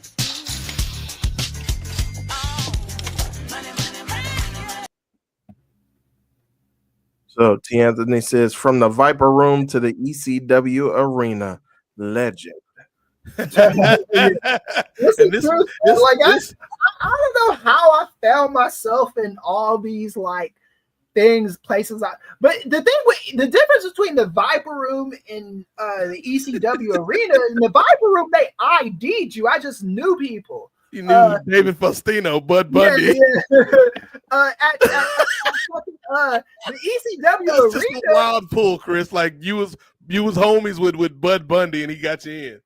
Nah, I wasn't friends with him. I don't want Faustino trying to sue me or nothing. Yeah, Faustino's thing was Whiskey a Go-Go Tea Night. And they weren't being for Tea Night. But when, like, for the Viper Room, I was like 16, 17. So I could probably pass for 21 at 16, 17. Because everyone looks the same at that age, right? But they ID'd at that place, but I knew people that worked there that got me, and I had a friend that had an older brother, and he got me into those places. But at the ECW Arena, I was a 13-year-old that just walked up, bought a ticket, and got in. Motherfucker, man. They were not like Chris. I'm not trying to scold younger you, but you should not have been there, Chris. Nah, no, you shouldn't. I shouldn't have been there, and the other 14, 13-year-olds should have been there either, man. There was a bunch of us, man. It wasn't just me. Like there were, like I didn't see any small kids there, but I saw like teenagers there. Like y'all should have been home. Yeah, doing your homework, Chris. Yeah, the 13. Not out here getting beer splashed on you, seeing Francine or Beulah's boobies and whatnot, man. Y'all should have been at the house, not watching New Jack beat somebody unconscious. Y'all should have been at the house, Chris. Yeah. I was like, I don't know if I like it's all such a blur to me, man. I don't know if I was there for any like significant like things that happened at the ECW. Probably all the weed smoke in the air. That right, yeah. I do remember that. Messing with your memory. Yeah, like I wasn't smoking weed, but there was a lot of fuckery going on at the ECW Arena. back in And them that's days. not even counting what was going on in the locker room. And then they had shows in New York too that I went to as well. Yeah. We you know what? If Big Bang Theory could get a spinoff called Young Sheldon, if Dwayne The Rock Johnson could greenlight a program called Young Rock, we need a miniseries called Young Professor, where we talk about Kris out here on these streets, going to the Viper Room, going to Whiskey a Go-Go, going to ECW as an underage teenager.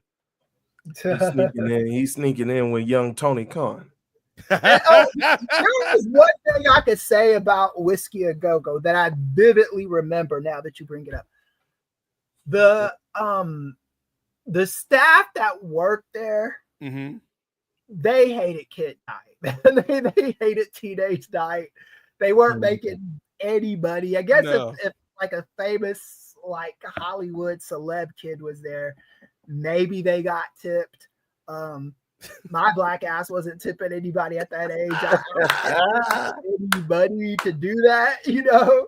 Like, as an adult, when I go to these bars and these haunts and places like that, I take care of my bartender, my wait staff, that shit. As a kid, you're not doing that shit. And I do remember there was one guy in particular, and he just hated kids, man. As an adult, I'm imagining some 12-year-old waddling up to the bar, 3 fingers of Sprite, man. Had a rough night, Mickey.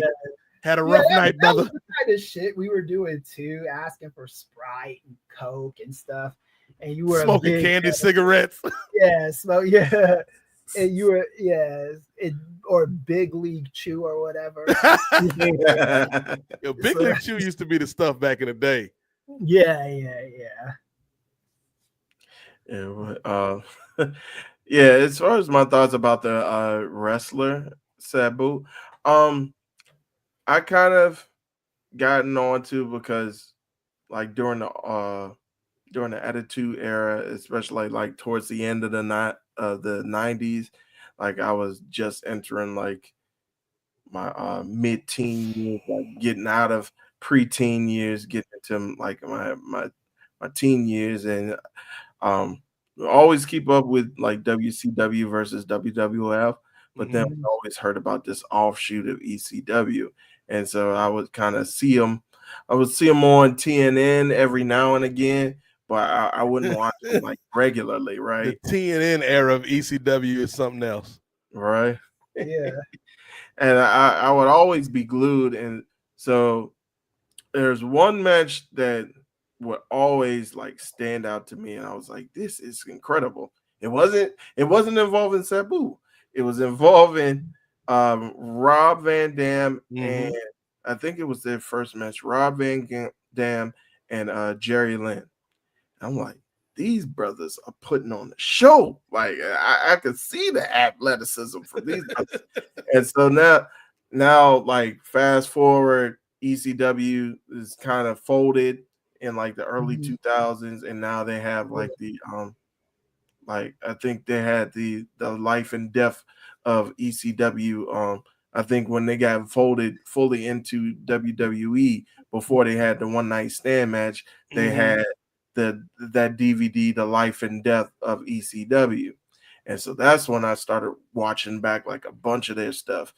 And I would see like clips of Sabu, and I would see Sabu's matches. I'm like, and I know how you guys are kind of like saying he's so innovative. And I'm like, nigga, I could jump off a chair. What's so innovative about this nigga? Everybody thinks they can jump off a chair, Ray, until the chair folds on you, brother. I'm speaking from experience. A metal chair. He just jumped on the chair. It's like he when he did the triple jump, he jumped on the seat of the chair. Then he jumped on the rim, the back rim of the chair, this part right here, and then he do like a funky ass flipping shit, man. Like it was.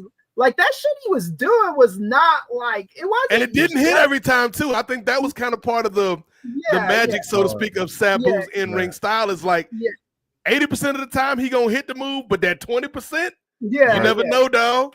And he was like, he it wasn't just like if you were assigning this to like Sandman or someone like that, even Tommy Dreamer, I give you that, but Sabu did some like shit that not a lot of other people could do in that ring. He was very athletic. And that's the thing, though. I just didn't appreciate it. I was like, man, that's just because, like I said, I saw all this stuff that Rob Van Dam was doing. I was like, this brother don't need no chair to jump off. This brother's doing split moonsaults. It's like this brother is getting it in, and then this dude need a chair to jump off of everything. So that's why that was my lack of appreciation for Sabu back. You mad he had props, Ray? Yeah. Hey, babe. I could do that. I could You jump. can I take could the jump tablet. on my couch all the time. But I didn't appreciate him back then. But then when I started seeing clips as I got older, I was like, oh, that does take some level, if not a high level of athleticism. And I think even back then when I was a kid, just seeing like the presentation, him coming out all like covered in scars, willing to put his body through anything, like he truly was living up to Man had his that. ribs taped for 25 years, Ray. Yeah. Longest Truly injury in the living up- history of the business. Truly living up to suicide, homicidal, genocidal, like his doggone bicep is shredded.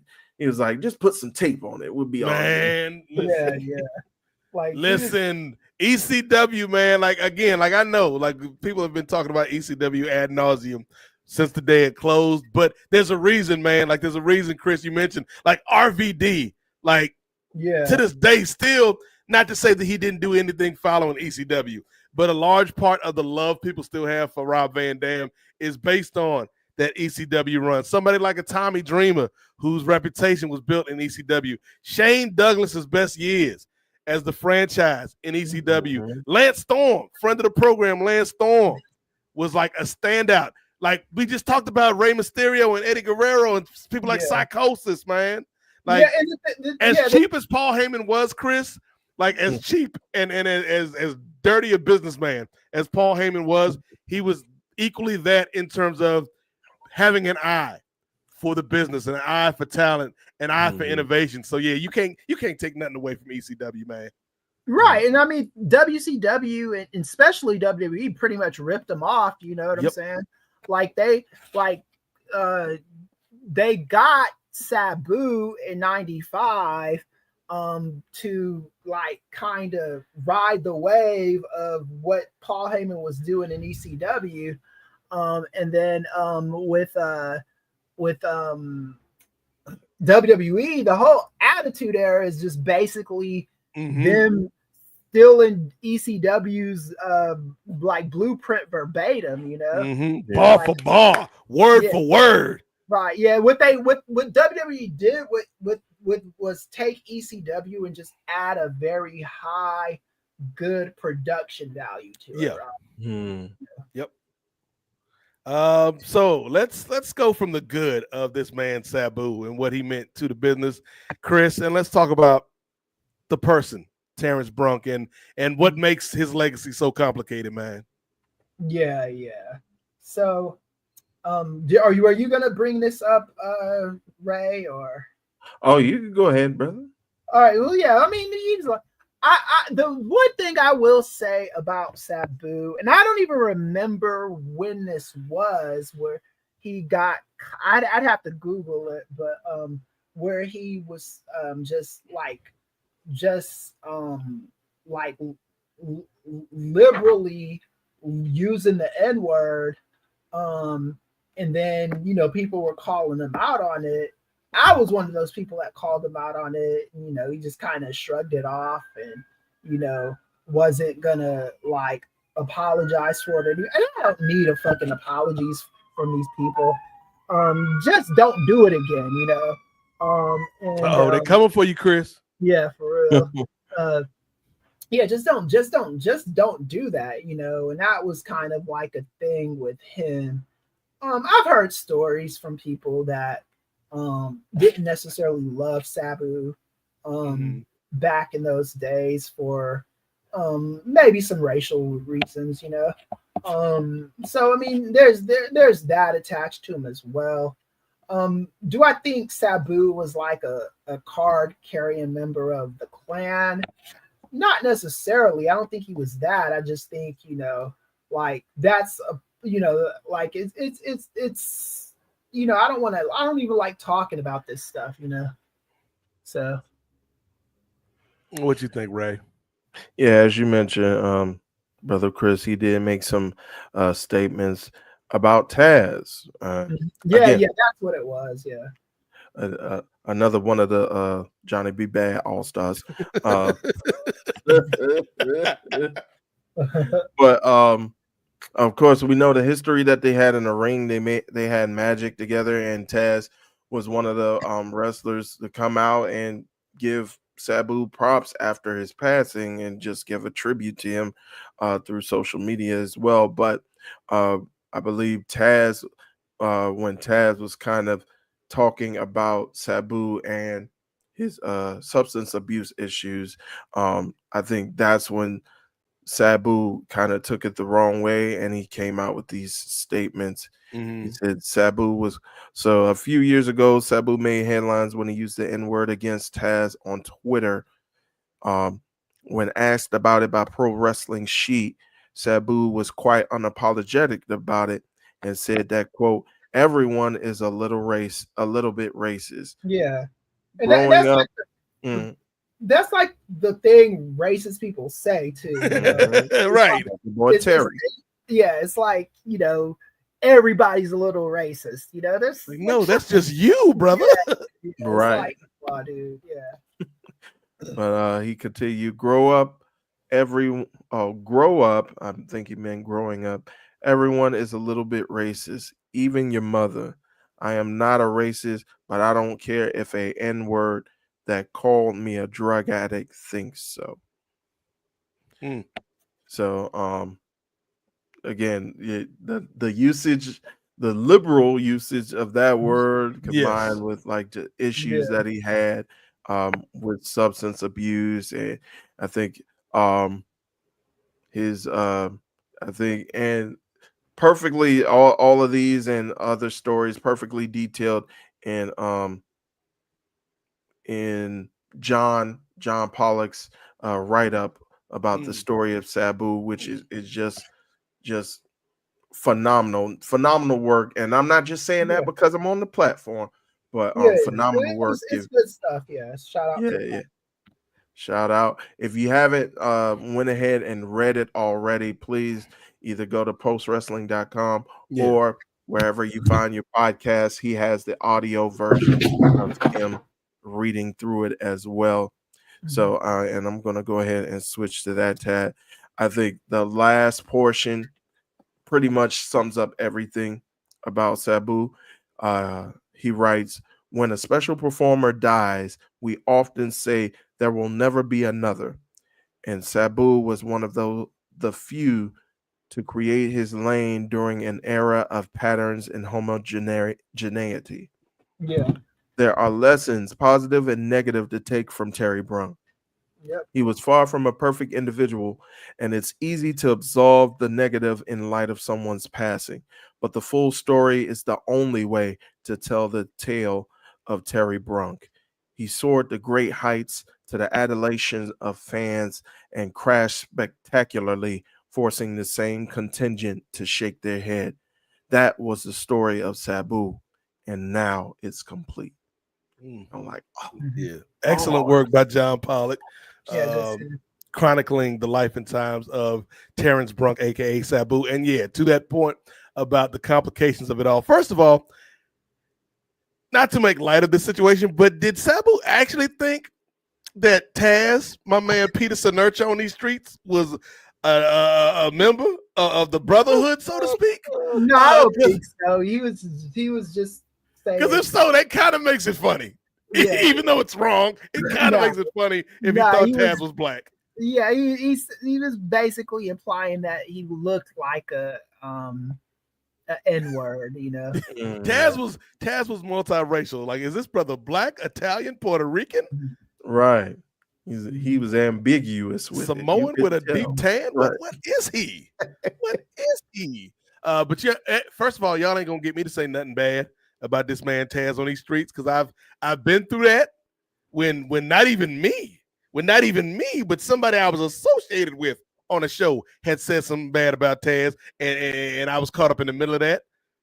If you know, you know. So I ain't gonna say nothing bad about Taz, brother. You good in my book, okay? You good in my book. If somebody is saying something bad about you, Taz, I'm gonna take them to a trip to Yambag City, brother, in your honor, Taz, because you the best, brother. You ain't gonna get me to say nothing bad about Peter Sinercha on these streets, sir, or his son. I love both of y'all, man. Both of y'all can come to the cookout. Yeah. But in terms of Sabu, man, obviously this is terrible behavior, and the fact that it's so unapologetic and unrepentant, man, it's like, come on, brother.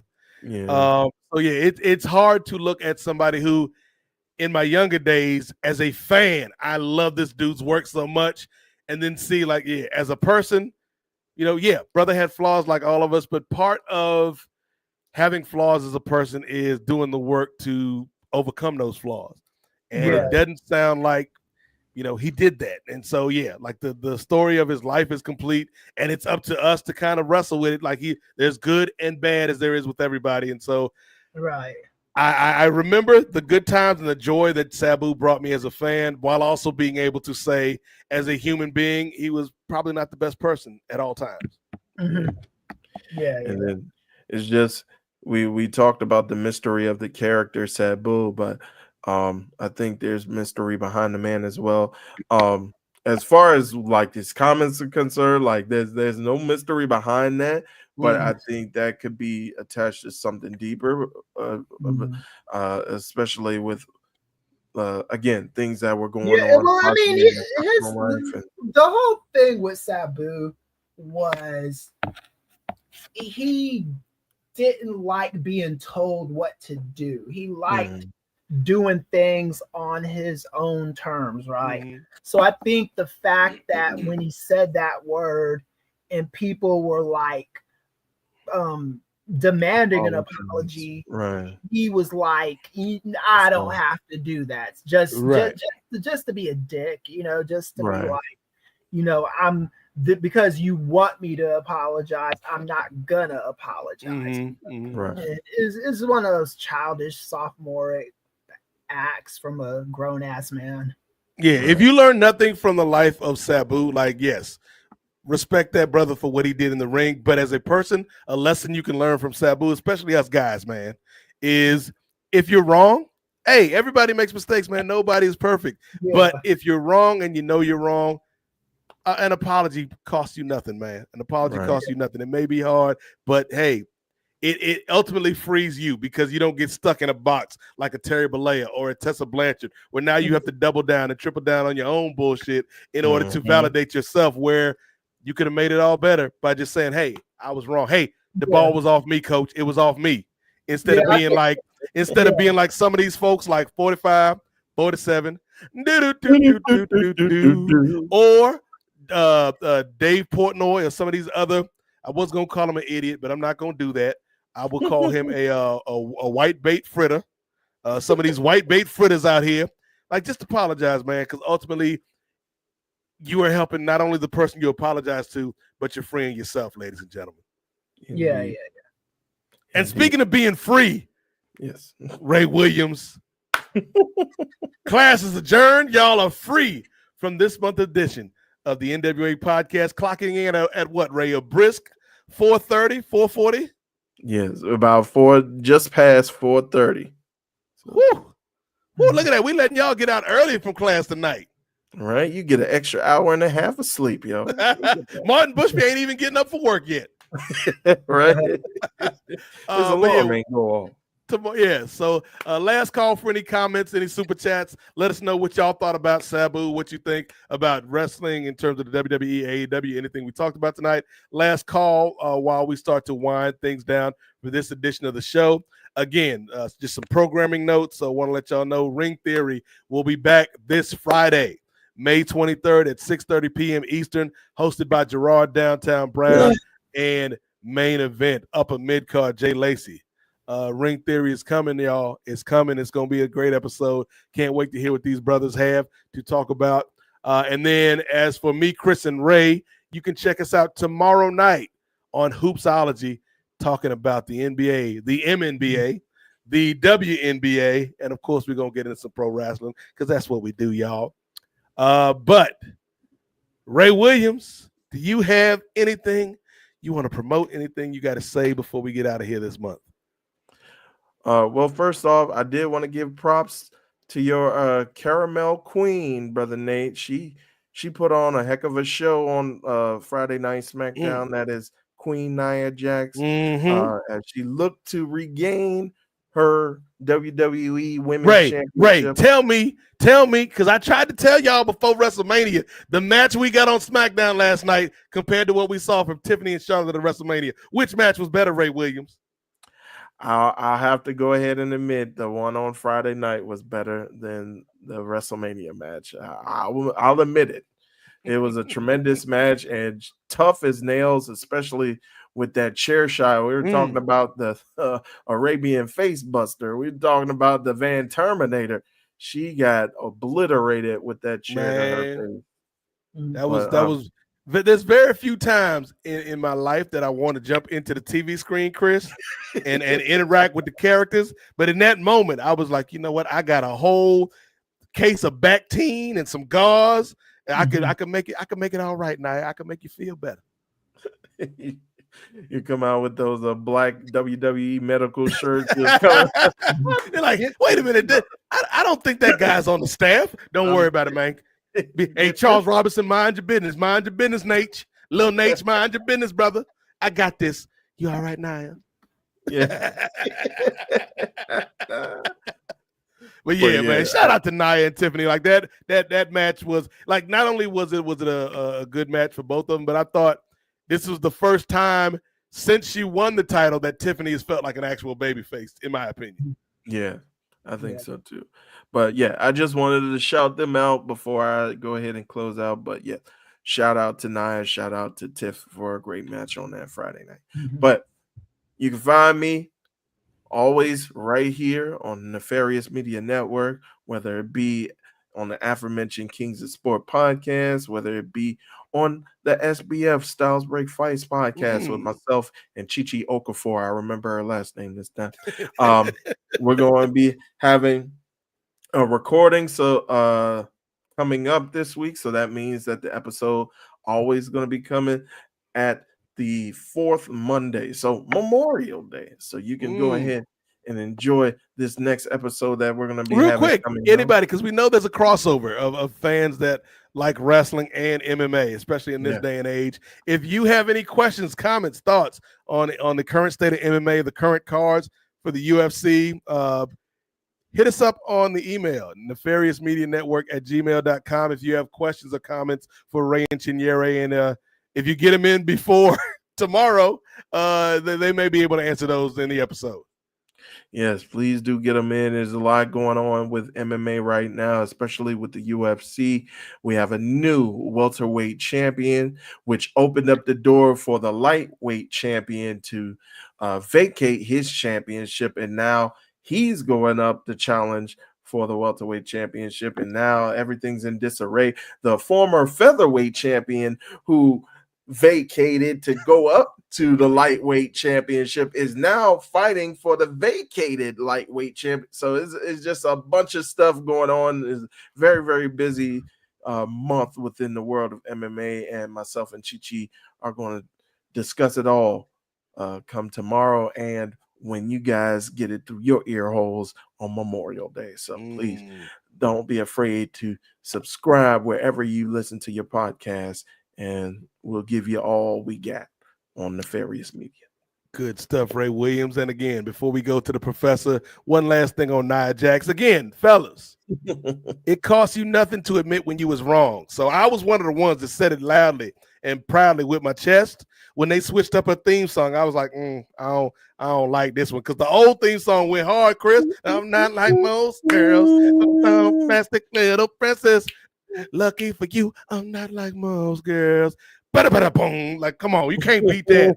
But the more I've been playing this 2K, like I got a little mix with like the little songs they got on the game, but I also picked out like the best theme songs that are in the game. And the more I hear this new Nia Jax theme song, Ray, I'm not mad at it. I'm not mad at it. It grew on me. It grew on me. Same here. Like most girls, I'm making his story. I'm like, you go, queen. I'm not like most girls. Like, oh, come on. Def Rebel, you finally got you one, Def Rebel. You finally got you one, brother. Took a long time, but you finally got one. Everybody gets one. But speaking of everybody getting one, we got to go to this man right here. One, Christopher Ealy, PhD Emeritus. Dr. Kris Ealy, what you got for the people, my man? All right. Well, I'm probably decades away from emeritus, but you know. Anyway, you go you post wrestling emeritus, brother. Right. Yeah. you go follow me on my Substack. Just Google Christopher Ealy. My literary agent wants me to get on my YouTube channel again, so I'm trying to do that. But I'm already doing YouTube. Is Stokely Hathaway your literary agent as well? Nah. So it's just a lot of different stuff going on at the moment. But this summer I'm gonna be able to work a little bit, like use my free time to kind of write a little bit more. So that's cool.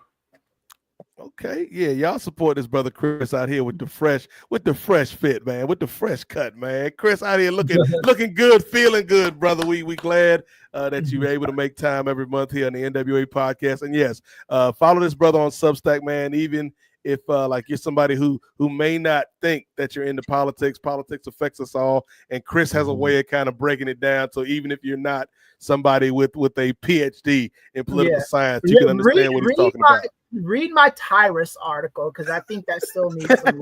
He's still trying to pimp this damn Tyrus article. That got the least amount of reads anything I ever wrote. The Roman got a lot of reads though. Yes, the article I wrote on Roman, but Tyrus, nobody. I guess just no one fucks with that. Yeah, Tyrus ain't hitting in New York, dog. Yeah. I'll read it for you. I'll read it for you. Ray will read it for you. Ray's gonna read the Tyrus episode, the Tyrus article. But yeah, shout out to Chris again. Chris, I don't think Chris ever fully committed, but Chris, you gonna be able to join me, Ray on Hooptology tomorrow, brother? Yeah, I'm not working, and also shout out to the Wolves, the Wolves and the Thunder, Thunder, and then the Knicks and the Pacers. I'm very looking for. I once the Lakers got eliminated, I was kind of like, I don't give a fuck about basketball. When the Lakers, but this is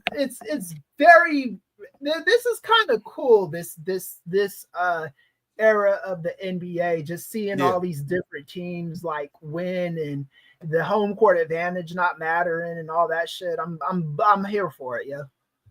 Like it's been a fun postseason, man. Like some teams didn't get as far as I would have liked to, but I think we got a really good Final Four, and any combination of these four teams could conceivably make it to the championship. I'm predicting Knicks and Thunder, but it could easily be Pacers Thunder or Pacers Wolves or Knicks Wolves. Like any combination is easily feasible. So I'm excited for that, but I'm also, Ray, excited for the Nefarious Media Network. Yes, changing the game by any means necessary, brother. 4 months into this new journey, this new network, man, and I'm very pleased and very proud and honored to be working alongside people like Chris and Ray and Chinyere Okafor and Brittany Monet and Jennifer Smith and the good brother Steve Willie, Uptown Gerard Brown, Upper Mid-Card Jay Lacey. I think I made him Uptown Gerard Brown instead of Downtown Gerard Brown. Uptown Gerard Brown is his heel persona when he sells out and goes corporate. Much like Gordon Gekko in that movie Wall Street we referenced earlier. But in terms of what we got coming up in Nefarious, obviously, as Ray mentioned, the next episode of Styles Break Fights will be out on Memorial Day, next Monday. We've got Ring Theory, which is dropping a brand new live episode on Friday, the 23rd. And then soon, I'm putting it out there into existence. Whenever Jennifer Smith, Brittany Monet, and I can align our schedules, we are going to be back with another edition of the Avengers Initiative, our MCU show, where we're going to be talking about finally finishing the back half of Daredevil Born Again, which we really enjoyed, and talking about the Thunderbolts, aka the new Avengers. That's who they really are. Don't let the marketing fool you. So we got to talk about Thunderbolts, man, because I really enjoyed Thunderbolts, except for the post-credit scene, which makes no sense in my eyes. And we'll get into why it makes no sense. And we've got Fantastic Four to talk about, man. Like, we're hyped for the Fantastic Four. And we may even cross universes, Ray, and talk about these Superman trailers we've been seeing. Oh, yeah. James Gunn in the kitchen right now. Jimmy Gunn cooking something up, Chris. We might actually have a Superman movie that makes people feel good and not depressed. Zack Snyder. So yeah, check us out, man. Check us out at the Nefarious Media Network. You got a lot of good people making thoughtful, funny, fun commentary, man. We're thoughtful, we're truthful, and we turn up, man. That's what we're all about with Nefarious. So if you rock with us here at Post with the NWA Podcast, then I would ask you to rock with us at Nefarious. And there's a couple ways you can do that. Number one, a way that costs you nothing is to subscribe to all of our platforms, man. We doing some good numbers on Facebook, doing some good numbers on YouTube. Follow us on those platforms as well as IG and Blue Sky. You can follow us on Twitter if you want, but we ain't really like active on Twitter. We're there, but we ain't active. So follow us on socials. That costs you nothing. You know what else costs you nothing? Sharing the show with your friends. If you like what we're doing, if you're subscribed to all of these channels, share the show with your friends, man. Like, we got some real good stuff up on the YouTube now. In particular, Ray's put up some clips of my thoughts on Deal or No Deal Island, which has been a surprise this year, a show I was really into, and our conversation from the Kings of Sport this past week, where we talked about Bill Belichick and Jordan Hudson, Jordan with 2 O's, but not what you think they are, and how this young lady is robbing the grave while Bill Belichick robs the cradle. It's a fascinating story about power dynamics, football fame, celebrity, and misogyny in America, and we had a good time talking about that. Maybe not the misogyny so much, but everything else we had a good time talking about. And finally, the final way you can support us at Nefarious Media is subscribe to the Patreon. $5, ladies and gentlemen. $5 gets you in the door for less than the cost of a biggie bag, because biggie bags have gone up. They ain't $5 no more. Go to Wendy's right now, Ray, with $5 in your pocket. You ain't gonna be able to get a biggie bag, brother. They're gonna look at you like you got 3 heads, like you need at least $6 and some change for a damn biggie bag nowadays. So $5, less than the cost of a biggie bag. You can get over 300 hours of audio and video content from the Nefarious Media team, and support what we're doing, man, because this is a labor of love, but also we trying to make some financial love on these streets as well, because this is what we'd rather be doing than spending 50, 60 hours at the shoe job, man. We'd rather be having these conversations. We'd rather be, talking to the people, man, telling truth to people instead of trying to lead people astray and being idiots and white tail. What is it, Ray? White tail crimpets? White tail fritters with the hard R, like Dave Portnoy, who is an idiot. I say it again. Dave Portnoy is an idiot out here making monkey noises at these WNBA games. Like, seeing people like that in this space use this space for the wrong reasons, it pisses me off. And so that's what we're trying to counteract with Nefarious, is we bring in some I don't want to say positive, because everything ain't all sunshine and rainbows, Chris, but we bring in optimistic, truthful, factual commentary to the game. And so if that's what y'all looking for in these uncertain times, then look for Nefarious Media, man, because we doing the work out here. We doing the work, ladies and gentlemen. And speaking of doing the work, we done put in the work for 4.5 hours here at Post Wrestling, and it's quitting time, baby. It's time to go. Last thing I will say, fellas, is again, we kind of made a joke of it. Not a joke, but we kind of had a little fun with it at the top of the program for the nephew, the youngest in charge, who is no longer with Post Wrestling, man. We wish that brother the best. It's just been a pleasure, Chris, seeing Andrew grow. during the course of his time with us, not only as a journalist, but also as a young man. And I got all the respect in the world for a young brother. I love the brother, and I'm excited to see his next steps. And again, he's not banned from the NWA podcast. He may be banned from the NWO podcast. I don't know his relationship with Kevin Nash and them. But Andrew will be back on the NWA podcast at some point, Kris, and he's still part of Nefarious. So again, we love you, nephew. We know you're gonna do big things, man. Just keep going. Yes. Yeah, Wish definitely. you all the best, bro. Mm-hmm.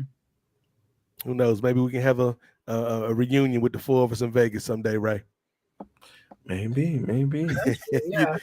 You never know. You never know what can happen out here. But I do know one thing that is about to happen. We getting the hell out of here, ladies and gentlemen. We did it. The May edition of the NWA podcast is in the books. Shout out to everybody that watched live. Shout out to everybody that sent super chats and comments and joined in the conversation. If this is your first time checking out the show, this is what we do every Sunday, man. We just kind of had set up shop and talk about this crazy business that we love, not only as fans, but also as journalists and people that bring perspective and commentary to the game. So if you enjoyed this, we'll be back next month in June for the June edition of the NWA podcast, where I can predict Kris will still not have good things to say about this John Cena heel turn. So get ready. I hope I'm better next month, but we'll see.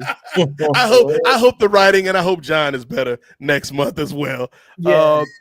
But yeah, shout out to John Pollock and Wai Ting, the proprietors of Post Wrestling, the founders of the Feast, for putting this whole thing together and giving us the platform to have these conversations every month. Shout out to Righteous Reg, our good brother Righteous Reg. Check him and Phil Lindsay out with Grapsody over at the Fightful Network, man. Shout out to Reg for a banger of a theme song.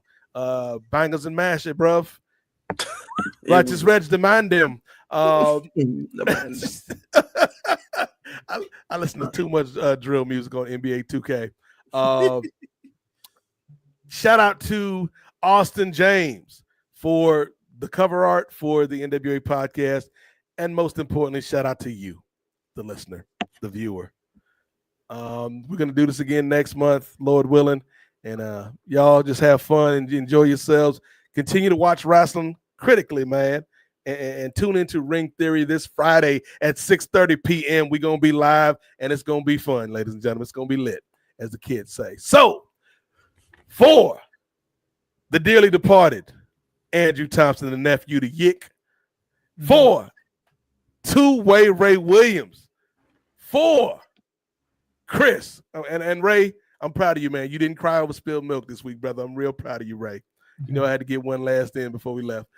For the Professor Kris Ealy, I am the Godfather, Nate Milton. And Ray, real quick, who do we do this show for, Ric Flair? Ric Flair, Nature Boy. Who do we do this show for every month?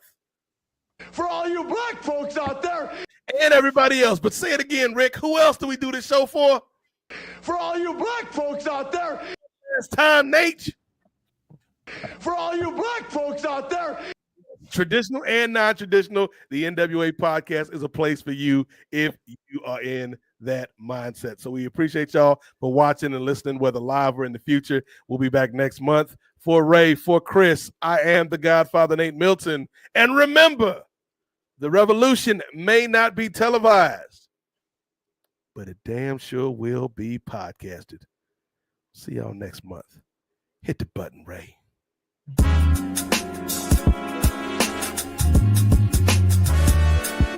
Yo,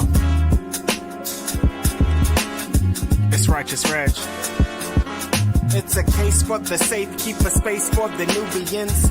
Unfiltered, off kilter, the professor, the Godfather. Post wrestling, the NWA, not keep guessing, The views and expressions, you know the rest. It's pod excellence, get the message. Advocates for Nubian wrestling, you're listening to the best again. Black wrestling in the ring we invested in. Nubian kings and queens we invested in. It's for the culture and we reppin' it. It's for the culture and we reppin' it.